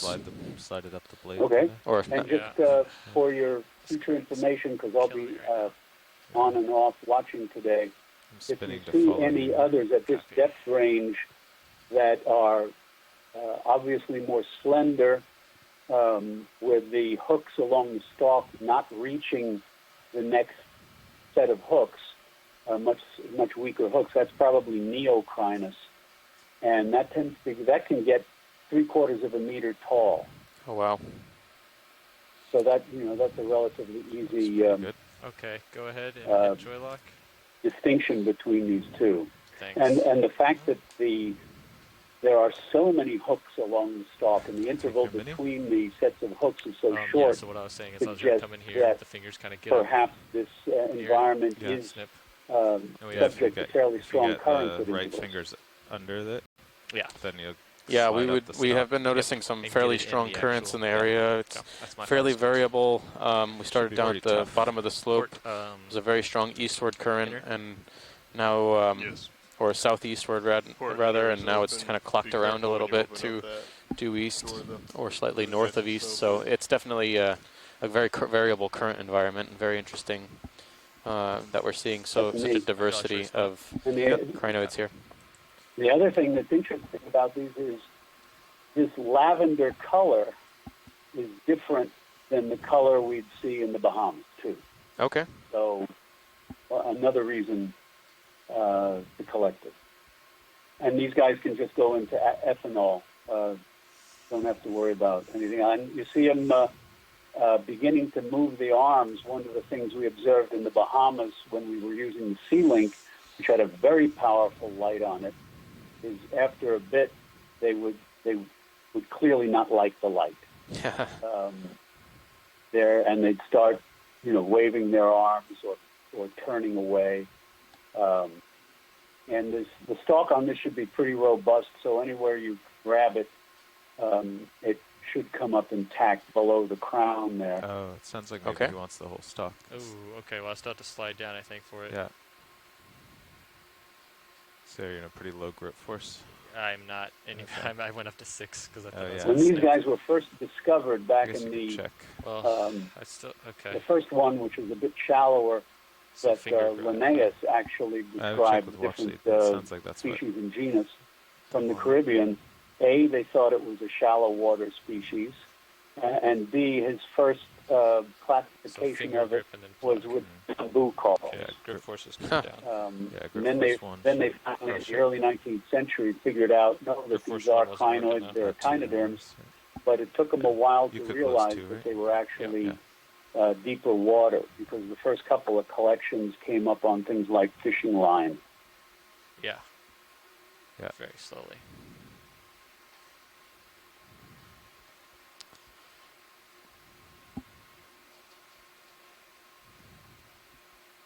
We do get them in the Caribbean. There's another species that gets as shallow as shallowest I've seen it is 146 meters deep, and it's a much taller species with longer hooks, longer cirri.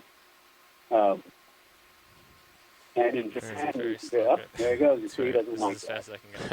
Oh, you got it fast. Try and be as gentle as possible. Very nice. The difference. Yeah. But that definitely looks like what we've been calling pare. You'll be able to stuff But it down there. again, I've not seen this color before, and Mini when you're ready. it'll be interesting to compare them to get the I'm not using DNA it right now. sequencing Okay, and you're going to port enter. compare them Be careful morphologically opening up to the boxes. species specimens Okay. from elsewhere. Let me know when you're ready. Excellent. All right. So I think that definitely fits the criteria for our sampling protocol. So down this a is bit definitely a really good, useful collection for both understanding crinoids better as well as understanding Whatever's in the there richness of solidly on the bottom. biodiversity in this particular site. Yeah, they're really interesting in terms of understanding bottom flow over time, because I got a photograph of a bunch of them oriented to the current just like this, but all of the late corals, skylatherids, which would grow, in a fan shape at 90 degrees to the average flow over time, were at 90-degree angles to the crinoids. So the crinoid is telling you what the current is at the moment, and the lace corals and skylatherids are telling you what it is over a longer period of time, mean flow. That grip force is very slow. And how many described species are there of stalked crinoids? It's very good. There are actually, of the Want me to bring the mini around for stowage? 650 or so species of crinoids that we know, living crinoids, just over 100 of them are stalked. Oh, okay. The rest of them are the feather stars, which are, people call them unstalked crinoids, but they actually do start out life as a stalk, as tiny little stalk guys, and then they shed the stalk and grow up with just the hooks, the cirri. And the stalk crinoids, as I said, are only found in relatively deep water from 100, 150 meters down. They've been found, other species have been found in over 9,000 meters down. And the feather stars, there are species that occur in the lower intertidal, just subtidal, all the way down to 5,000 or 6,000 meters. And how many species are there in the Caribbean? Right now, there's about 55 shallow and deep, both stalked and unstalked. Although I've got from the cruise that I was on, EX1811 last December in the Gulf of Mexico, we collected at least 2 new species of crinoids, one a feather star, one a stalked crinoid, and the stalked crinoid is the first representative of its family that has ever been recorded from the Western Atlantic. And so we keep finding, we just keep finding new ones. Yeah. I have a half a dozen new species from various expeditions on my desk waiting Probably gonna want for to the turn auto head semester off. to end. So I have time to look and describe them. That's better. The current is roughly from I the guess north, while we're doing so this, you'll one be other quick facing it story soon. about crinoids. There's a Tends little, to grab the and tether you've seen and these spin you. before on So make sure last you're week. pushing ahead too, because You you're were on going those behind deep, me. rugged bottoms Pushing with ahead those little pale yellowish Nav, I palm believe tree you were muted. crinoids with only 5 arms. I didn't actually say anything. Okay. There's a species that was first discovered in the mid-1800s off Norway, and it was one of the first deep water organisms discovered. Go ahead. And it was the one of the species that led Copy that. Charles Wyville Thompson Is it, and W.B. Carpenter to petition the British Admiralty for ships to investigate life in the deep sea, because that was one of the things that persuaded people that life could actually live in the deep sea, and that led to the Challenger expedition. Ah, okay. Yep. So we're going to get a zoom on this yellow crinoid before we head off here. Okay. Great. I think it's down below your field of view now. Yeah, we saw a lot of this yellow variety at the yesterday site. They're in really high abundance. Yeah, this is almost this is another example of what keeps me in business. This will almost certainly be, and I'll keep my mouth shut until we see. Do you want me to take your tilt, or you got it? I got it.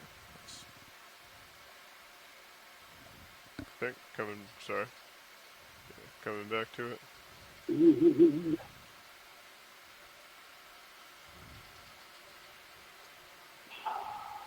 See what you mean about this current now? This is a feather star, and I think I know what it's going to be, but I will If you're facing north, you're going to withhold judgment until we're closer in. Copy that. So I should come out video. Let me get a better angle on this. You guys are great. We're happy to have some context about these. I can't hear what you're saying now. That's the angle you want. Something that we currently call Crinometra brevitina, and this is another conundrum because this is known. There are about 23, I think, varieties that have been that were originally described as different species that have all been lumped under brevipina, and so this and they vary mostly in terms of their sculpture.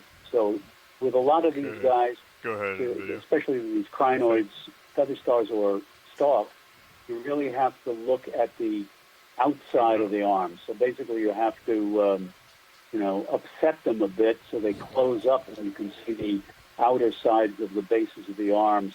These guys have amazing diversity of ornamentation, knobs or spines or bumps or all different kinds of sculpturing. And for the tips of them? A lot of them were originally named when they have 2 of these. This is different from the 3rd one, and so we'll call them different species kind of thing 100 years ago. So they were all described as different species, and then they collected more and said, well, this one sort of looks like this. We'll all lump them together. All right, But since I've been working on these, I'm pretty sure that there are at least 2 species, because we get these yellow ones with a lot of different sculpturing on them, ornamentation, and then usually in a bit shallower water, we'll get purplish ones that are mostly smooth or almost smooth. And I think, eventually we'll try to figure it out if we get some more specimens. But I think there's probably at least 2 species. Maybe, there may be more. But it's still, we're still doing what they call alpha taxonomy, trying to figure out where one species begins and another leaves off. Excellent. Thanks. We'll try and get a better look if we see one with the arms closed on the other side over the course of the rest of the dive today, so that we can get a better picture of that. But we're going to have to move on. But another good collection. Sure. Well, thanks for giving me the opportunity to You're muted now, participate, Pilot. I will have to sign off myself, Yeah, that's better. and I'll try to Copy. log back on later. Thank you. Yep. So we were Excellent. headed Thanks towards for me. joining. You're welcome. Sure. Bye-bye. Bye. Okay, let's line back up on 909 then. Well, we'll kind of work over together. Copy that.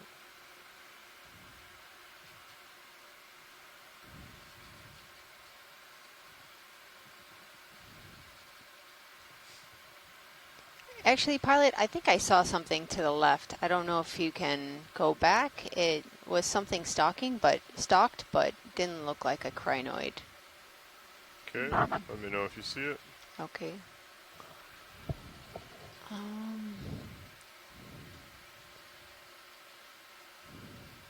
Yeah, I think we yeah, maybe it's a crinoid. It just has, it looks a little bit different. Is it up at 11 o'clock right now? Yeah. Any interest in getting closer and doing a quick zoom? Yeah, can we do a quick zoom? Sure. Video if you want to come in on that real quick, just to make sure. I believe it's the one up higher, that one there. Yeah. Looks like a crinoid. Yeah, it looks like a crinoid, but it's just a little bit different of what we've been seeing. Okay, that's good. Hey, watch lead, this is Nav.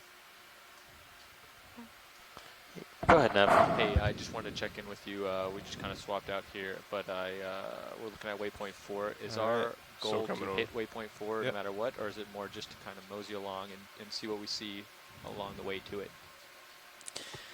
So our plan was to head towards waypoint 4. We thought it would be a bit of a sharper kind of cusp here of the slope. So I think we'll just track along towards waypoint 4. We'll try to keep our camera up a little bit so we can see the fish. Copy that. And see what we see. Now that the current's just kind of make it as far as we your make it. starboard, Yeah. you'll have to start lateraling to port quite a bit. Copy that. Or turn more 45 to my screen, so you're pushing slightly forward into the current.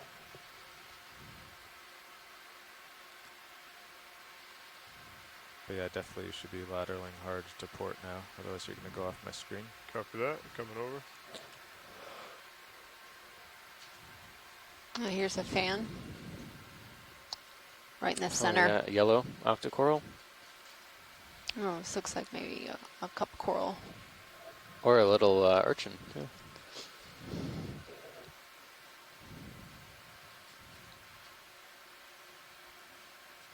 I think we've gotten some pretty good imagery of that yellow fan a little bit earlier, so I think we can mosey.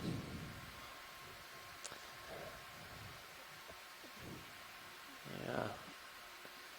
Off to the left-hand side, Pilot, 3 o'clock now, just on the edge of the screen. Or sorry, 9 o'clock. 9 o'clock. Yeah, I have to. Getting my clock sides messed up. There's a bear-looking stalk. Can we snap zoom on that? Sure. Go ahead and come in, video. It looks a little bit Coming up. different than the others. Yeah. There we go. Okay. It's a shame Scott had to leave for lecture, but I'm gonna continue we're coming looking in at closer to it. looks like a bamboo coral here. Very weird kind of morphology in that it branches. Maybe not so weird. It kind of has a forked branching morphology. This one's totally bare of polyps. Maybe could be what those red sea stars were eating previously, but this one looks totally picked clean. Has really distinctive nodes. Yeah. I haven't seen one with nodes this dark before. Yeah, we've been looking a lot at, in the deeper waters at least, this S-clade, cladorisis, or some J-clade bamboo corals that have lighter color or golden node tones. This one is much, much darker. But yeah, this is formerly a bamboo coral, now a bamboo coral skeleton. And it looks to be an internodal brancher, but just above the node in many cases. So I don't think that's an obvious internodal brancher, but generally pretty much on every branch point above the node. So that might help us classify. Maybe we'll see one. Can we snap zoom the big sponge behind here, this bamboo coral? Sure.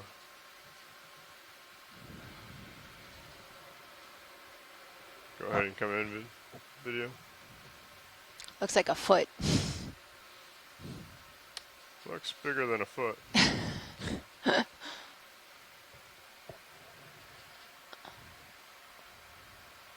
It's a weird morphology. Would you like to get closer to it? I don't think so. I think that's okay. Thank Copy you. that. I got lasers Yeah. real quick. Careful, if we get too close, we might want to collect it. Yeah. We're out of box space. There you go. Okay. Whatever, yeah, that's great, thanks. All set with lasers. We've had And such a zoom out, please. prolific series of collections Pilot, today you can that see really that enhance this is our the way your understanding heading of wants to be, and species it's in the easy for you area, to hold here 'cause as well as the maximum forces into it. amount So of anytime you feel, you know, deep water sponge unsteady or like you can't biodiversity get where with you wanna go, 2 you sponge just collections today, turn along north. with get to this a exact very position large on my tunicate screen, that was unknown and to then our you know when you scientists on turn either shore, way to as zoom, well you're as gonna get ourselves on the pushed, ship. and you just have to be And ready, we've you know, also purposely collected to Copy a that. crinoid, one of these purple, they almost But look we like could move the whole sunflowers, way with you Yeah. facing north, and you could shaped just sidle, organisms, you know, to your so starboard. known as a crinoid, If the current were that strong. a stalked variety of crinoid called Endocrinus. It's getting out there. Should we do Oh yeah, definitely. These are not known from this area yet, 20 meters. but they're 090. suspected to possibly be new species or so yeah, linger here for a moment. Don't go any or new further. varieties. Okeanos special You coming can right push forward, existing maybe species. like Driving set out. it, look a little that way, and then let the current blow you back. We don't want to get any further from me. Copy that. Hey, we're ready for a ship move. 20 meters at 090, 0.2 knot. Could we snap zoom on the right in the center? There are a Good bunch copy. of. It's like branching Over here to the. to the right of the lasers. Copy that. Yeah. Go ahead and do a snap zoom. Oh, there we go. So I think this is the one of the corals that we just saw. That was bare of polyps. Now this one is well populated with polyps. Fully living colony.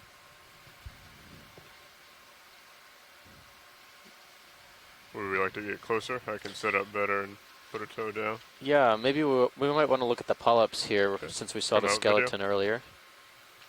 Let me get closer. Well, this dive keeps on revealing more surprises.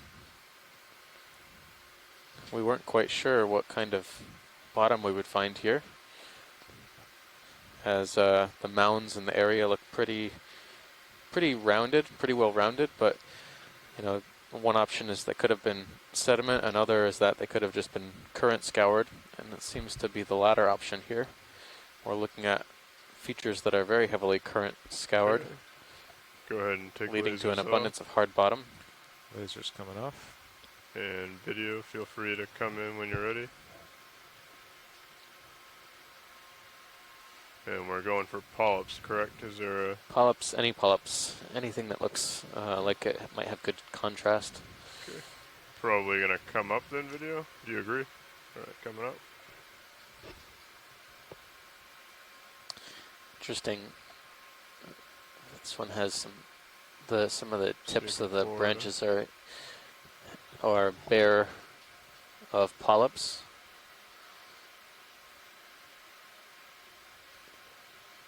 It's very translucent. Might be difficult to see some of the. I didn't hear what you said, video. Yeah. Yeah, it's really hard. Some of the polyps right there are extremely dense.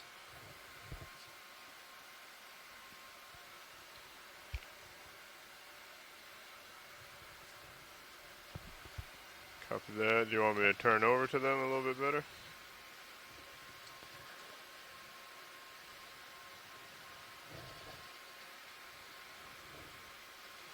I can try and bring the Alright. camera down and get this one that's facing us. That helps. Not really. If it's easier, maybe something lower on the colony might not be so bouncy. Cover that, coming down with the camera.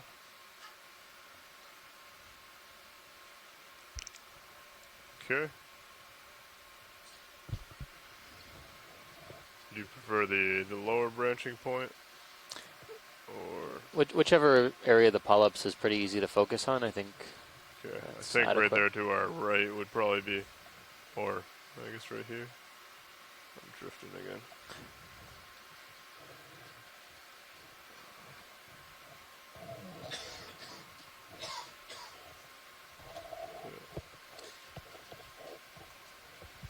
Should we try the high beams? Go ahead and bring them on.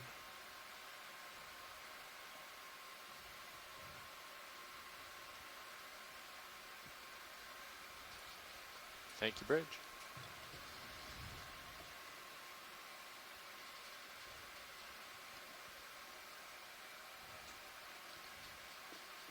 Did that do anything to help video?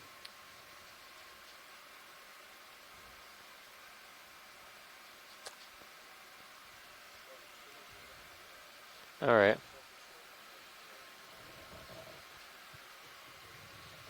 Yep. All right. Well, that's good enough. Thanks for getting that at least.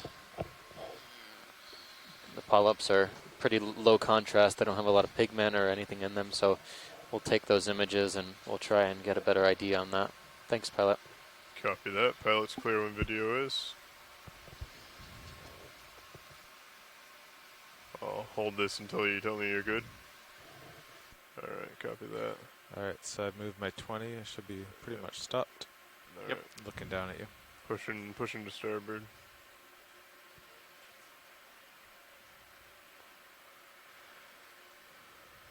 And video, excuse me, Science, you said that you wanted to be looking for fish as well, correct? Yes. Alright, copy that.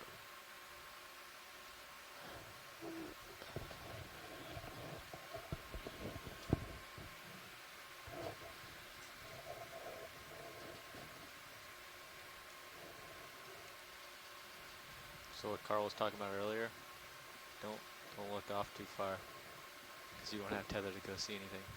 Well, off to my... There, where you're looking now. You can look in front of where you're going. Yeah, off to my starboard here is where I'm going though, right? Yeah, you can look to your starboard if you'd like. Copy that. So far we've seen, oh, there's a fish. Yep.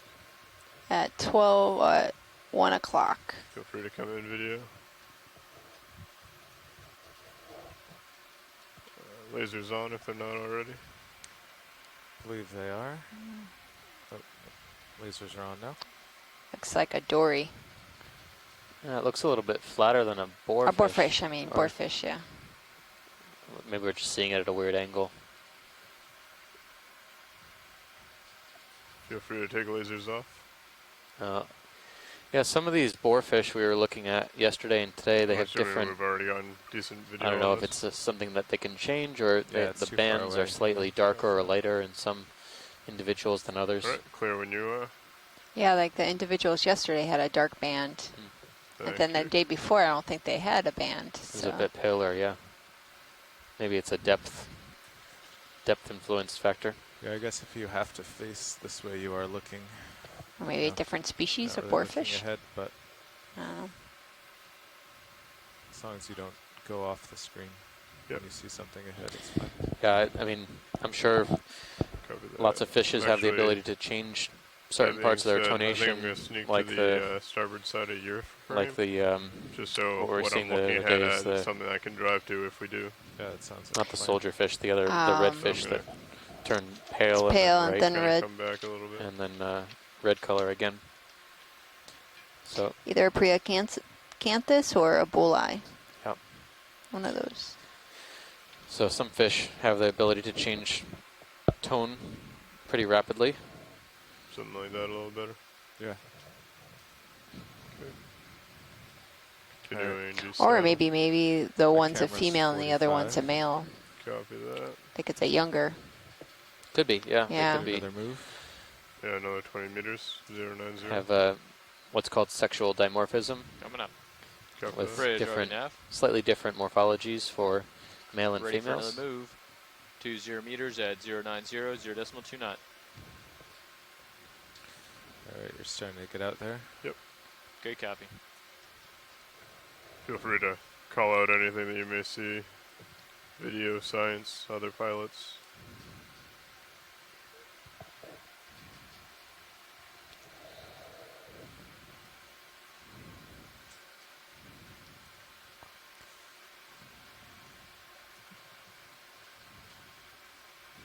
So yeah, stop your way here and maybe just come back towards me or push ahead or fall back. But don't get any further ahead of my screen. Copy that. The thrusters are at 30% between you pulling and the current pulling on the tether. So good afternoon for all those who are tuning in. This is the Okeanos Explorer. Today we are exploring this small seamount northwest of Pichincho Island. We started today's dive around 525 meters and we are now at 432 meters. We slowly climbed this small mound and now we are surveying the top of this mound. I believe towards the east. We've been able to see a pretty high diversity of corals, of soft corals, a couple black corals, and some different sponges. Also 4 species of fish, including queen snapper. We've made 4 collections so far, 2 sponges, a really large tunicate, and our last collection was a stalk crinoid.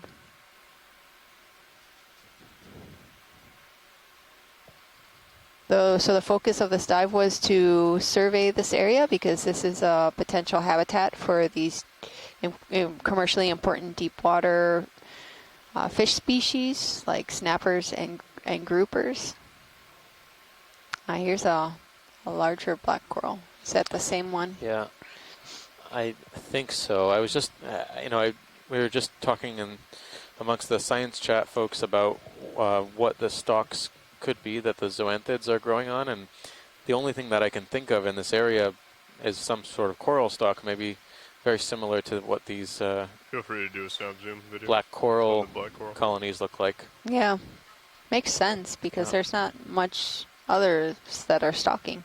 Oh, here we go. This one's one of the enigmatic ones that decides to branch somewhere along the colony, making it difficult to potentially identify. I think given though what we know between the 2 genera, that we had thought these could be either parentopathes or stylopathes, I think we're going to lean towards parentopathes in this case, in that we know that parentopathes does occasionally branch sometimes, but this is the first branching kind of black coral thin stalk we've seen on this dive so far.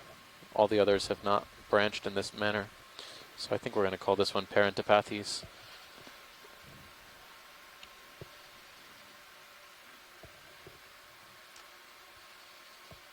Science, you all set? Yep, thank you. Okay, video, when you're all set, feel free to come out.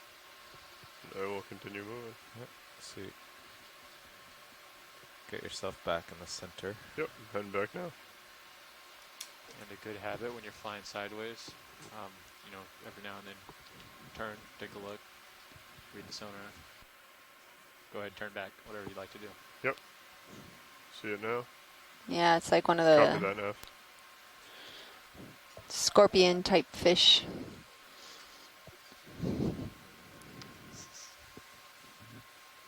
Feel free to come in video. Thank you, Bridge. Coming down on the, 1 second. Yep.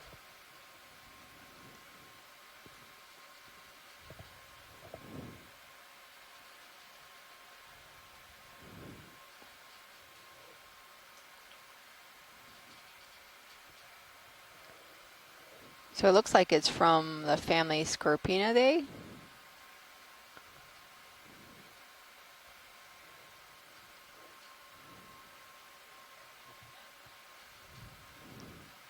Co-pilot, do you want me to get him moving after this? Really, we've seen this fish on a couple of dives.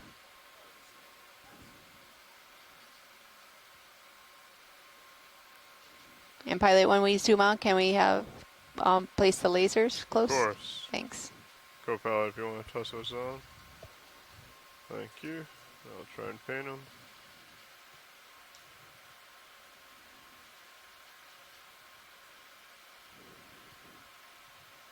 Upside back.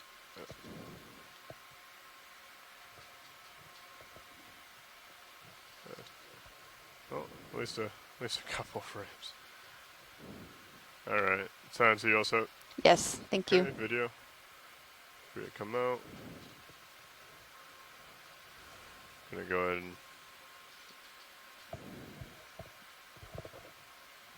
free to do a snap zoom.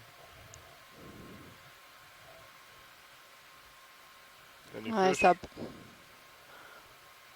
fish bottle fish. Copy that. Come out. Coming back and over to look ahead.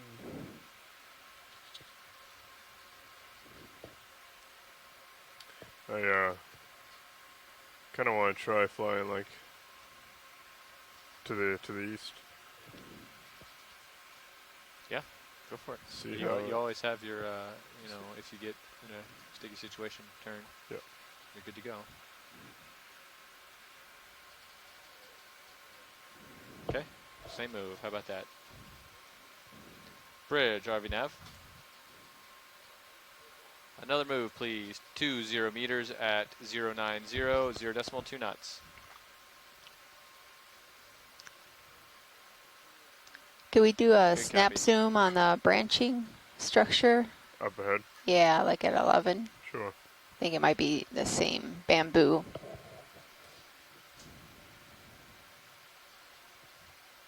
Go ahead and do a snap video as I come around.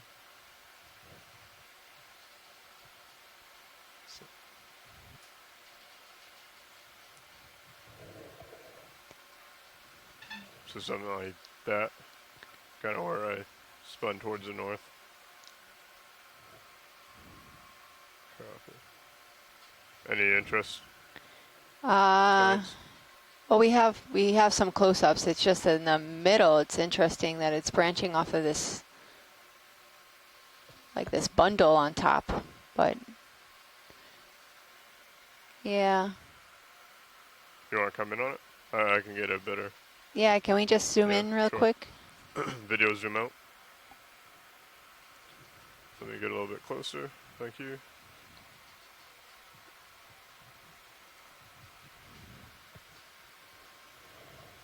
Okay. Let me get settled.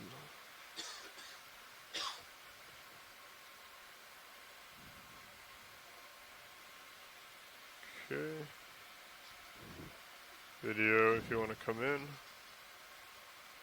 Try and get that center. Lasers are probably alright. It looks like maybe an anemone or something has one of the branches. It looked like a bundle. Yeah, it's weird. Like a node or something. Not a node, but Sorry. Yeah, like a gall or something. It's not unusual. Sometimes we find galls on coral colonies. They might be either some sort of egg sac or maybe an anemone.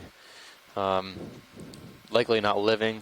Maybe something that the coral colony was trying to isolate. These big kind of overgrown calcified Come back in on structures. That video. Sorry about that. This one is very much alive though. Yeah, it looks like right on that branch point there's an attached anemone. Yeah. Yep. They tend to cause a lot of tissue loss in the vicinity.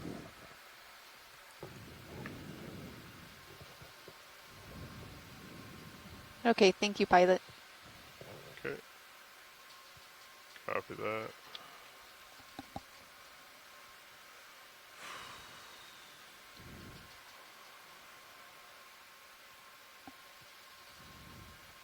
Oh, there's a bunch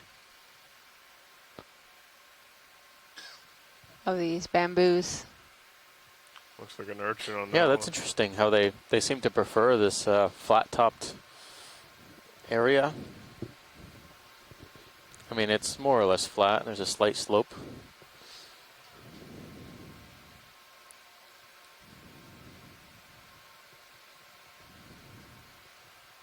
I'm surprised we didn't see any bamboos yesterday. Is that too shallow for bamboos? I think it was a little shallow, yeah. There are a couple of groups of corals that are in the family that bamboos are, but they grow at shallower depths, but not any that I know of in the Caribbean. They're mostly in the Pacific. Okay. Copy that. Okay. But yeah, if I had to name Pilot, did you one hear kind that? of characteristic We're not going to be able to put it in the move for a little bit while deep, they change the heading. deep water coral family, it's probably the bamboos. They're visible all the way down to several thousand meters, 3,000 meters, sometimes even 4,000 meters. You can still see bamboo corals.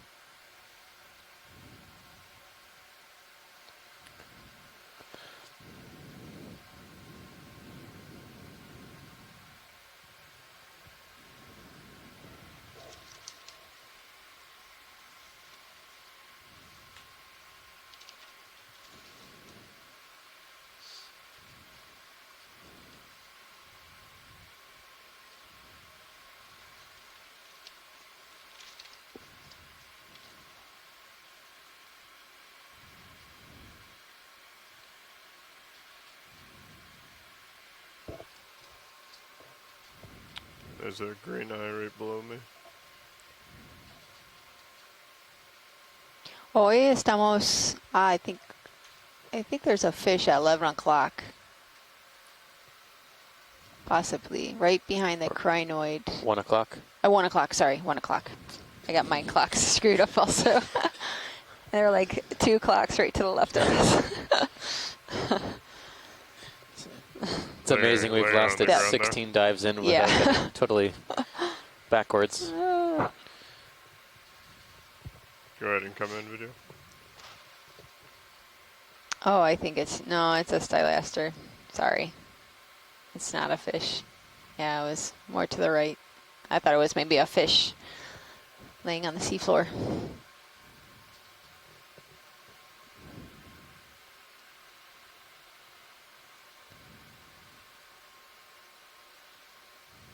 Pilot, this is Watch Lead. Go ahead. We have a request if maybe you could pan around every once in a while to see if there are any fish around. Sure. Thanks. That would be a good time to do that.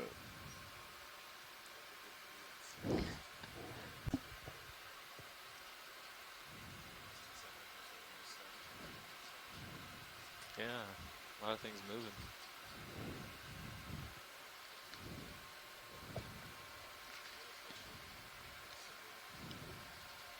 Hoy estamos buceando en un monte pequeño en el área de Pichincho. Está noroeste de la isla de Desecheo en Puerto Rico. Go ahead and come in, video. Just snap zoom. Empezamos en el base de monte en la profundidad de 525 metros. Y subimos encima del monte y ahora estamos en 434 metros de profundidad. No. El objetivo de hoy es para caracterizar los hábitats de los peces que viven en aguas profundas como chillos y meros, cartucho y chillo de ojos amarillos. Vimos un cartucho y 3 especies de pez. Y colectamos 2 esponjas y un tunicado y crinoide. Basiles son nuevos especies.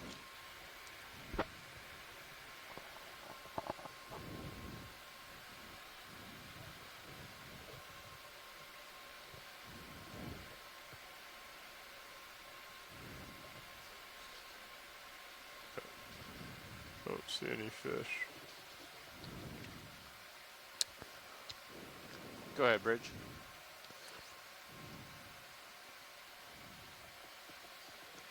Okay. Yeah, Are you ready for a move?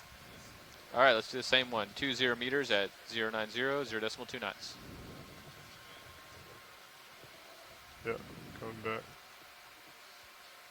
Good copy.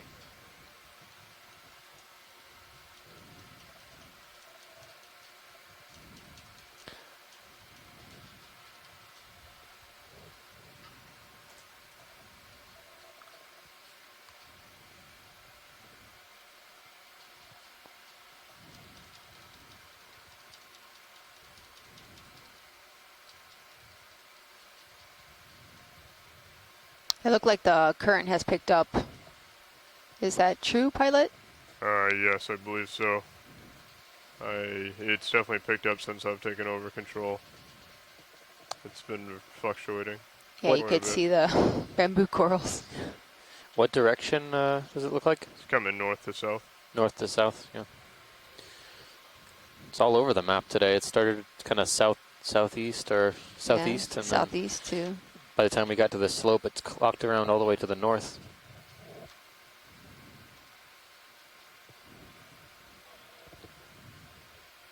Yes, 20 meters.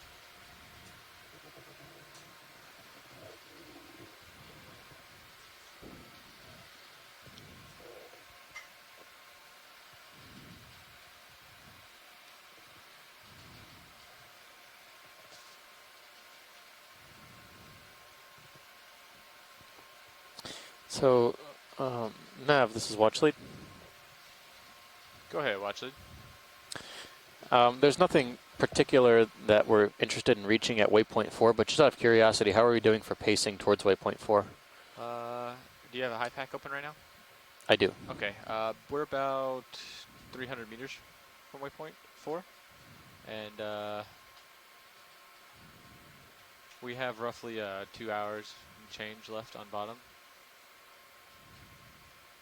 which would mean we need to average about 0.08 to get over there. So I mean, it's not terribly far. We're doing okay on our pacing, and at times we pick up pace and get a lot further. So we'll probably make a good distance towards there if we don't make it all the way. Sounds great. Thanks.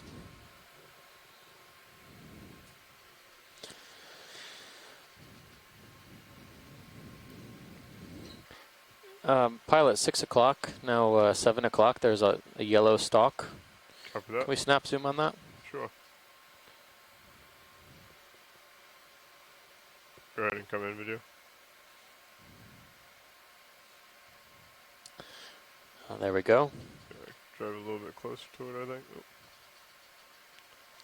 So this coral is pretty well known to us. This was sampled a few days ago, actually, at Mona Escarpment area.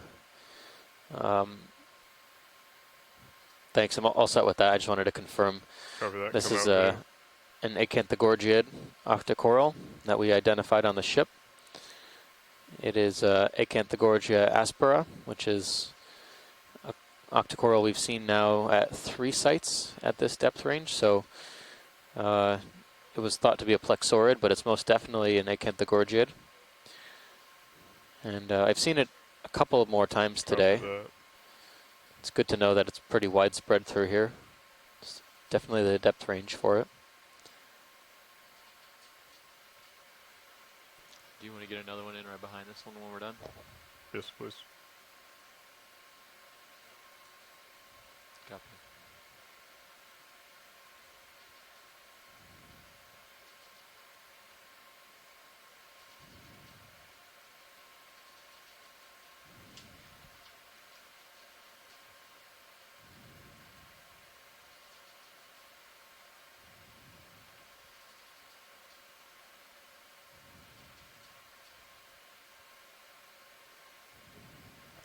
Thank you, Bridge. We'd like to put in another one, actually.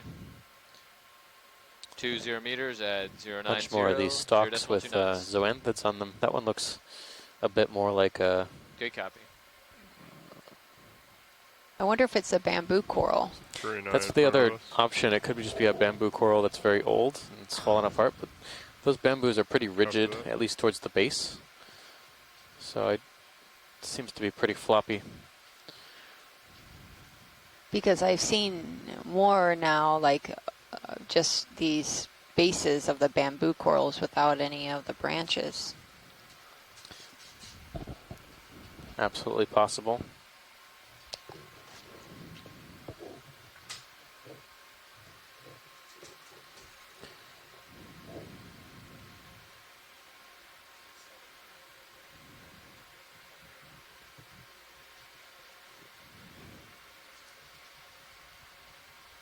Yeah, closer to 3:30. It really just started.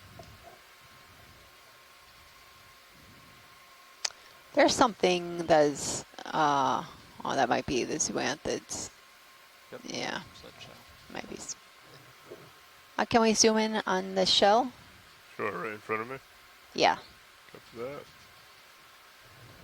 Go for your come in video. This might be a slit shell. Looks like one. Looks to be alive as well. Coming for it.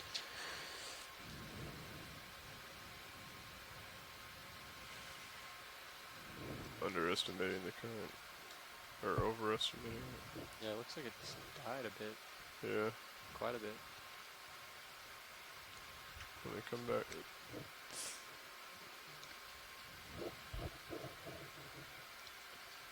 Go ahead and come in video.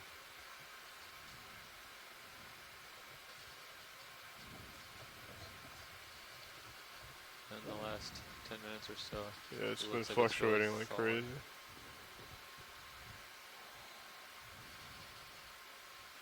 Is there any focus? There you go.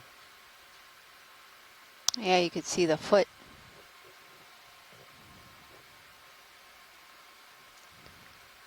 And it's moving very slowly.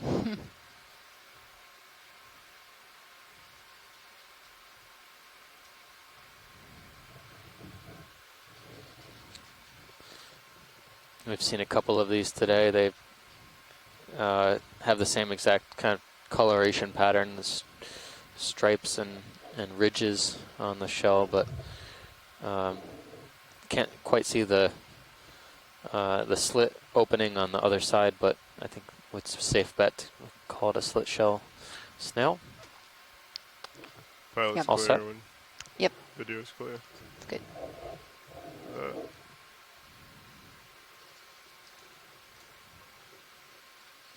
Copy that. Pushing out.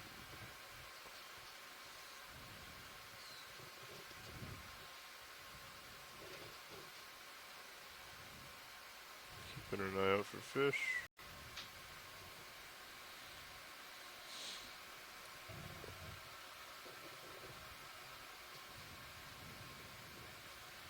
Well, actually, there's been quite a few the green eye fish, the smaller ones. Are those of interest, or have we seen? Oh, we've seen a bunch. Yeah. Copy that.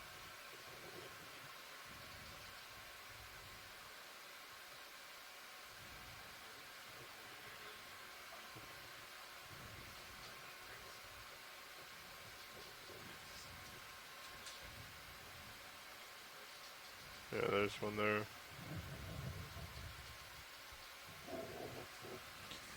Nav co-pilot. Go ahead. Yeah, I'm on next for pilot. I was gonna take a short break. Comfortable. Yeah. Keep an eye on things in here. Definitely. All right.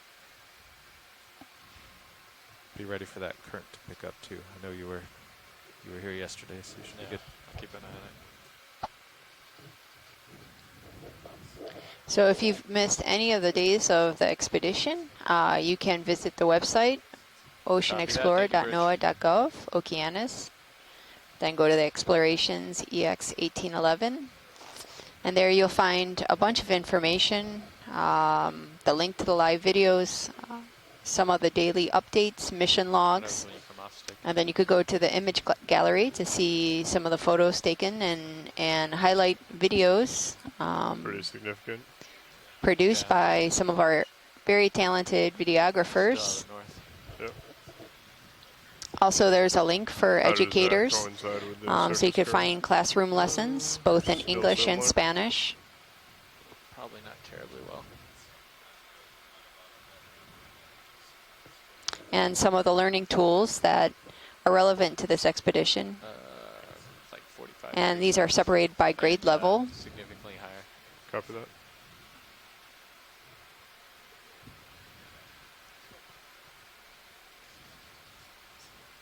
Oh, yeah.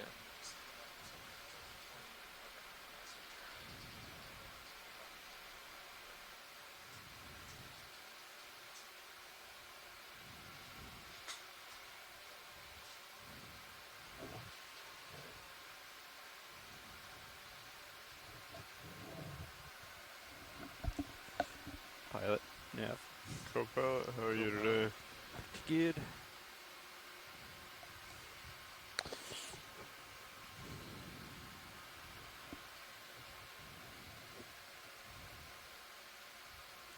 Yeah, I just died there as well.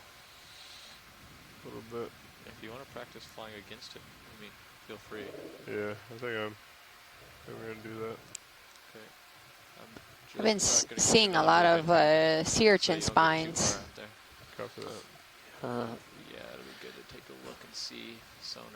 How it looks. Pilot, that larger white fan in the distance, can we take a look at that for associates? Distance as far as the 11 o'clock yeah, or like 2? 11 o'clock, 12 o'clock, yeah. Oh, here's large one. white fan. Oh, that's at There's a Stickopathes. I'll get you a move after you. Very large so one, you have yeah. plenty of time. Copy that. Just be mindful of this guy. Yeah. I'm trying to go up and over him.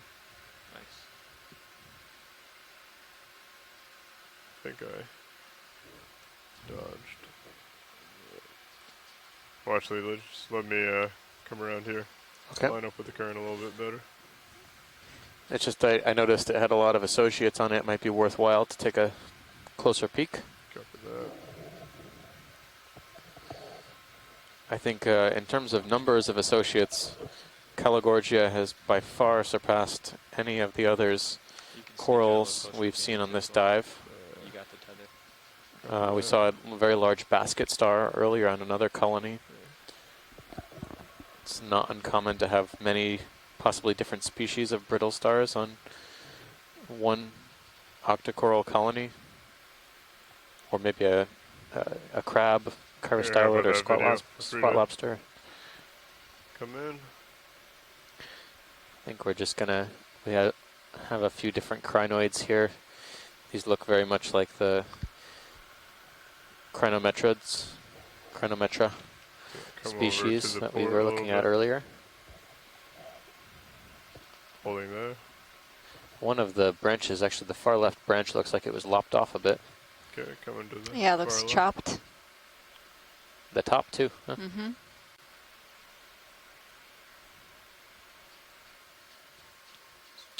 So we're just taking a look at the diversity of different ophiuroids here. There's a squat lobster right underneath the crinoid. Oh yeah. He's hiding really well. Okay. Tilting down. He has video. protection from both sides.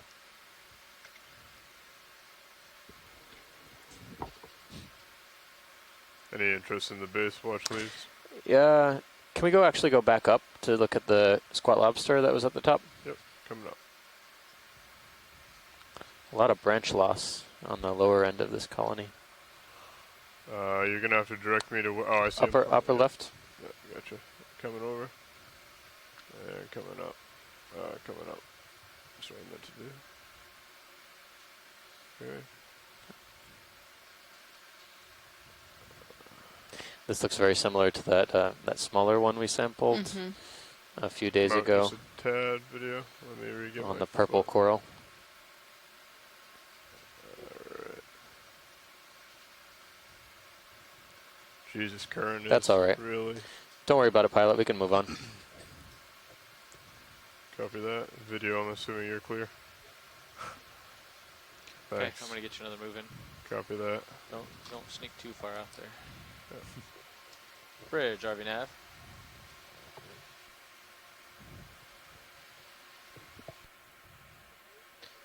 Ready for another move. Same move. 20 meters at 090, 0.2 knots. Good copy.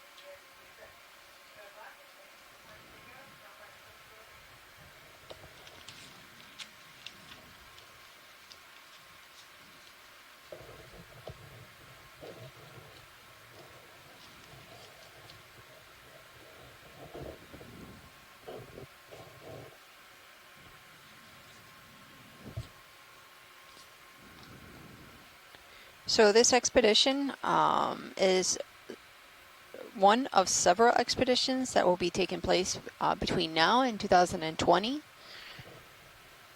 that would contribute directly to the ASPIRE program, which stands for Atlantic Seafloor Partnership for Integrated Research and Exploration.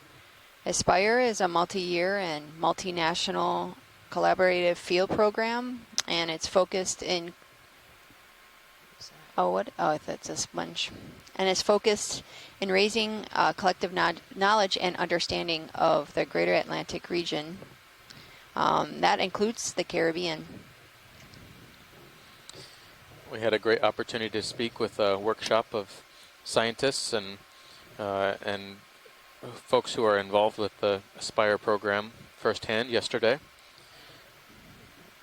They were holding a workshop to evaluate the different proposed targeted areas for the ASPIRE campaign and understand which areas of research might best suit those priorities.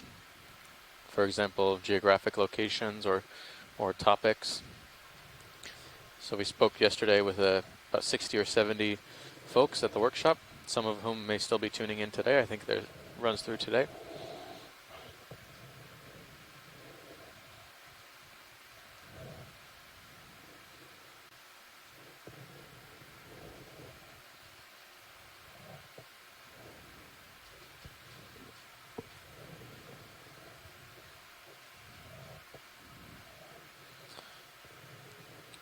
I don't think we've done our round of afternoon introductions yet. We'll start in the back row, I suppose. Here when it's done, okay? My name is Steve Oskovich. I'm one of the co-science leads on this expedition to explore the deep water habitats around Puerto Rico and the U.S. Virgin Islands.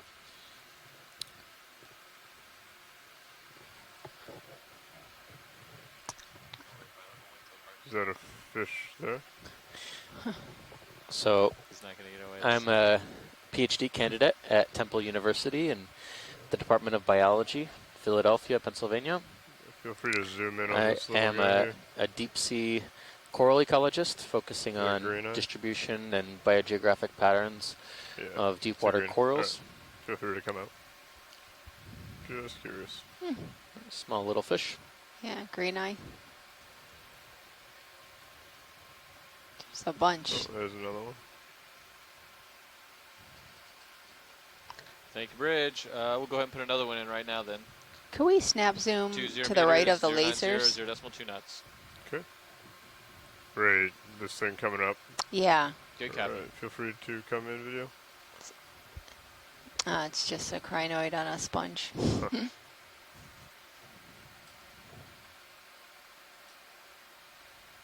Oh, okay, thank you. There's some cup corals. There's that sponges. They're everywhere. There's If you look close enough, you'll find them. For to come out video.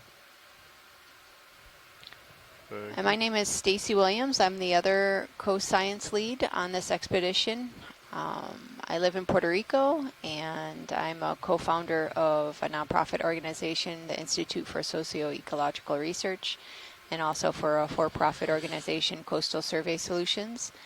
I'm a benthic ecologist, and I've been serving different marine communities, seagrass to shallow and deep water habitats around Puerto Rico and throughout the Caribbean. Any interest in this science?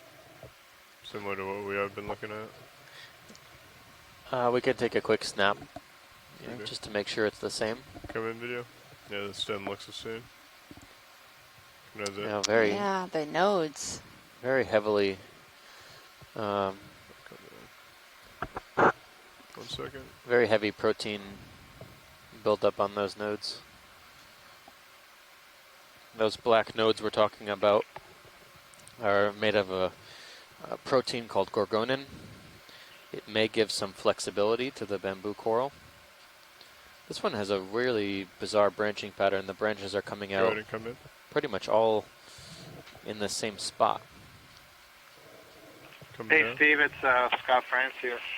I agree. This is a pretty unusual nodal structure there at the base. They almost seem to be bulging out like herniated discs. And the unusual branching structure you're referring to, I don't know if that is a normal for whatever taxon we're looking at here, or if it's the result of having some injury to the tissue and regrowth gives it that odd pattern. But this is certainly very distinct. Yeah, very interesting for sure. It's not something we've seen so far. Do you have a thought about which clade it could belong to? We were noticing before that these colonies were branching just above the node in many cases. Yeah, hard to say. If pushed, I would say D2 clade. So that would be the formal keratoisis clade. And there's a couple of things, I'm trying to remember the names now, gray eye and maybe flexibilis that could fit. But that odd, cluster of branches where it arises is not something I recognize. Yeah. Yeah, we did notice that there are some anemones that were observed on another colony. They seem to have caused, actually I can see one in the upper left-hand corner too. They seem to have caused some tissue loss in the vicinity of where the anemone was attached. So it could be associated with those sorts of injuries. But thanks, pilot. We can head on here. Copy that. Video, you clear? Okay, let's continue. Lasers back on, please, co-pilot.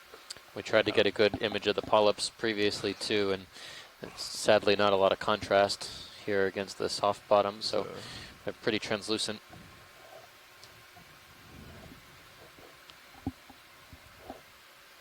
Thank you, Bridge.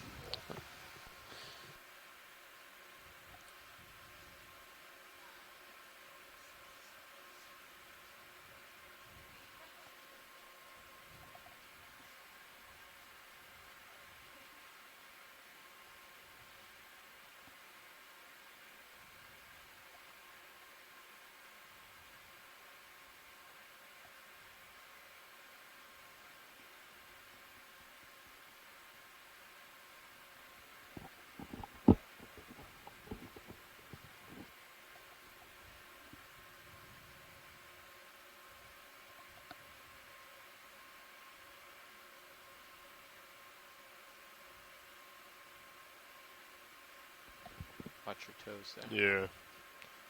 Notice that.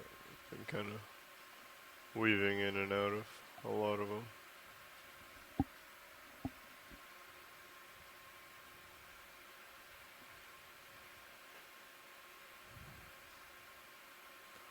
For that green eye.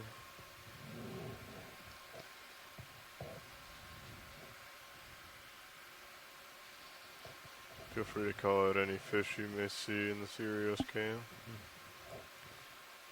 haven't seen too much yet.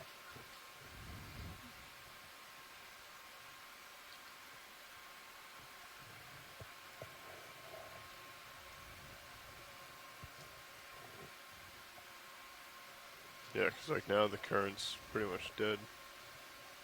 It's real weird fluctuations.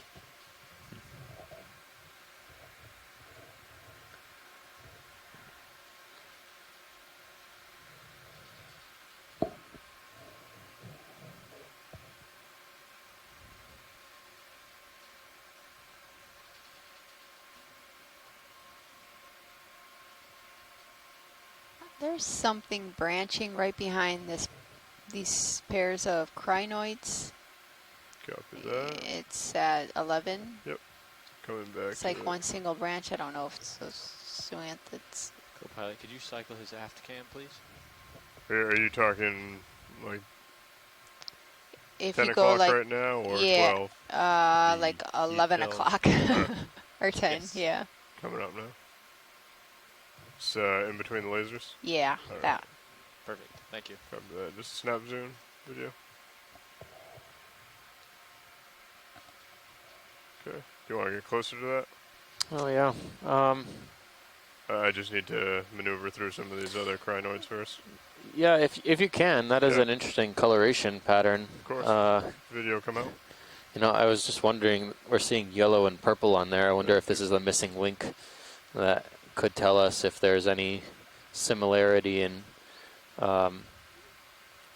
possibly or intra-specific variation in coloration between this purple plexaurid we were seeing and some of these yellow plexaurid fans. We were noting the other day that purple is not an extremely common coloration pattern for a plexaurid, but it also didn't have any other blended colors in there, as we sometimes see blues and greens in a single colony.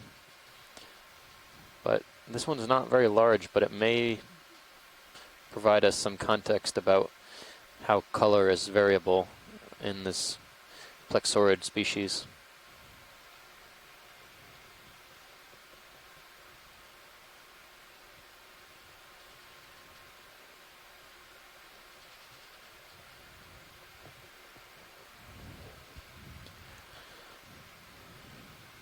Okay. Come in video.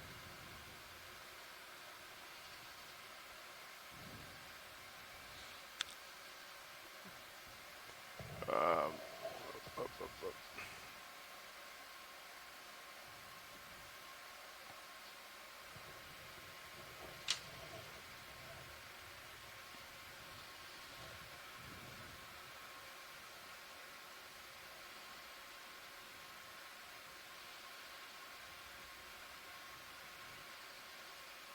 Okay, go ahead. Sorry about that. You want me to Drive do your the forward Forward instead of down. Yep. take your rotated? No. Okay. Thank you though. Yep.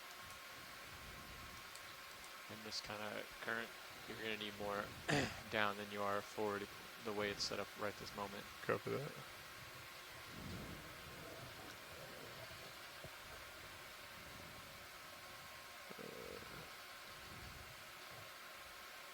There you go. That's looking good. Now maybe just a little bit This forward. is if this is the same kind of purple plexaurid stalk, I've seen another one today, but this one is much larger and actually has branches, whereas the other one was kind of just a single stem. Yeah, it looks half purple, half yellow. Yeah, right? Because this is purple, and then there's yellow.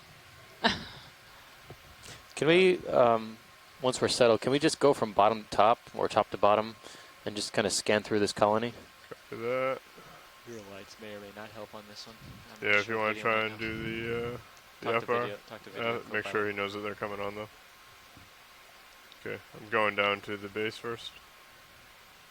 So, Coming on. kind of a woody-looking stem or base. Actually looks like it's on that sponge, although I can't tell if that sponge is just growing around it or coming or what. More down. So purple kind of transitions to yellow or golden. There we go. Okay, coming up.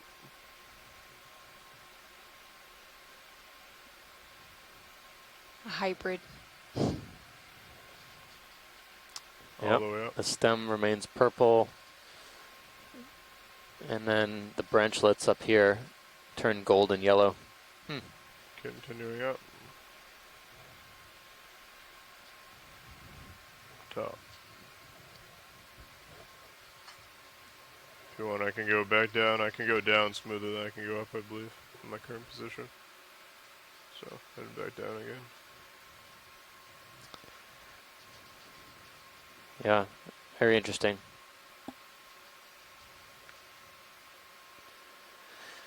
I'll have to compare this to what the other colony looked like. Okay, thanks, pilot. Problem. Video, you happy? There's a fish right above you there. That's a big one. Nope. Do you look Big up? fish in the distance? Right. He just swam back out of the light pool, but he was a good size. He swam off to the left. Okay. Just gonna come up a little bit, swing over there, see if he's still there. Okay. You got a little bit because we're stopped, so yeah. You have a little bit of tether. Copy that. Shall I kill the... Yeah, if you want to come off with the headlights, ask video first though. Yeah. And then there's something that's weird structured right there. We might want to get a zoom before we go. The bowl-shaped coral? Past it. You see that black outline of a square? Oh, yeah. Oh, there's a Ah, there's a, yeah, right there in the water column.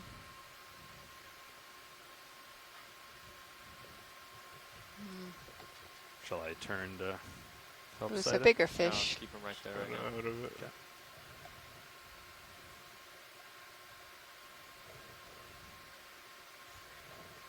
Yeah. Oh, now it's it's, you. yeah, I see it. Oh, there it is. Ah, I think this is a queen. Yeah, it looks like it's that. I'm gonna, oh, there we go. Oh, Right yeah. ahead of me. Yeah, it's coming. Yeah. Okay. This is a queen. Do you think it's the It's same? not afraid at This all. looked very large. The one we saw earlier was very large as well. I suppose it could be, but Side view. Oh, there's Yep, a couple. of them to your Yeah, right right there. In Sirius. I'm sorry, to your left. I can see a couple. Swing around. You can be cautious of the Tether? tether with Yep. your swing arms, okay? Copy that. I won't come past 270.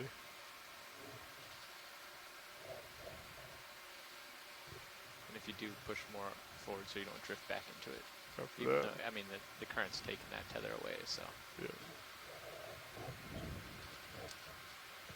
Alright. I don't see them.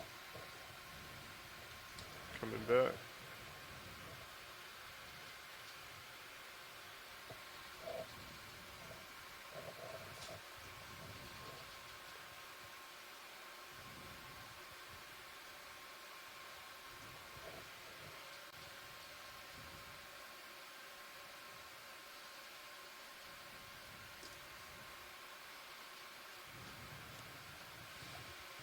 It is one of the focus of this dive today is to better understand the queen snapper's habitat.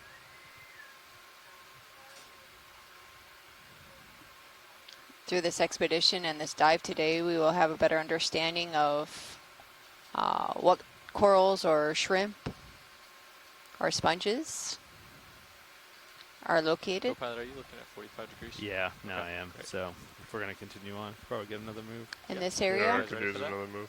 Yep. Okay. Bridge, RV nav. You want to come in on that little white Hey, thing? we're ready for another move. Video. 20 meters at 090, Is it a 0.29. little urchin? Oh yeah, another small little urchin. Good copy. We already got a pretty good video of this. Yeah, we have a couple shots of small urchins.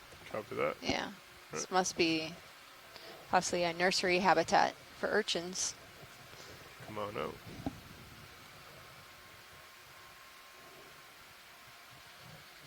Brittle star.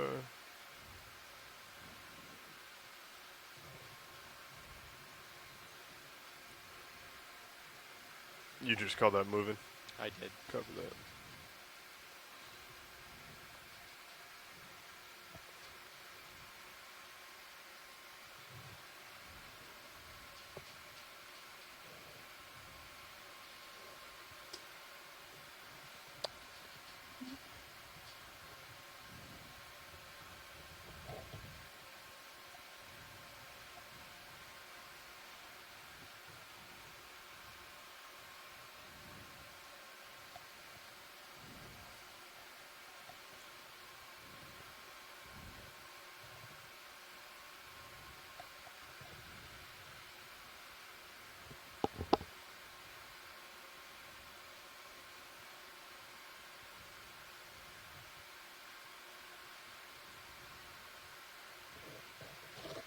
So not much is known about the snappers, but Current seems to be many slowing down. suspect that they follow something similar to the silk snappers. To when they're small and juveniles, they're closer to the shoreline, and then when they reach an adult size or they grow bigger, they then move to deeper habitats.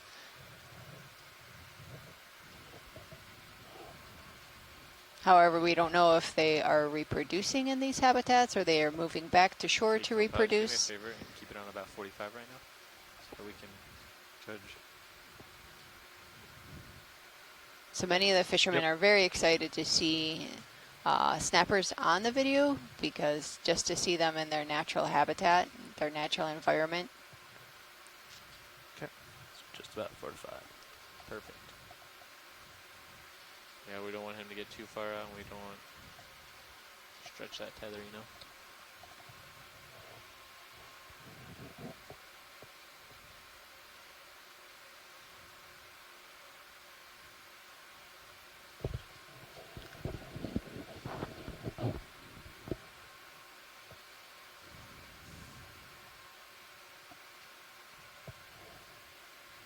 Oh.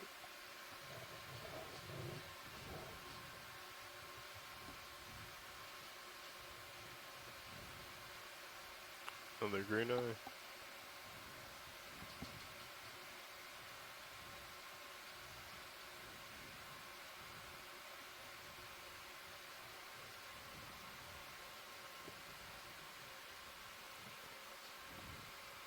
Probably follow up with another. We'll see if they need to change their heading or anything, but yeah, we will definitely do that. Seems to be a lot of this bamboo. And the branches are getting longer.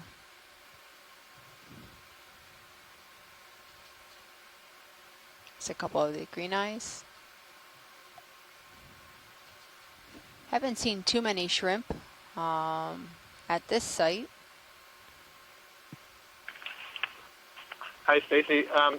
So I heard Steve said earlier you had good images of this bamboo coral with this weird branching. Had you noticed, was the tissue yellowish near the base? It was not, strangely. I was looking for that as well, because I've seen these with the yellowish base, and I haven't noticed that here. No. But, Pilot, can we do a snap zoom on the base of this colony in the front? Yeah. Come on in, video. I certainly didn't notice that on that last one we were looking at with the bulging nodes. Yeah, I mean, you might make an argument that it's kind of opaque, but I wouldn't call it yellow in the way that some of the Escalade bamboo corals that look like this have a yellow base. Yeah, so that's good to know. So this is probably not the same thing.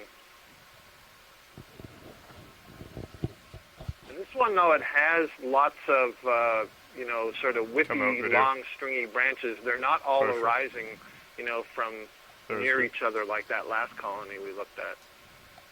That would suggest to me that the last colony, anyway, was responding to some injury, and this is probably more typical branch pattern. Yeah, definitely. And I don't know if you caught when we first saw it. We first started seeing these. The first colony we saw, actually, the entire skeleton was completely grazed. So there's something out here eating these things and damaging them. You could see obviously that. have been regrowth. Yep. Have you been able to get like a really close polyp image just to see if it's spiny?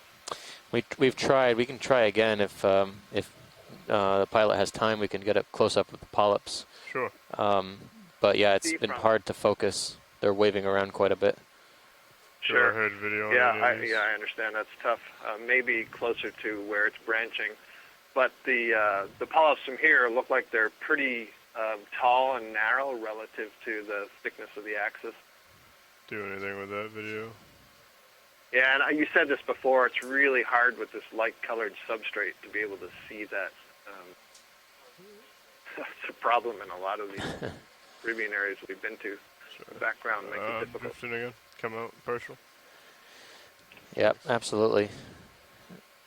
Yeah, because the ones with the yellow base that we were referring to, either previously, we do have samples of those from the Anegada Passage, but this looks pretty different, and you know, it's good to know that there's some differences in morphology and appearance. Yeah, I'm just gonna come out. It's time for a pilot change, anyways. Yep, I would say the thickness Science, we of can have those nodes pilot and take a look the at this short if you'd like. internode distance, especially along the base, that's probably more like a keratoisis B-clade thing than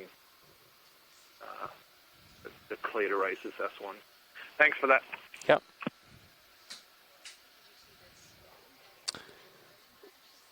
Oh yeah, there's something out there, kind of at 1 o'clock. If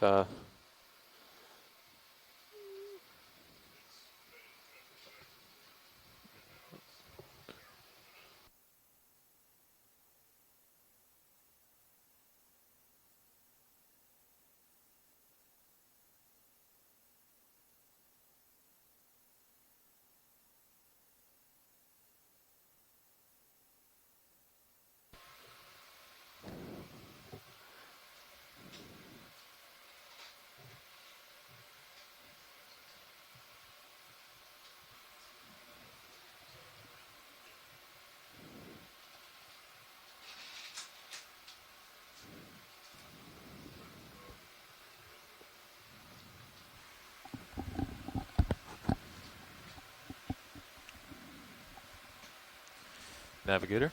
Pilots. Co-pilot. Nav. Video. So, let me just get a feel for this current.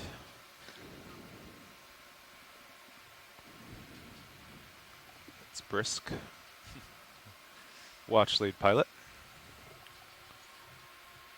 Hi, pilot. Hi, we're settled in here after the shift change.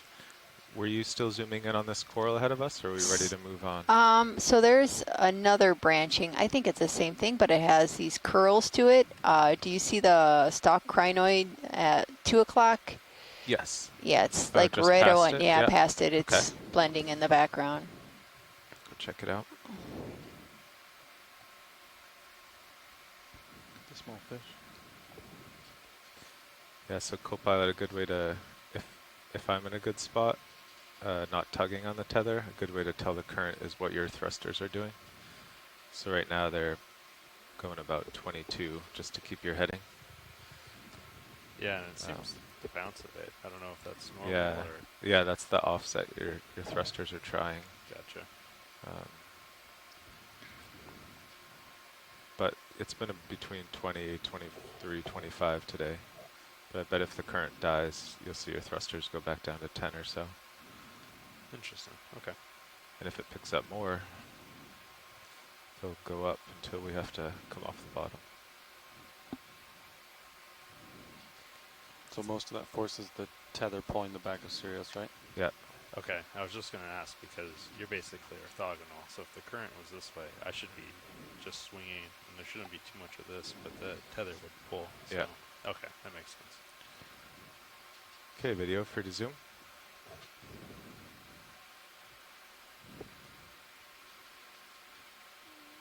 Yeah, it looks like the same one, but it has curling branches. Yeah, these kind of helical Do you have coils. any more zoom there? Okay.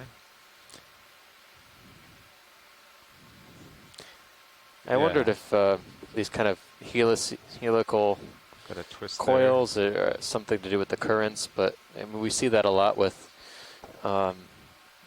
bamboo, unbranched bamboo colonies. They sometimes form these helices.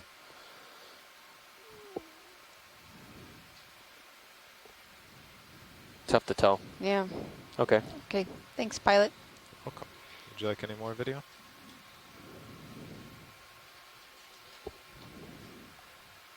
Many times. All right, we got lasers for reference. Also, pilot, if every once in a while, if you could just pan around just to see if there are any fish. Sure. We have a good view in Sirius too. Yeah, I've been trying to keep an eye. You can see a big fish almost as far as D2. When we took over at noon, we saw that shark and that, I believe it was a grouper from Sirius first.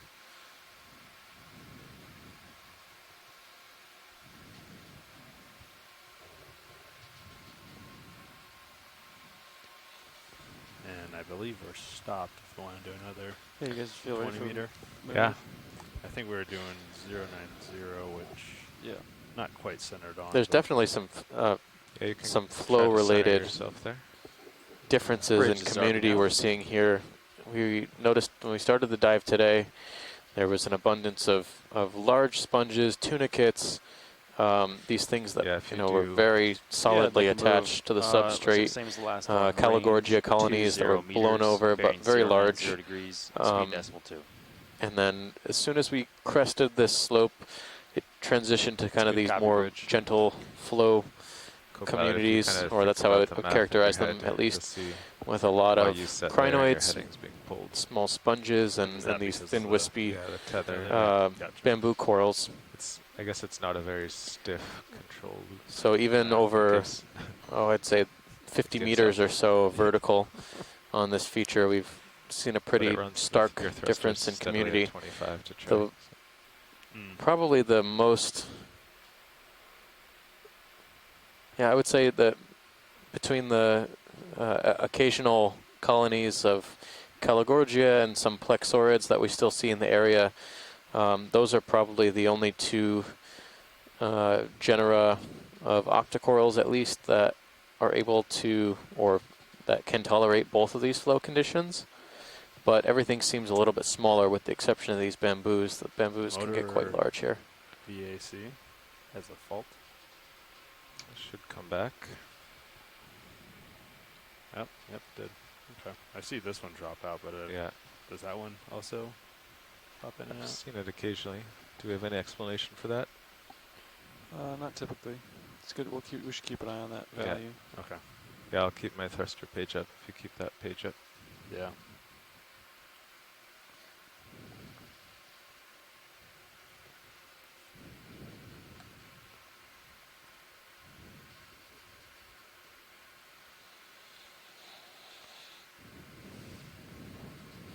The terrain has been more or less the same the entirety through the dive today. It's been more or less hard pan bottom with occasional dissolution or erosional features, little bumps in the substrate, but it's a pretty well current scoured everywhere we've gone so far today.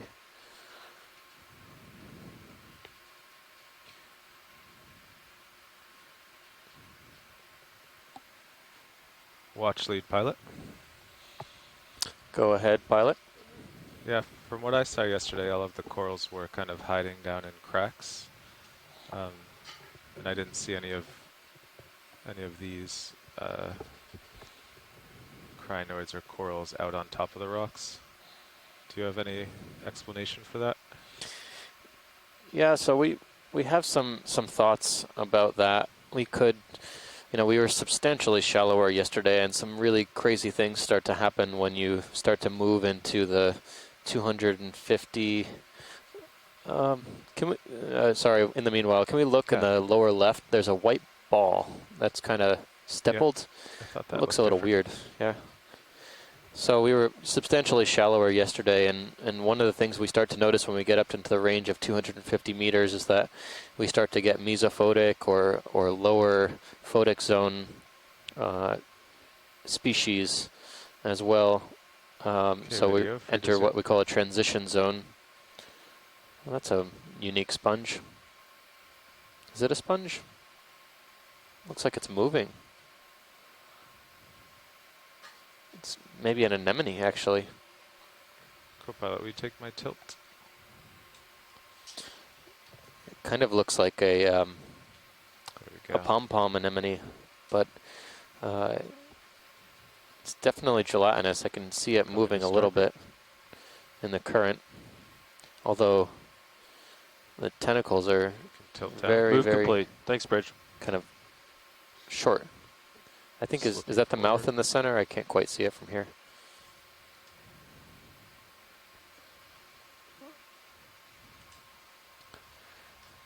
My best guess would be maybe a type of pom-pom anemone.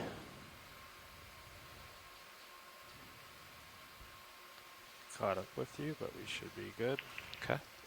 That move is This is the one the other day. I wonder, I was saying you can never see the mouths on these things, but the one other possibility, I don't really buy this myself, but it's some kind of nudibranch. Oh, possibly. All right, happy with that, Forgetting the Watchley? name of the groups. James would be very unhappy with me. Yeah, thanks, Pilot. Bonus lobster. Yeah, that's Nice. curious. It's the first one we've seen, I think, on this dive. Have you seen one? Yeah, definitely. No, I haven't seen that.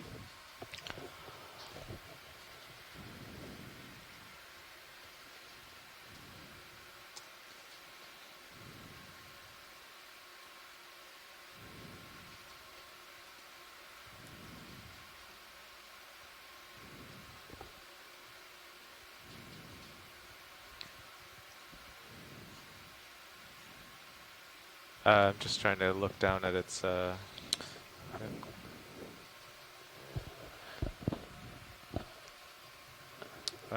by. Yeah, this is Okay, watch lead. push in real quick now. Good, watch lead. Do you have an off-bottom time so I can write it down? Pushing forward. Yeah, you have 1 hour and 20 minutes left. You want me to pan up? Okay. So off bottom would be I got it. 20:07 Okay. UTC. That includes your setup time and all that? Yeah, that's correct. Okay.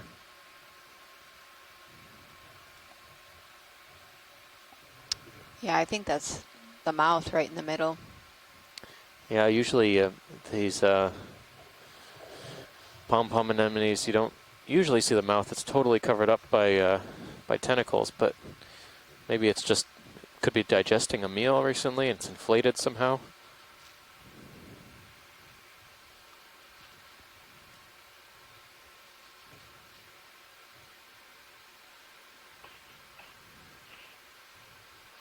Yeah, I would say that view, it's unequivocal that that is an anemone, and it's, as you say, it's nice to finally see the mouth associated. Guessing they're often squeezed together so you can't see it amidst the tentacles. Yeah.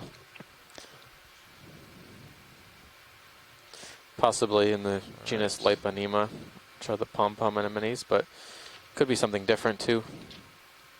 Moving on. Usually the pom-pom anemones have a kind of So you're still at 0, ball up like a down. Yeah, cluster of tentacles bouncing around. protecting themselves on all sides. Basically 85 or so.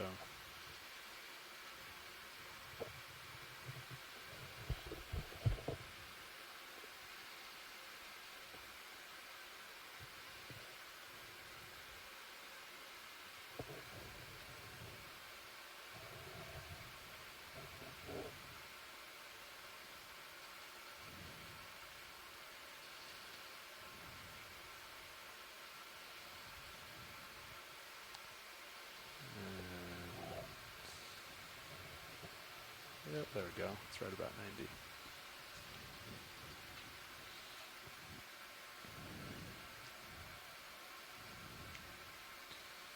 All right. Probably do another move.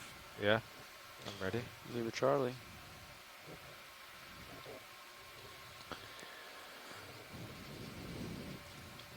Bridge, this is RV Nav.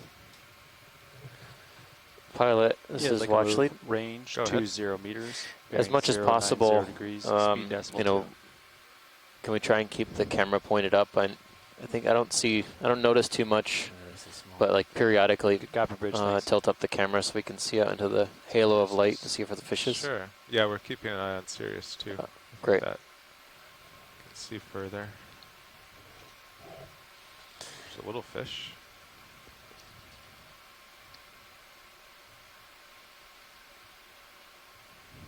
Any interest in this silverfish? I think it's just one of those green eyes. We Okay. could do a snap zoom. All right, quick zoom here video. Maybe not. Looks a little silvery. I know the green eyes are pretty silvery, but this one looks a little bit different.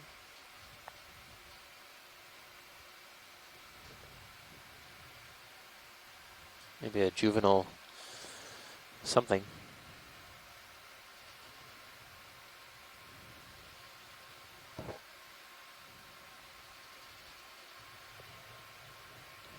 the wash on the backside, or at least the way that the light reflects off the scales, seems to be slightly greenish and silvery on the sides.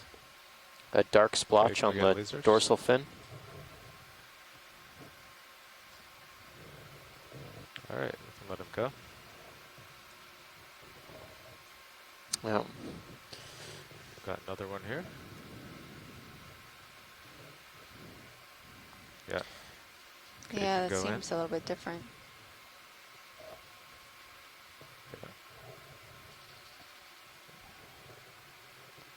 Maybe it was a Epigonus? Could be. So that's the green eye. Okay, we can go what? I didn't notice the second dorsal fin. Yeah. I think I just noticed the one, and then they had a dorsal fin much further back.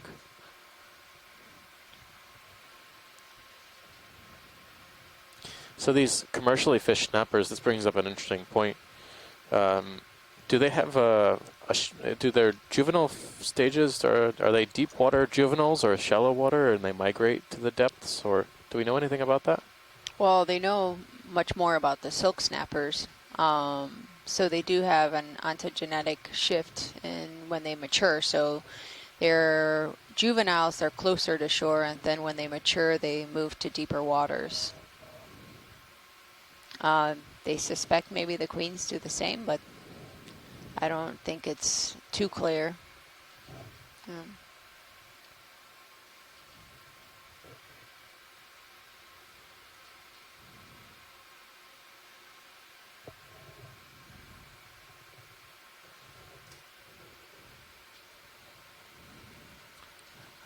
How's the surface current?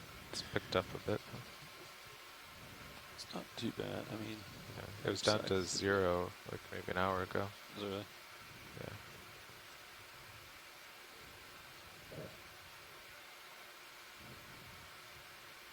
Yeah. Got decimal 3.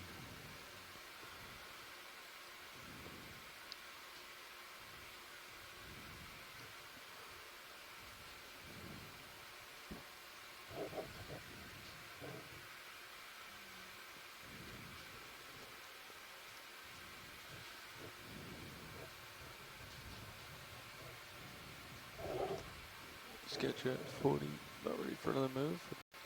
Yeah, I'm ready. All right. Probably hasn't. Last one hasn't finished yet, but has it? It's Yeah. just about to. I think it did. Maybe not. Is that what that rumble is? Yeah, I feel like it's still. Pilot, actually, can we take another closer look at this silvery fish? It's at 3 o'clock right now. It's out of the screen, I believe. Yeah, there we go. Now it's spinning. I think this is, I'm not sure if this is the green eye or if it's the other. Oh, I see it. Yeah. Down lower right here. It's almost it's like almost above the lasers now. Yeah, I see that one. Yeah. Look at a little closer.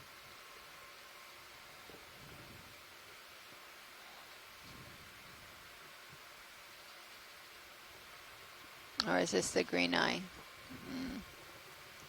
This one is the green eye. Yeah, this is not the one that we... Okay. Come wide.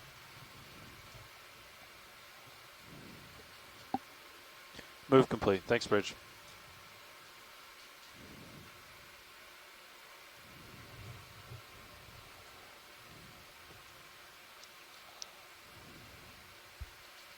Yeah, that silvery one was very silver from a distance. We'll keep an eye out for it.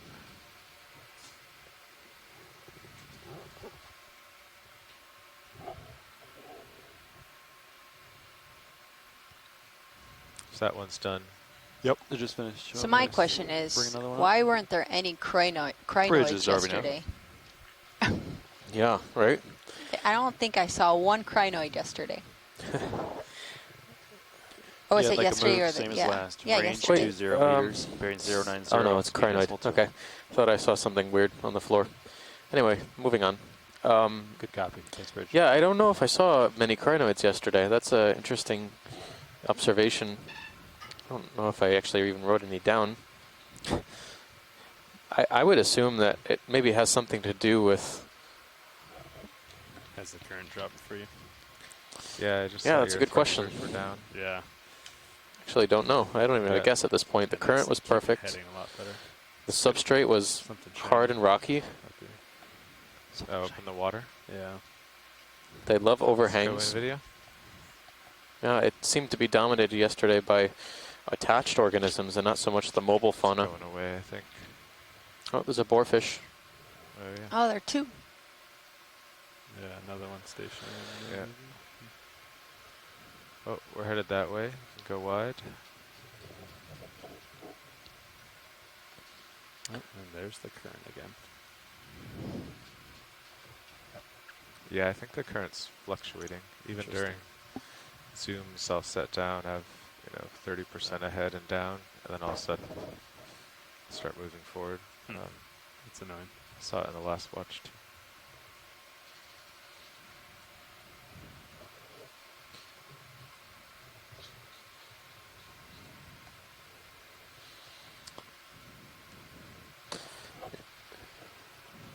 For folks on the science party, we are on our way to waypoint 4.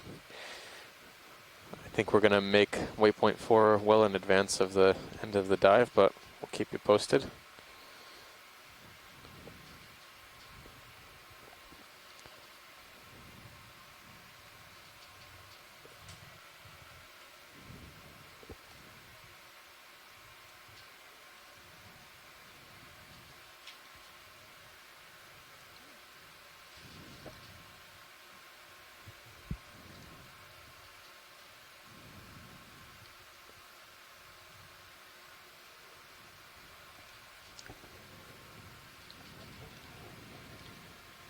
Pilot, this is Watch Lead.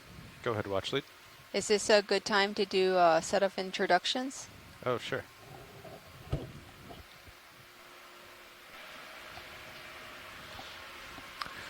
Well, we just had a watch change in the first row. I'm Carl McCletchy, piloting Deep Discoverer.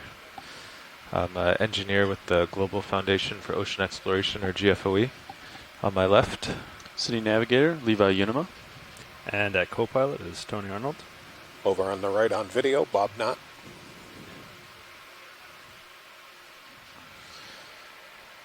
we hope everyone's enjoying the dive today.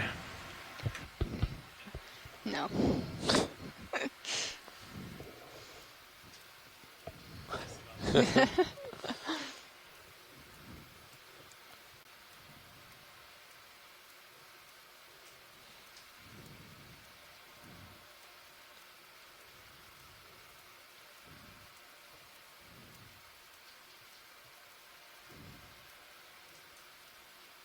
So one of the fishermen, Is that the boarfish moving along the bend? Yeah. Yeah. So one of the fishermen mentioned how we were talking about this yesterday, that the queen snappers, when there are boarfish around, they don't like to come, I guess, around the boarfish because the boarfish will not allow the queen snappers to feed. They look terrifying. They look very terrifying. I wonder how you would know that. I mean, unless they had... I wonder how shallow you could see these boarfish and queen snappers interacting. This one looks like it wants to have a stripe along the side. It's kind of like a mix. Yeah. Could be. It's probably trying to keep station in the current, too.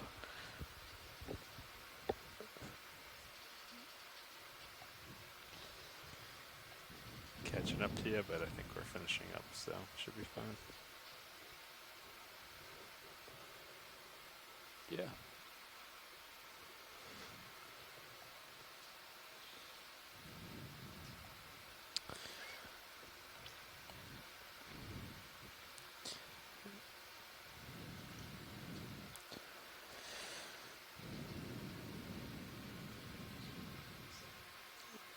At some of these depths in the Pacific, we would come across organisms. We would come across a type of, I suppose it's a boarfish relative, but it's called a false boarfish, Neositis, and those fishes would, you could find them down in excess of 1,000 meters, and they would often just follow along the vehicle and photobomb you at the most inopportune moment, right in the middle of the shot.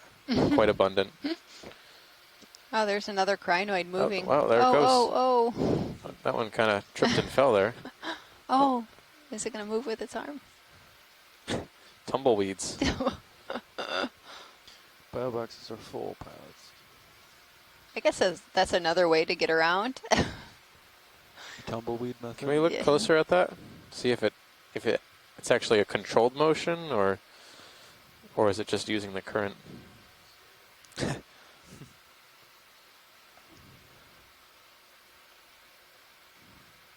Has the current picked up again, pilot? Yeah.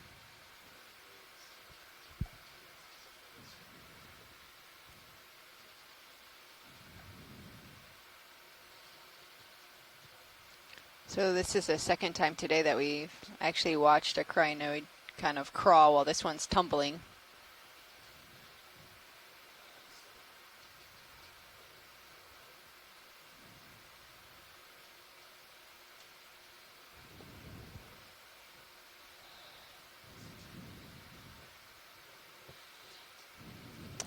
$75, and mostly centered on 90.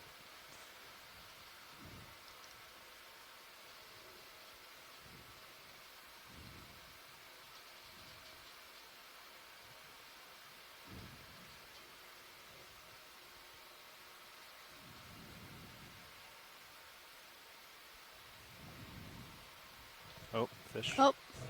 Oh, there's a snapper. It's a queen snapper. Yep, lasers are on. Yeah, it's going off that one. Just bombing on through. Yeah. Move complete. Thanks, Bridge.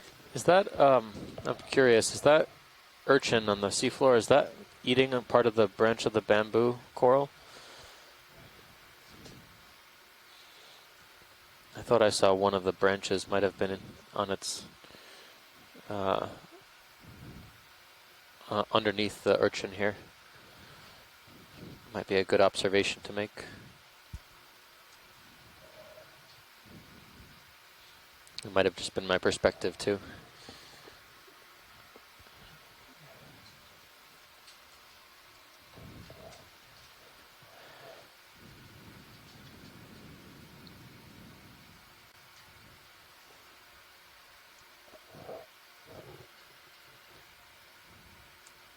I think that's one of the larger of these Histosideris. It looks like it's like has a haircut. Like all the spines on top are very short.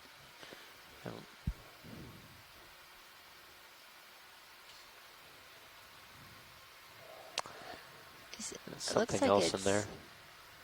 It looks like it's kind of eating a crinoid. It looks like a feathery, yeah, like a small crinoid. Oh, really?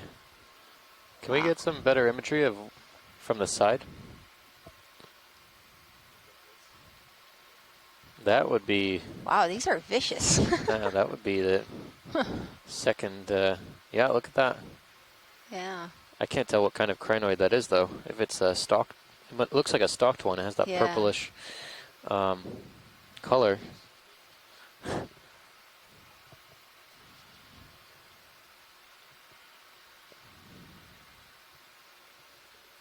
Yeah.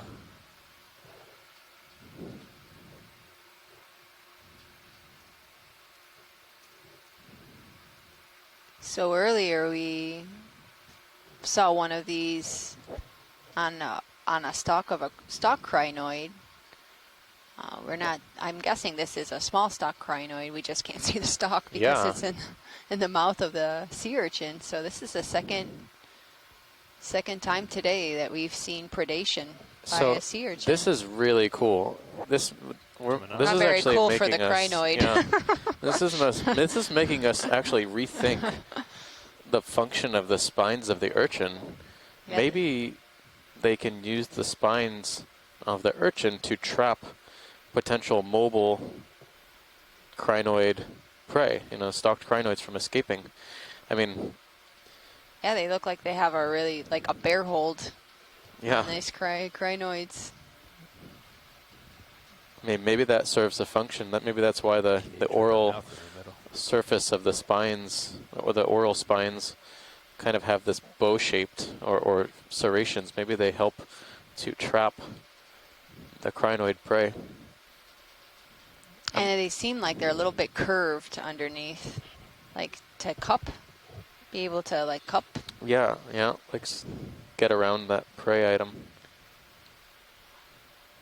Wow. Yeah, this is a pretty awesome, like, crinoid first kind of historic observation day. It's National Geographic urchin style. There's a stalk.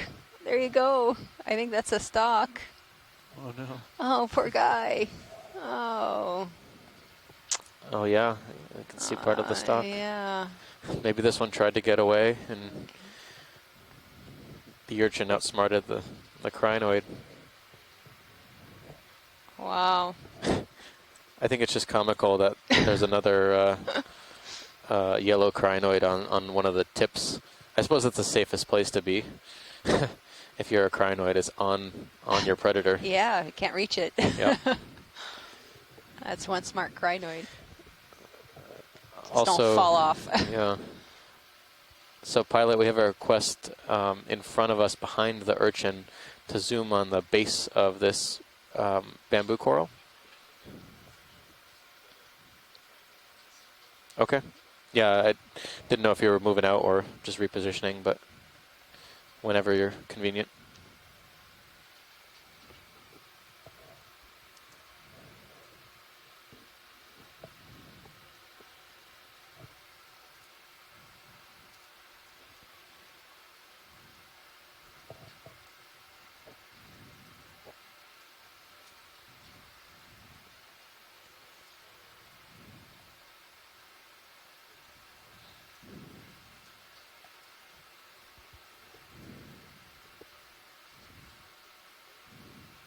Yeah, you could see its little cirri all over the place. Oh, sorry, crinoid. I would say it's a bloodbath, but that wouldn't be accurate. It's a cirri bath.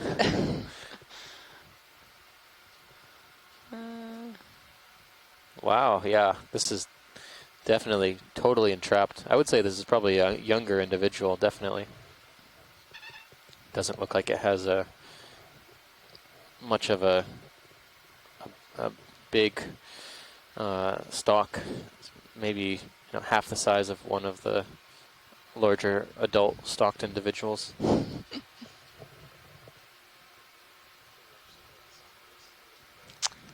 Just to look at the base of the coral. Want to get lasers on this again just to make sure we got a good measurement? I know. Sorry, Oh, it's the one in the background. I'm just seeing it now. The yellow base. We can get it from here. Don't.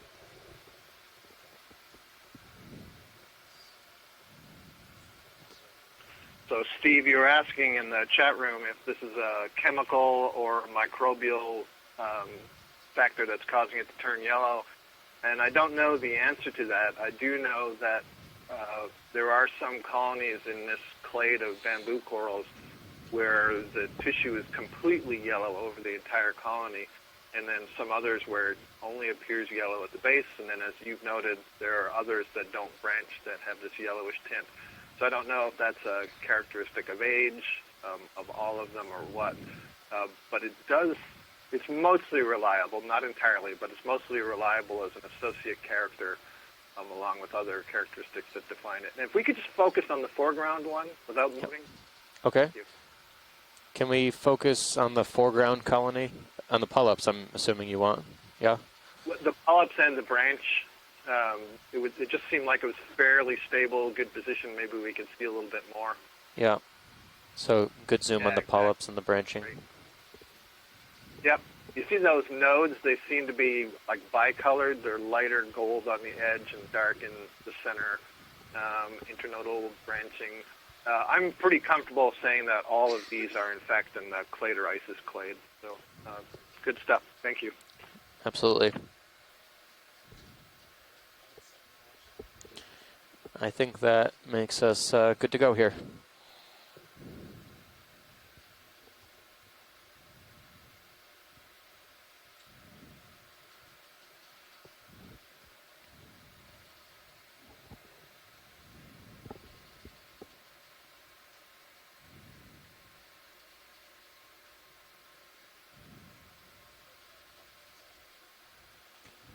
Coming off now.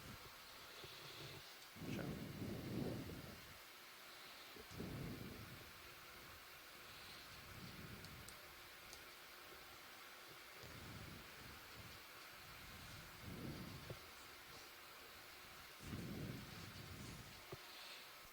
Oh yeah, that's another one. You want to call moving? Or do you want to wait? That's at 45, and I've dropped down just to give you more light. So Bridge Zarvi now. Yeah, I'd like a move, same as last. Range 20 meters. Oh, it bearing looks like 090, speed it decimal 2. is eating a bamboo coral. Good copy. Thanks for This is a sight. I've never thought that a dive would be focused on echinoderms. This is like echinoderm heaven. Yeah. In many ways. Yeah, everyone's having a bad day except the echinoderms here. Derm specialists. And the people that study them. So we're looking at a different kind of predation here by these histosideris urchins on corals this time, on these bamboo corals we've been seeing over the past few hours, couple hours I would say. I wonder if, since it's propped up a little bit more, if we'll be able to see the feeding mouth. surface. Yeah. it's 20 meter move, right? That's correct. Okay. Should be okay, I think. Might get a little bit of head and above, but Okay, I can always stop it too. yeah, I can come up a little I bit. bet this type of prey is probably a little bit more difficult to manipulate since it's so fine. But it's not unusual to see these sort of siderids chomping down on corals.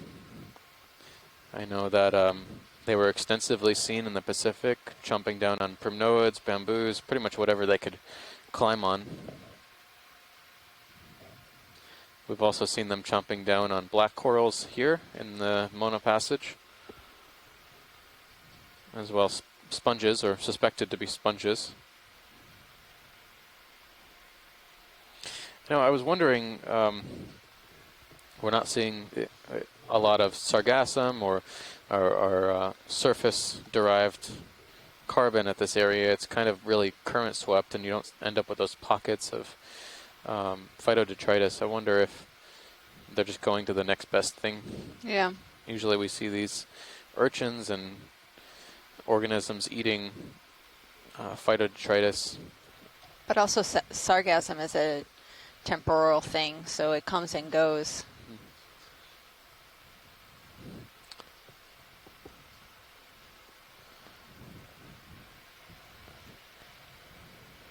Certainly these spines are probably the longest we've seen on any of these urchins so far.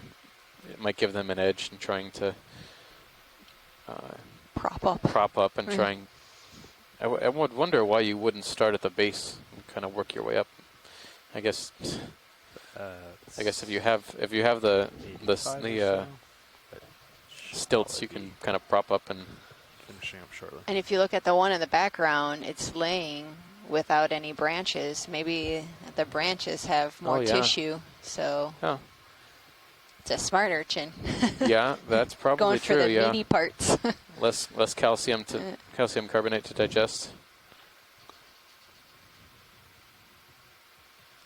Following you up.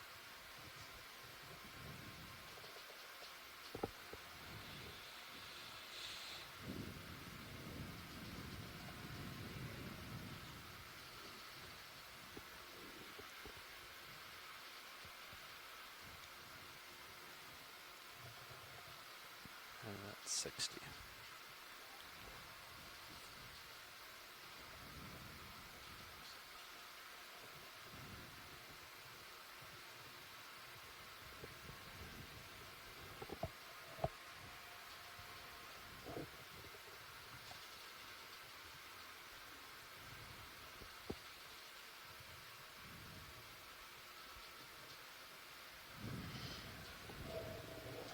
Move is complete. Thanks, Bridge.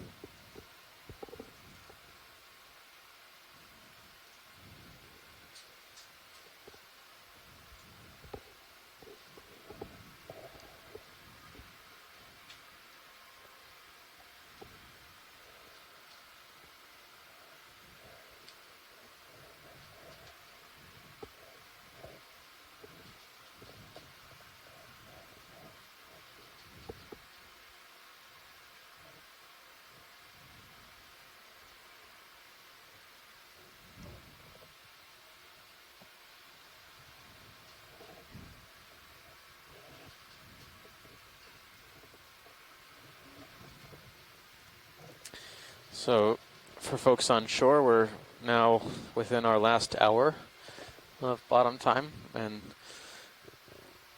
fortunately we'll be back tomorrow with another day of dives, but we're kind of in our home stretch here. I think we'll make our waypoint 4 right about on time. We'll see.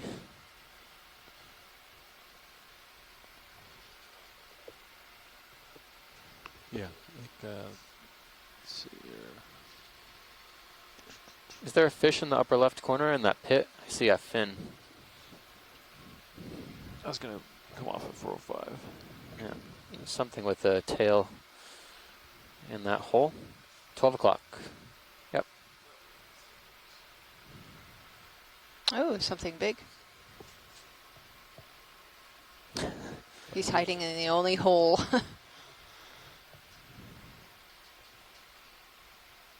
Oh, he heard us.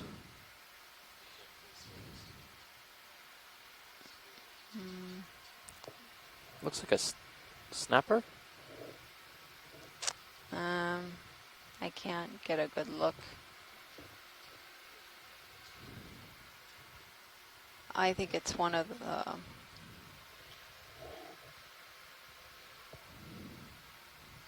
I'm not sure what it is.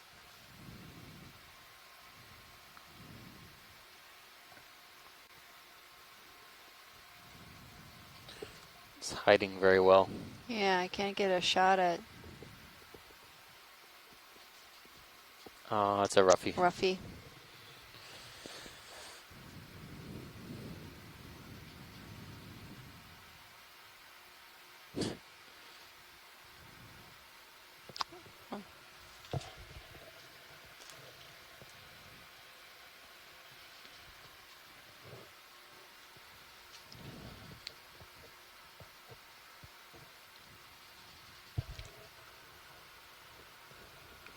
There are a couple shrimp in that hole, though. Similar to the shrimps we were seeing at the site that had a lot of roughy Yeah, off Mona. and Mona. Yep. Yeah, there was tons of shrimp. There's at least 2 or 3 shrimps that I saw inside that hole. This fish is not going to give us a good profile. Going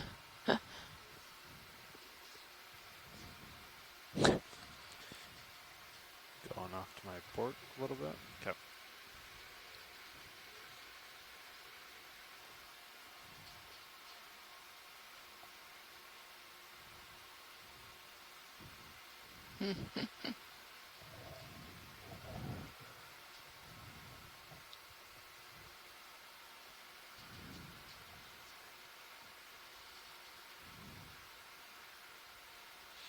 Bunch of bamboo rubble there. Yeah. And look at there, all these branches that are missing. Yeah, definitely. Yeah, the siderids are doing a number on the coral community here.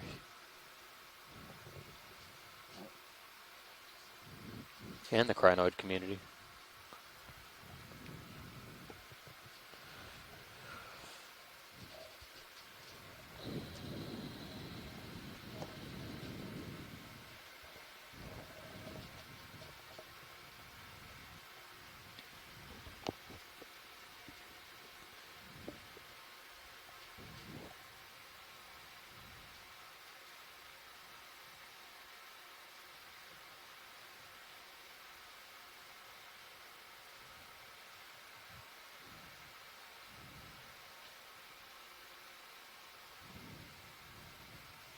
Oh, I think there's another fish. Is that a fish? Oh no, that's a crinoid. Oh. Maybe get another move. Yeah. Yeah.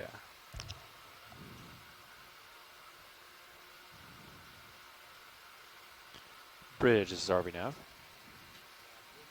Yeah, I'd like a move, same as the last, 20 meters, bearing 090 degrees, speed decimal 2. Yeah, I think that's a Thanks, green eye. Yeah.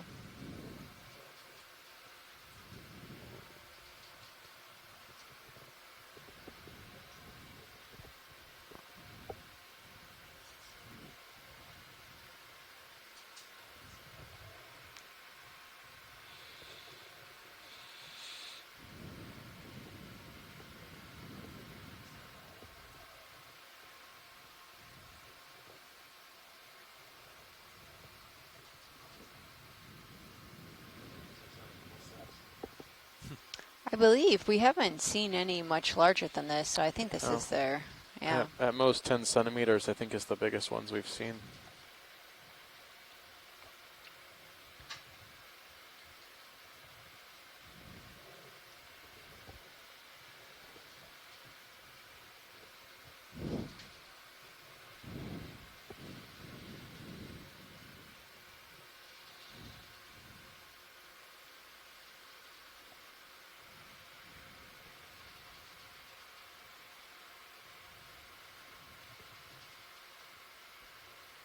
Oh, you got a fish right behind you. It's coming up on your starboard. If you turn slowly, you'll get him.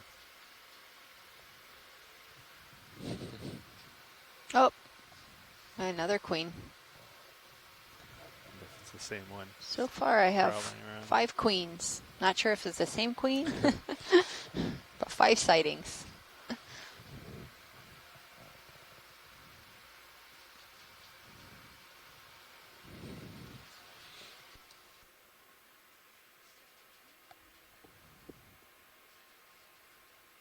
The boat's on the move, maybe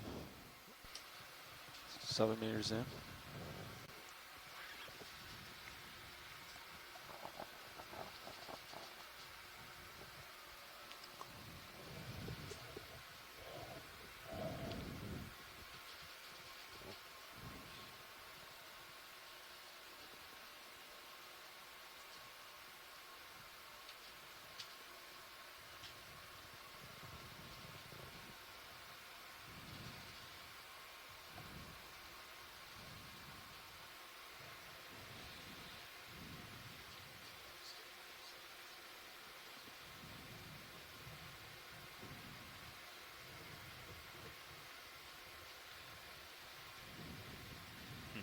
Well,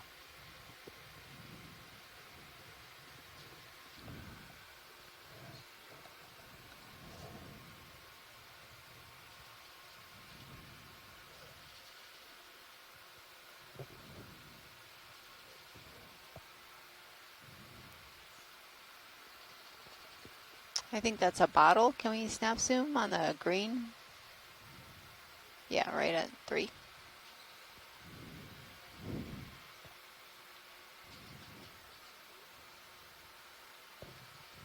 Oh, there's a, is that the silverfish below?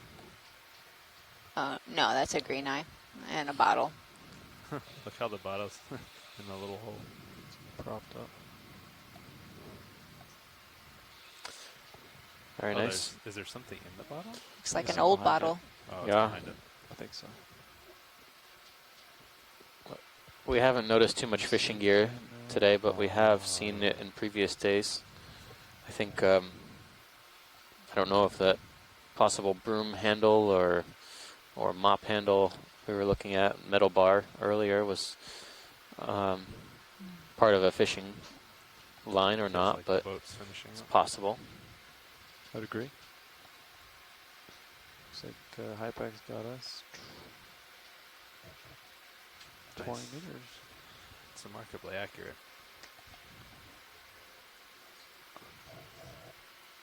Yeah.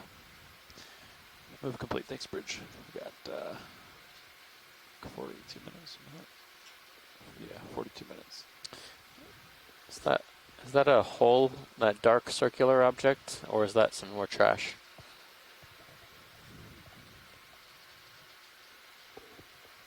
Kind of looks like a lid.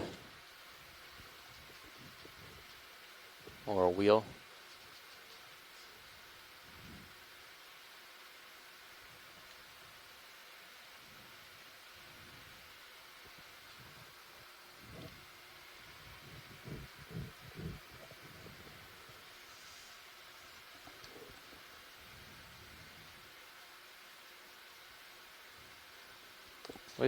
We've seen something that looks like this before at another site. It has a hole in it. It kind of reminds me of a drum, like an oil can or something, with one hole in it. Oh yeah, like the top of a paint bucket. Or a paint can, maybe. 25, 30 centimeters across. Maybe 20 centimeters. Yep. Pretty rusty. Probably not associated with fishing.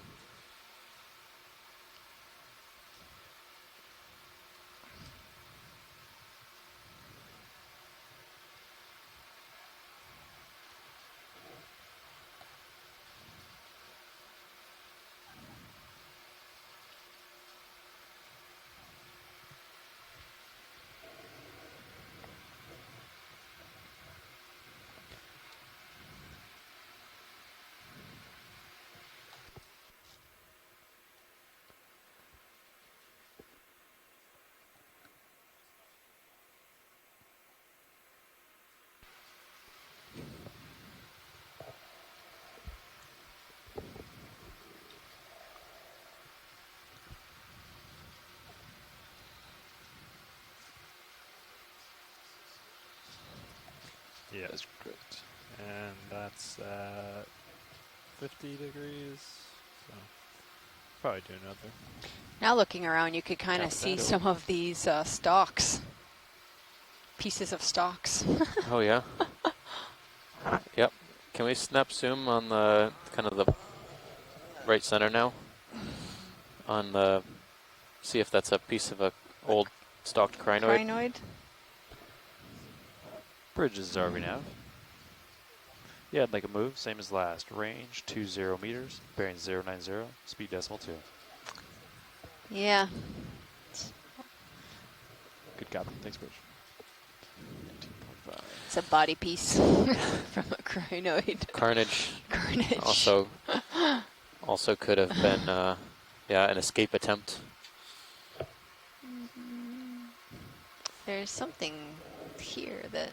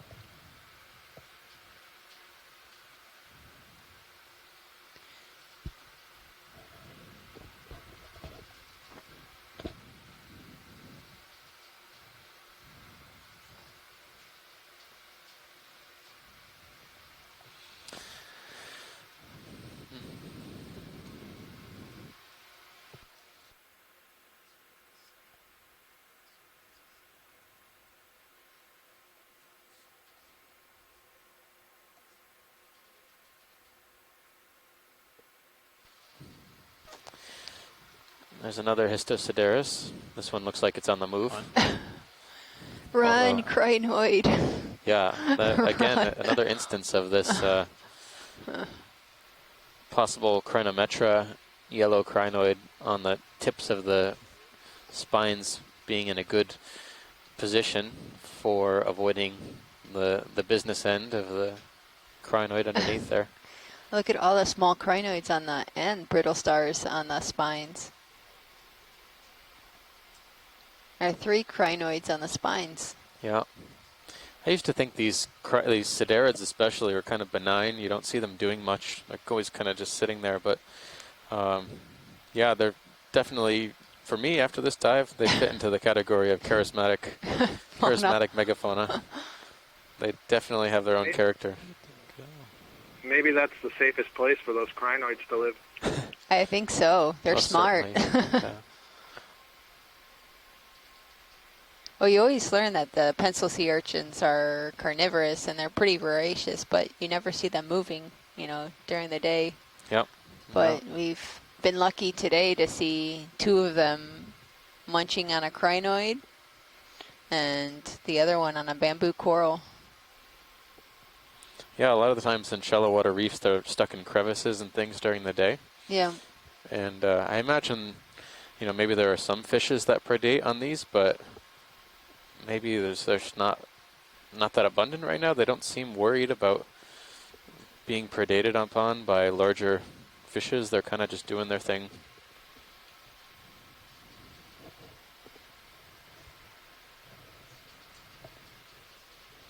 Very interesting. I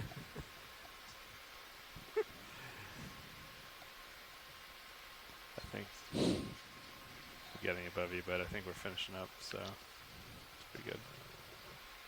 So close. One more.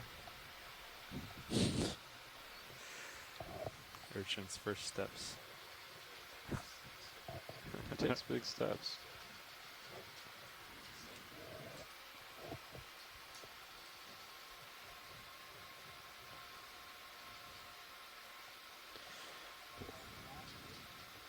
To move complete. Thanks, Bridge.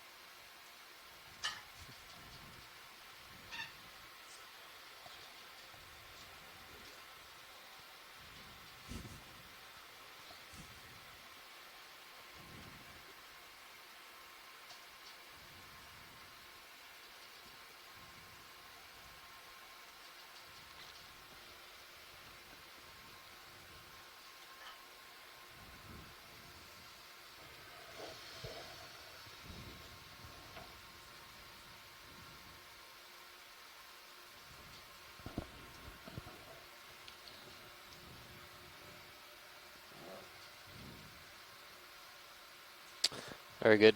Okay. Well, if anything we found today, I wonder if, yeah, if these yellow crinometrids are also could potentially be prey, or they seem to be a little bit more agile. Yeah. We've seen them moving a couple times, and they move quite quickly compared to the urchin. Yeah. Yeah.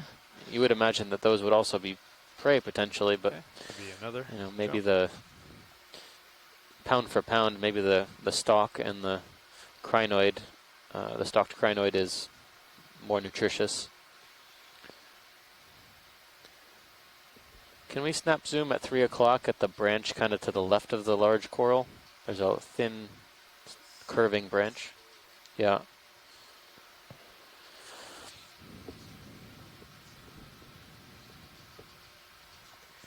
Then maybe after this, get a move in. Just wanted to confirm that it's still zoanthids. Thanks. Okay. Thanks for that zoom, Steve. I agree with you. That's what I saw earlier. So they were zoanthids and not a primnoid. Yeah. Bridges are we now? haven't noticed any unbranched primnodes at this site, but it's not unreasonable to think that you can't Like have them. I move, know there's same at as least a last. couple of different 20 species of meters, unbranched bearing primnodes 090, speed in this decimal area. Good copy. Thanks, Rich.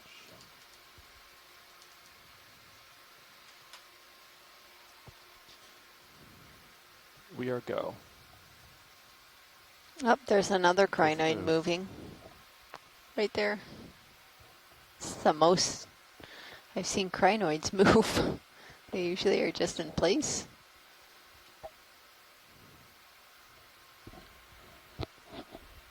I guess this is what a scene of terror looks like in a crinoid's mind. This is the terror movie. It's a bloodbath. Yeah, they have to be on their series.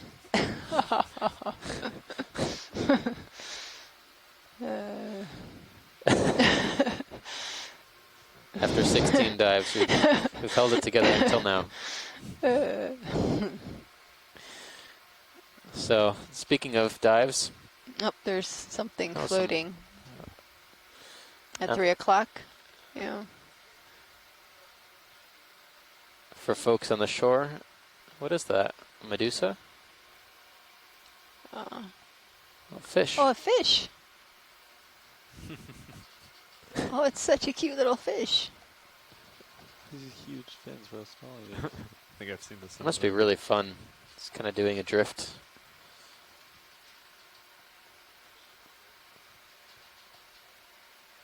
Oh, I'll help you out. So for folks on the shore, we're 16 dives in to a 20 dive expedition. And unfortunately, a couple weeks ago, we lost a day due to weather, but we're planning on doing 19 dives during this expedition. Today is dive 16. We have 3 more dives after today, where we'll be doing probably a little bit of a diversity of depth ranges in our last few dives of the series. We're still going to be working in the vicinity of the Mona Passage, but after Sunday and Monday, on Tuesday we'll head back into the port of San Juan, and that'll be that. Hopefully, all in all, a successful expedition so far.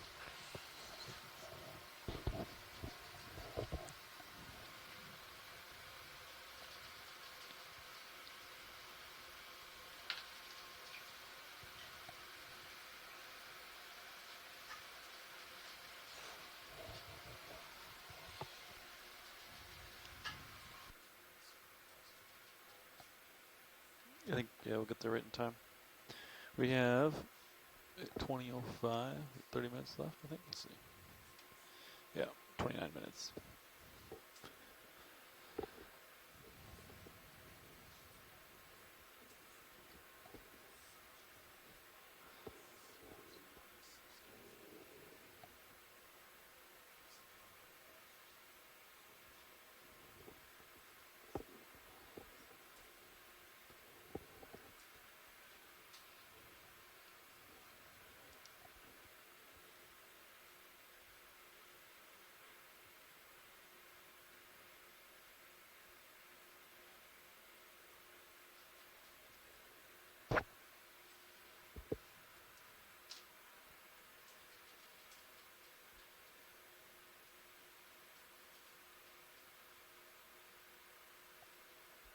Is that some more debris over there, or to the right-hand side?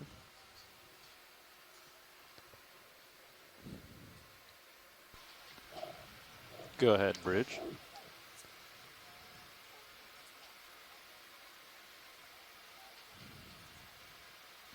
Understood. As long as your rotation's A-frame, I'm cool with it. So, copy that. Thanks, Bridge. Making a heading change to starboard pilots.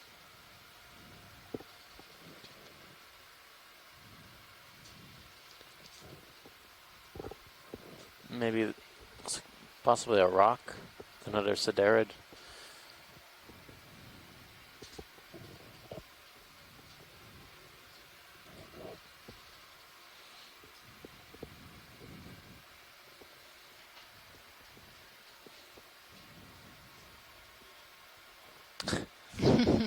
trying to push that boulder up slope. Oh yeah, we've been seeing this a bit. So there are these ophiuroids, these brittle stars that kind of just wrapped around for a ride, I think, or maybe to get up into the current. Yeah, I don't think they are. It's not a parasitic or predatory relationship that we are observing. I think it's more of a they're there and they can't be taken off by the urchin. And I wonder why I think maybe why they're doing this is because there are really no other branching structures out here that will allow them to get up in the water column, because we haven't been seeing this behavior that often during this expedition. Yeah, absolutely. That's not been that common, especially on Histosideris or any urchins, sideroid urchins for that matter. So it's as good I guess as any, because a lot of the stems and stalks we're seeing, apart from maybe the stalked crinoids, are at best 10 centimeters tall, 15 centimeters, and that's about how long some of these spine tips are.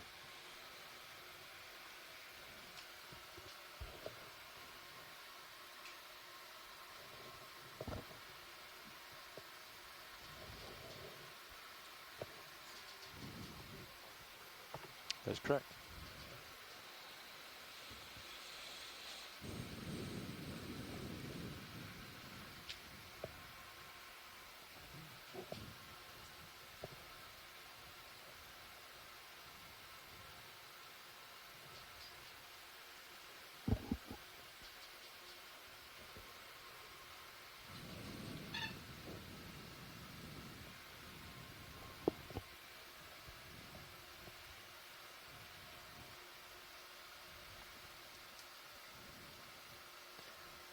Bridge is RV nav. Once you're done with that heading change, I'd like a move.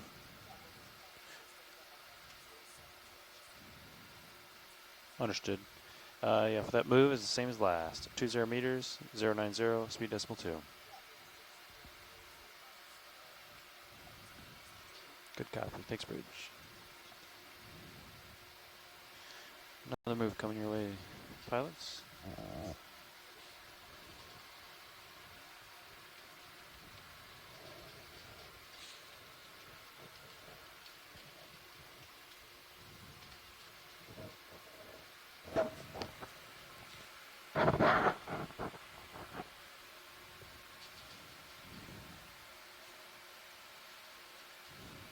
Just need a few more big fish in the next 20 minutes.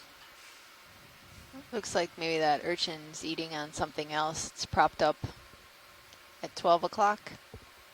Yeah, out in the distance? Yep. All right, we'll head that way. We'll get a little more tether. Should be catching up with you shortly. Yep.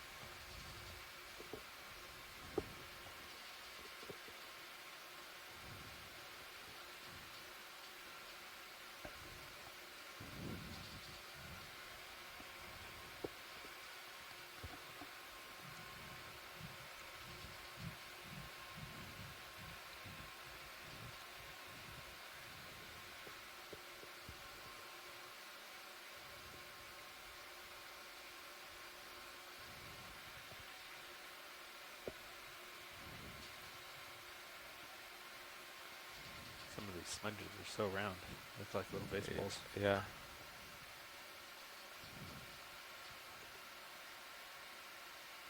Everything's so evenly spaced. It's like each creature takes 6 feet of ground, distribute themselves evenly.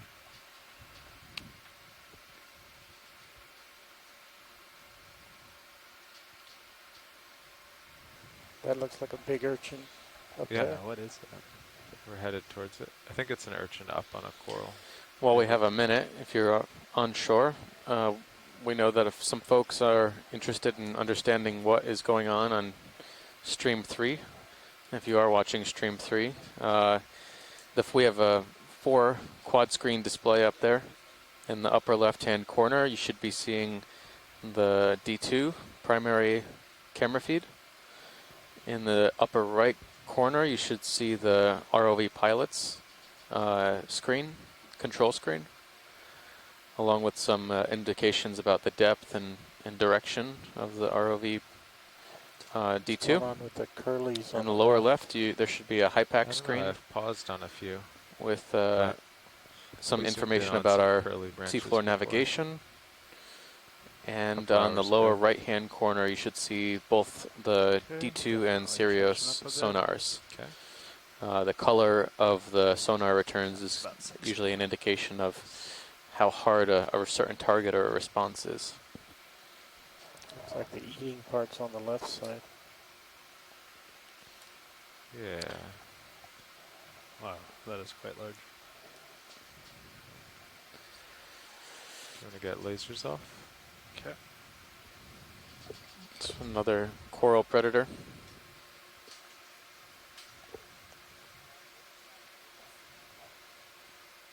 Roger that. Move complete. I wonder if it's the case. It seems like there are at least 2 data points here. The 2 largest of these Histosideris urchins that we've seen today have been propped up preying on these bamboo coral colonies. I wonder if it has something to do with the older adults or the larger individuals being able to eat these corals, possibly a more nutritious food. And maybe the younger ones or smaller ones are eating the bits of the crinoids, the stalked crinoids. Should get a good view of the oral side of this one. Okay, co-pilot, will you take my camera tilt? Video, you're free to zoom. This one doesn't have as many spines as the ones that we've been seeing.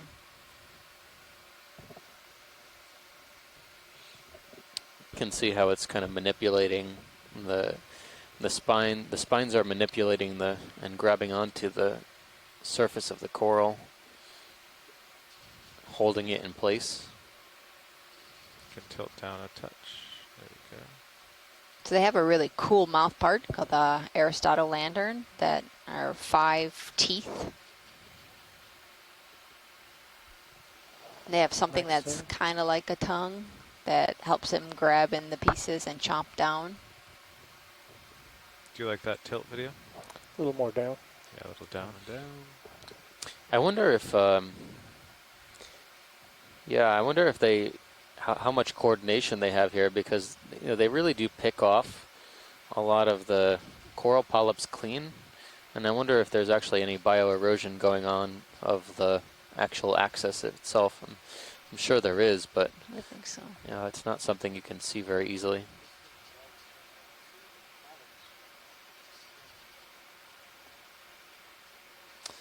Yeah. One of the things we were looking at was, or noting that we are seeing polyps, but the tissue here, the senenchyme, seems pretty thin or difficult to see. It's difficult to tell which part of it is exposed. I'm guessing, so I notice a little bit of a difference in the node coloration between areas that have tissue and those that do not. And I'm wondering if that's a good indication of if there is tissue there or not, or if it's being rasped away.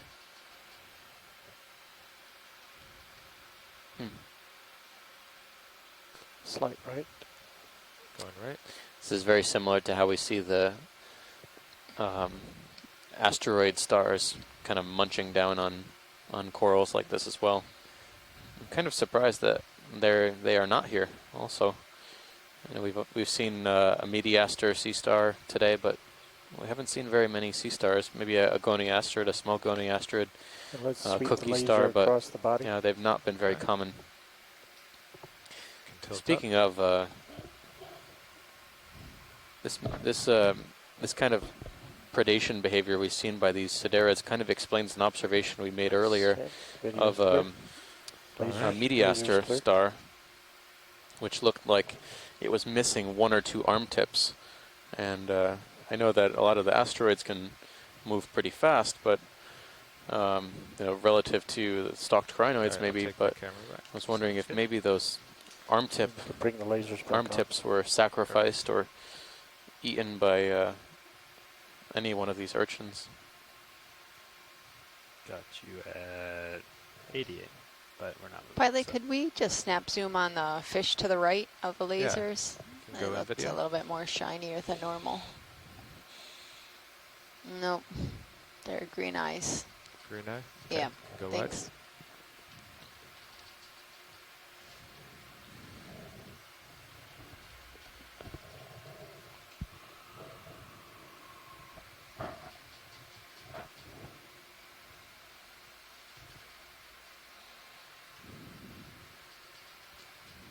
Following you up. 65.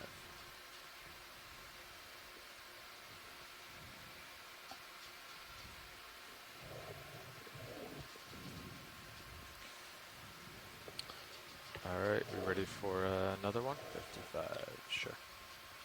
Is that something else in the lower right corner there, or is that just a weird angle on a bridge? Is something dark. brittle star, or this? Yeah, ready for a move. Never mind. Same as last. There's a white box in the distance, though, or some. There's Looks like some a box yeah, or a some tube. That's purple on the bottom right. Right. That's a stalked crinoid. Crawling right on the bottom. to the right of the Oh, lasers. no. I'm not Yeah, sure. I'm going to zoom in on that. That stalked crinoid is kind of laying flat, Get up. exhausted. Looks like Oh, it looks like some cloth plastic bag. or plastic bag. Yeah. See it moving in the current. Okay, we go what?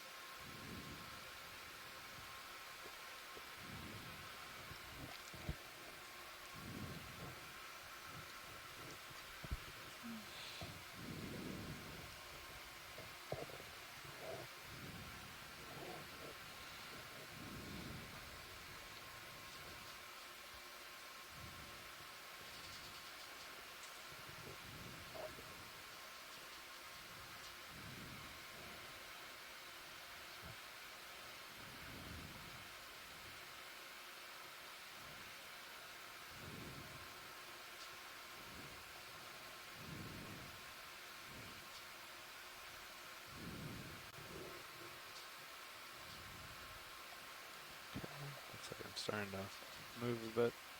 Okay. There's something dark in the sand. Oh yeah. Want to do a snap zoom here video?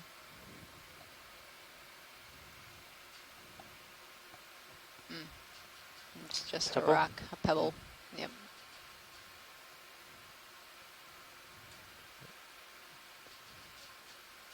Drifting backwards. Yeah.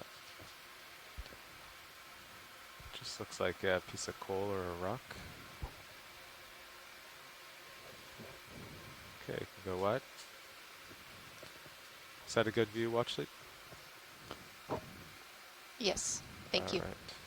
Well, for a second, I thought that was that white sponge was a box or something. From a distance, it looked man-made, but I think actually it's just a sponge now. Can we snap on the white sponge? Sure. We have a moment here I can set down. Okay. It's interesting. It looks very much like the Facalia sponge we were looking at a few days ago.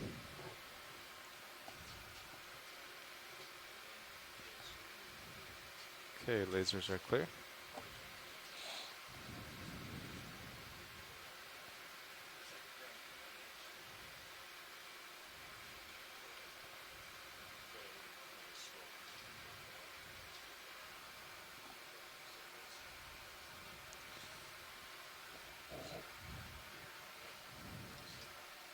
Okay, free to zoom video.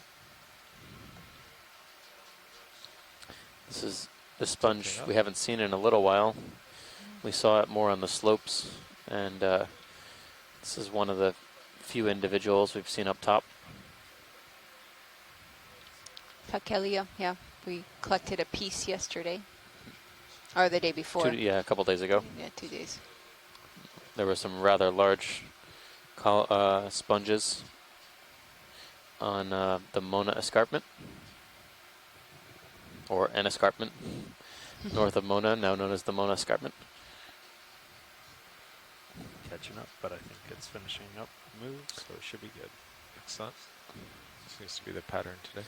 Yeah. Can see very clearly this ridge structures kind of look like almost vascularized part of the sponge, but it's not what it's for. It's not for, at least as far as we know, transporting nutrients. It's probably structural in nature. Sponges are filter feeders. They're creating a feeding current and extracting nutrition from the water column around. Go what? Here's wide list of skids. Excellent. There's another urchin eating bamboo. Is that on a coral? Yeah. If you go in partial, I'll just fly over this urchin. Gotta make a move.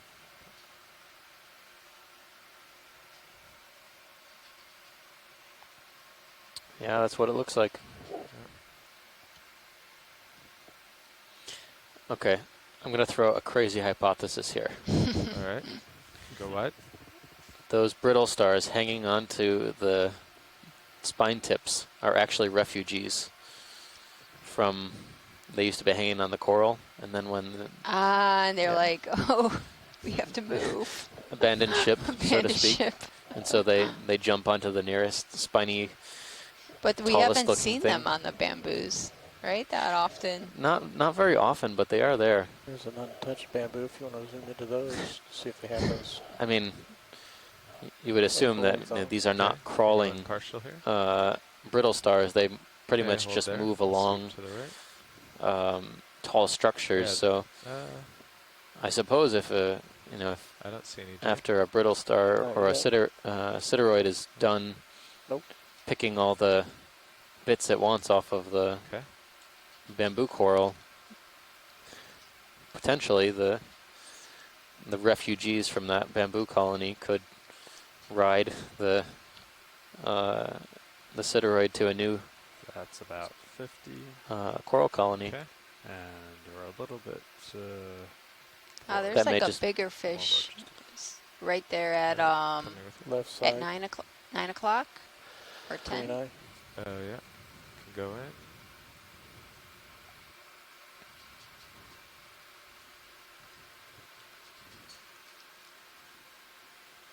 Oh, it's a bigger green eye. Yeah. Could probably get another jump in. Or we're passing waypoint 4. Are we just gonna? I guess we don't have too much time left. But I think we have time for one more. Go ahead, Bridge. But this is the Excellent. most Like I've move. seen of Same really one, 20. small Yeah, echinoderms, you know? We've been seeing adults, and a good we've been catfish, seeing a that's- lot of small more crinoids and move, sea urchins. So this might be a nursery habitat for... Yeah, it could be. I'm still curious what that Kind of silvery small Till we get it. fish was. If that was Oh, a forage big fish fish, or right? just the juvenile of something else.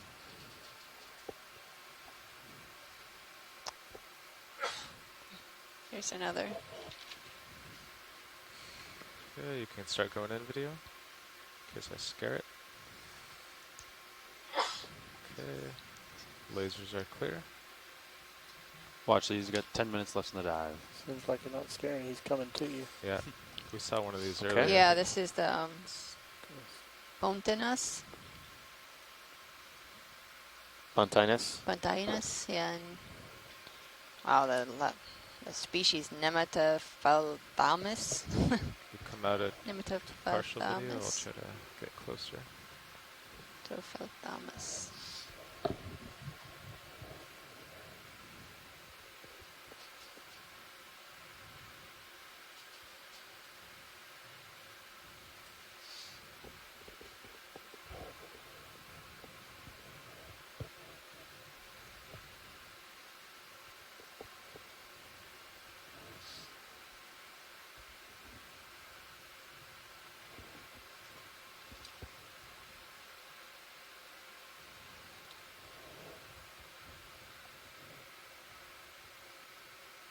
Okay, you can go in.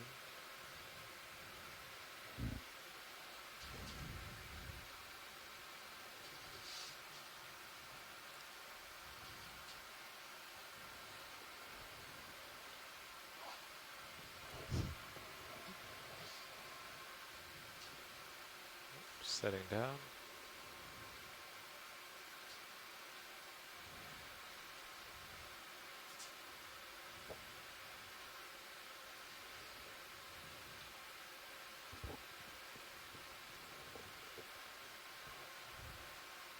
He's definitely not scared. Could have just come up and sat down.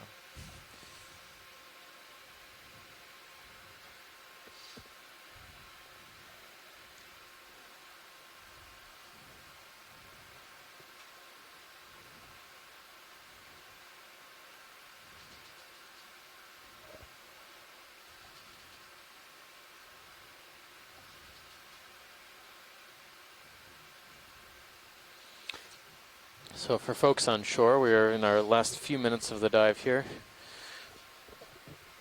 About 10 minutes till our off-bottom time is scheduled. We're made well. We're just at waypoint 4. We did a pretty good dive track today on time. Covered a lot of distance. Made a lot of collections that will help us understand and characterize the deep sea benthos in this area. Same as before. Caught We've made some pretty amazing observations of deep water predation by echinoderms on echinoderms and echinoderms on cnidarians, and a lot of observations of commercially important species like queen snapper. We've made several of those observations today.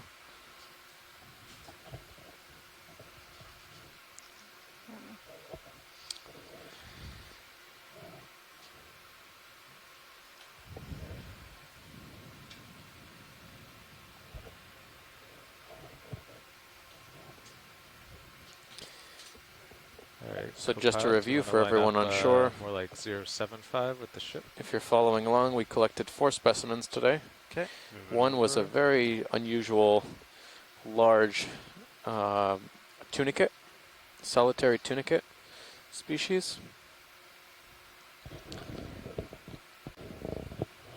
As well, we made a collection of a cone-shaped sponge that we've been trying to track down for a few days. Possibly a euplectellid sponge. We also sampled a rather hard stony sponge here, that is abundant in this particular area and at these depths.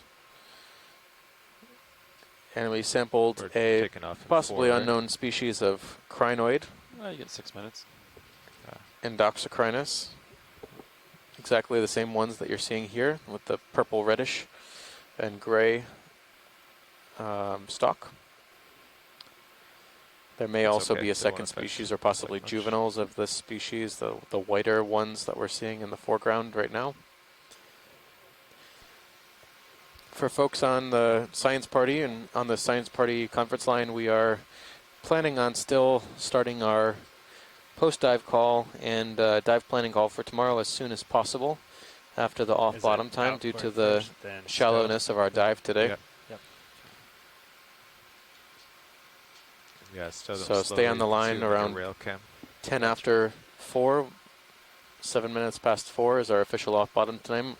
We'll begin at around 10 past 4 or so, and hopefully we can get that done before the vehicles make it to the surface. As long as they're under control. If you just go too fast, they quite aggressive. I also want to acknowledge make sure to put it, a lot of the way assistance we've had from shore today. We had some pretty great conversations with echinoderm biologist Chris Ma at the Smithsonian Institution, National Museum of Natural History. Chuck Messing also called in with his insights about crinoids in the area. Okay, I'll try again. We've also had conversations with about a dozen scientists today through the science chat, providing us some information about the fish communities here, as well as the invertebrate fauna we might be seeing. So it's not just us here, we have an army of people who are helping us better understand and characterize the deep sea benthos and deep sea demersal fish communities in this area. Yeah, I guess that's the craft shadow.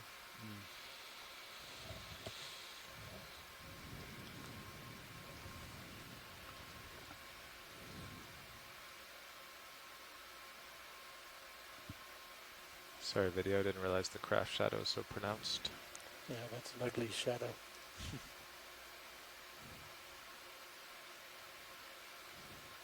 So now here's what I'm thinking. As soon as we go out of auto heads and into the water, probably going to go straight south. Yep. So why don't we line up due north here? I'll keep exploring as we go, and then I'll just drive straight under, and we'll be stretched out.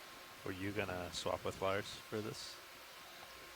I think for the actual recovery, yeah. Oh, okay. Yeah. You like that plan, Neff? Yeah. Do we want to undo the shadow for the next 5 minutes? Okay. Yeah, why don't you put the plan? Just starboard. You can deploy starboard halfway. So we're in the process of getting oriented here. So the smaller ones are possibly juveniles of the purplish ones? Is that what Possibly, yeah. So that was one hypothesis, or they could be a different species of isocrinid. It wasn't quite clear. Ideally, if we had unlimited resources, we would definitely want to collect a pair of them, but I think this will have to suffice for the moment.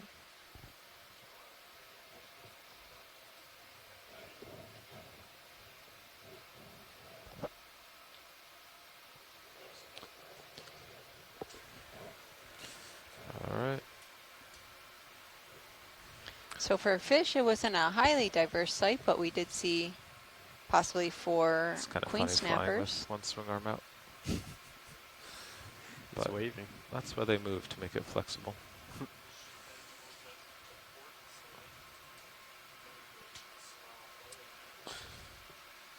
So white and black thing. Can we snap zoom on the lasers? Say again? Snap zoom on the lasers. There's looks to be some sort of debris on the seafloor there. Video you can go in. White and black. Oh, sponge. 2 different Pair color of sponges. Yeah. Should I take a closer look? Nope, that's all right. All right, you can go wide. One of them we sampled, and another one of them we'll have to take a closer look at that purple sponge. We've seen a lot of color polymorphism on that all right, sponge. now you can stow everything. Okay, watch lead. Our time is up here. We're just going to stow the swing arms and come up off the bottom. Okay, thank you. Great. Your uppers? Great dive, front row, everyone. Yeah, it was a good one. Thank you.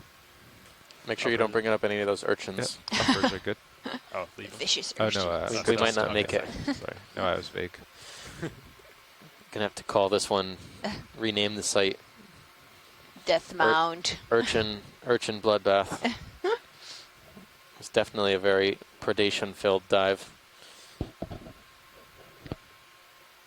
All right, so shoreside scientists, we will join you in about 2 or 3 minutes' time, about 10 past the hour, where we'll convene and talk about plans for tomorrow. Thanks to everyone who's joining us on the shore around the world. We've had a great dive today. We hope you can join us for our next 3 dives at least on this expedition. So hope to see you tomorrow. Thank you, everyone. Good afternoon. Buenas tardes. Mañana vamos a explorar also come up to Delta cerca de la isla de Mona. 20. Buenas tardes. I'll just let the current bring me a little closer to you.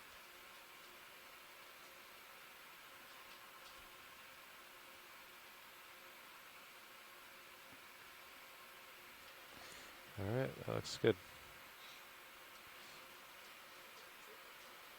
So you can just secure hydraulics and we'll get into formation.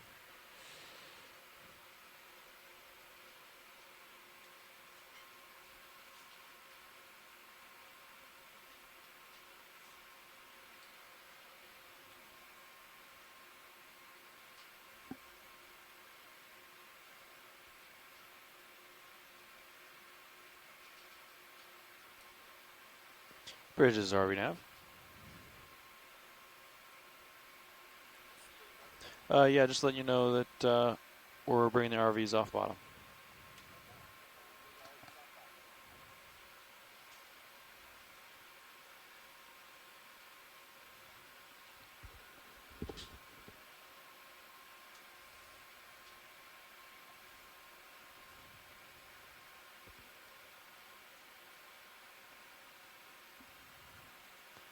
Looks like we're pretty much at the shallowest. Just one more contour way over here. That's what, 440, 430, 420?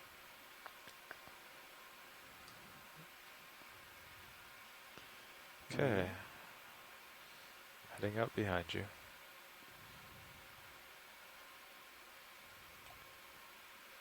Okay. Your tether looks like it's off to your side. Yeah. I want to cycle your tail cam to get it back. Oh yeah. Thanks, Nav. Yeah.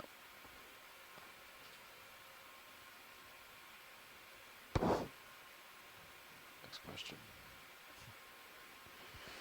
Awesome. All right, you can come out of auto head once I start pulling in a moment, which I think is now. Okay, out of auto head. All right, I'm gonna come up. Hi, is anyone there? Just got a little forward wave, but the current should really be taking me. Hey Scott, it's Daniel. Just a couple more minutes. We're just getting set up. So now you're pushing. Copy that, thanks. Now you're pushing out and coming up. Is that Yeah. Okay. And turns are basically 0. Okay. Once the ship's moving, Yeah. we should clock around. Once you guys are safely off bottom, then I'll bring the ship ahead. Okay. I think I'll have a good view of the tether once delta's 9 or so. I'm just coming up.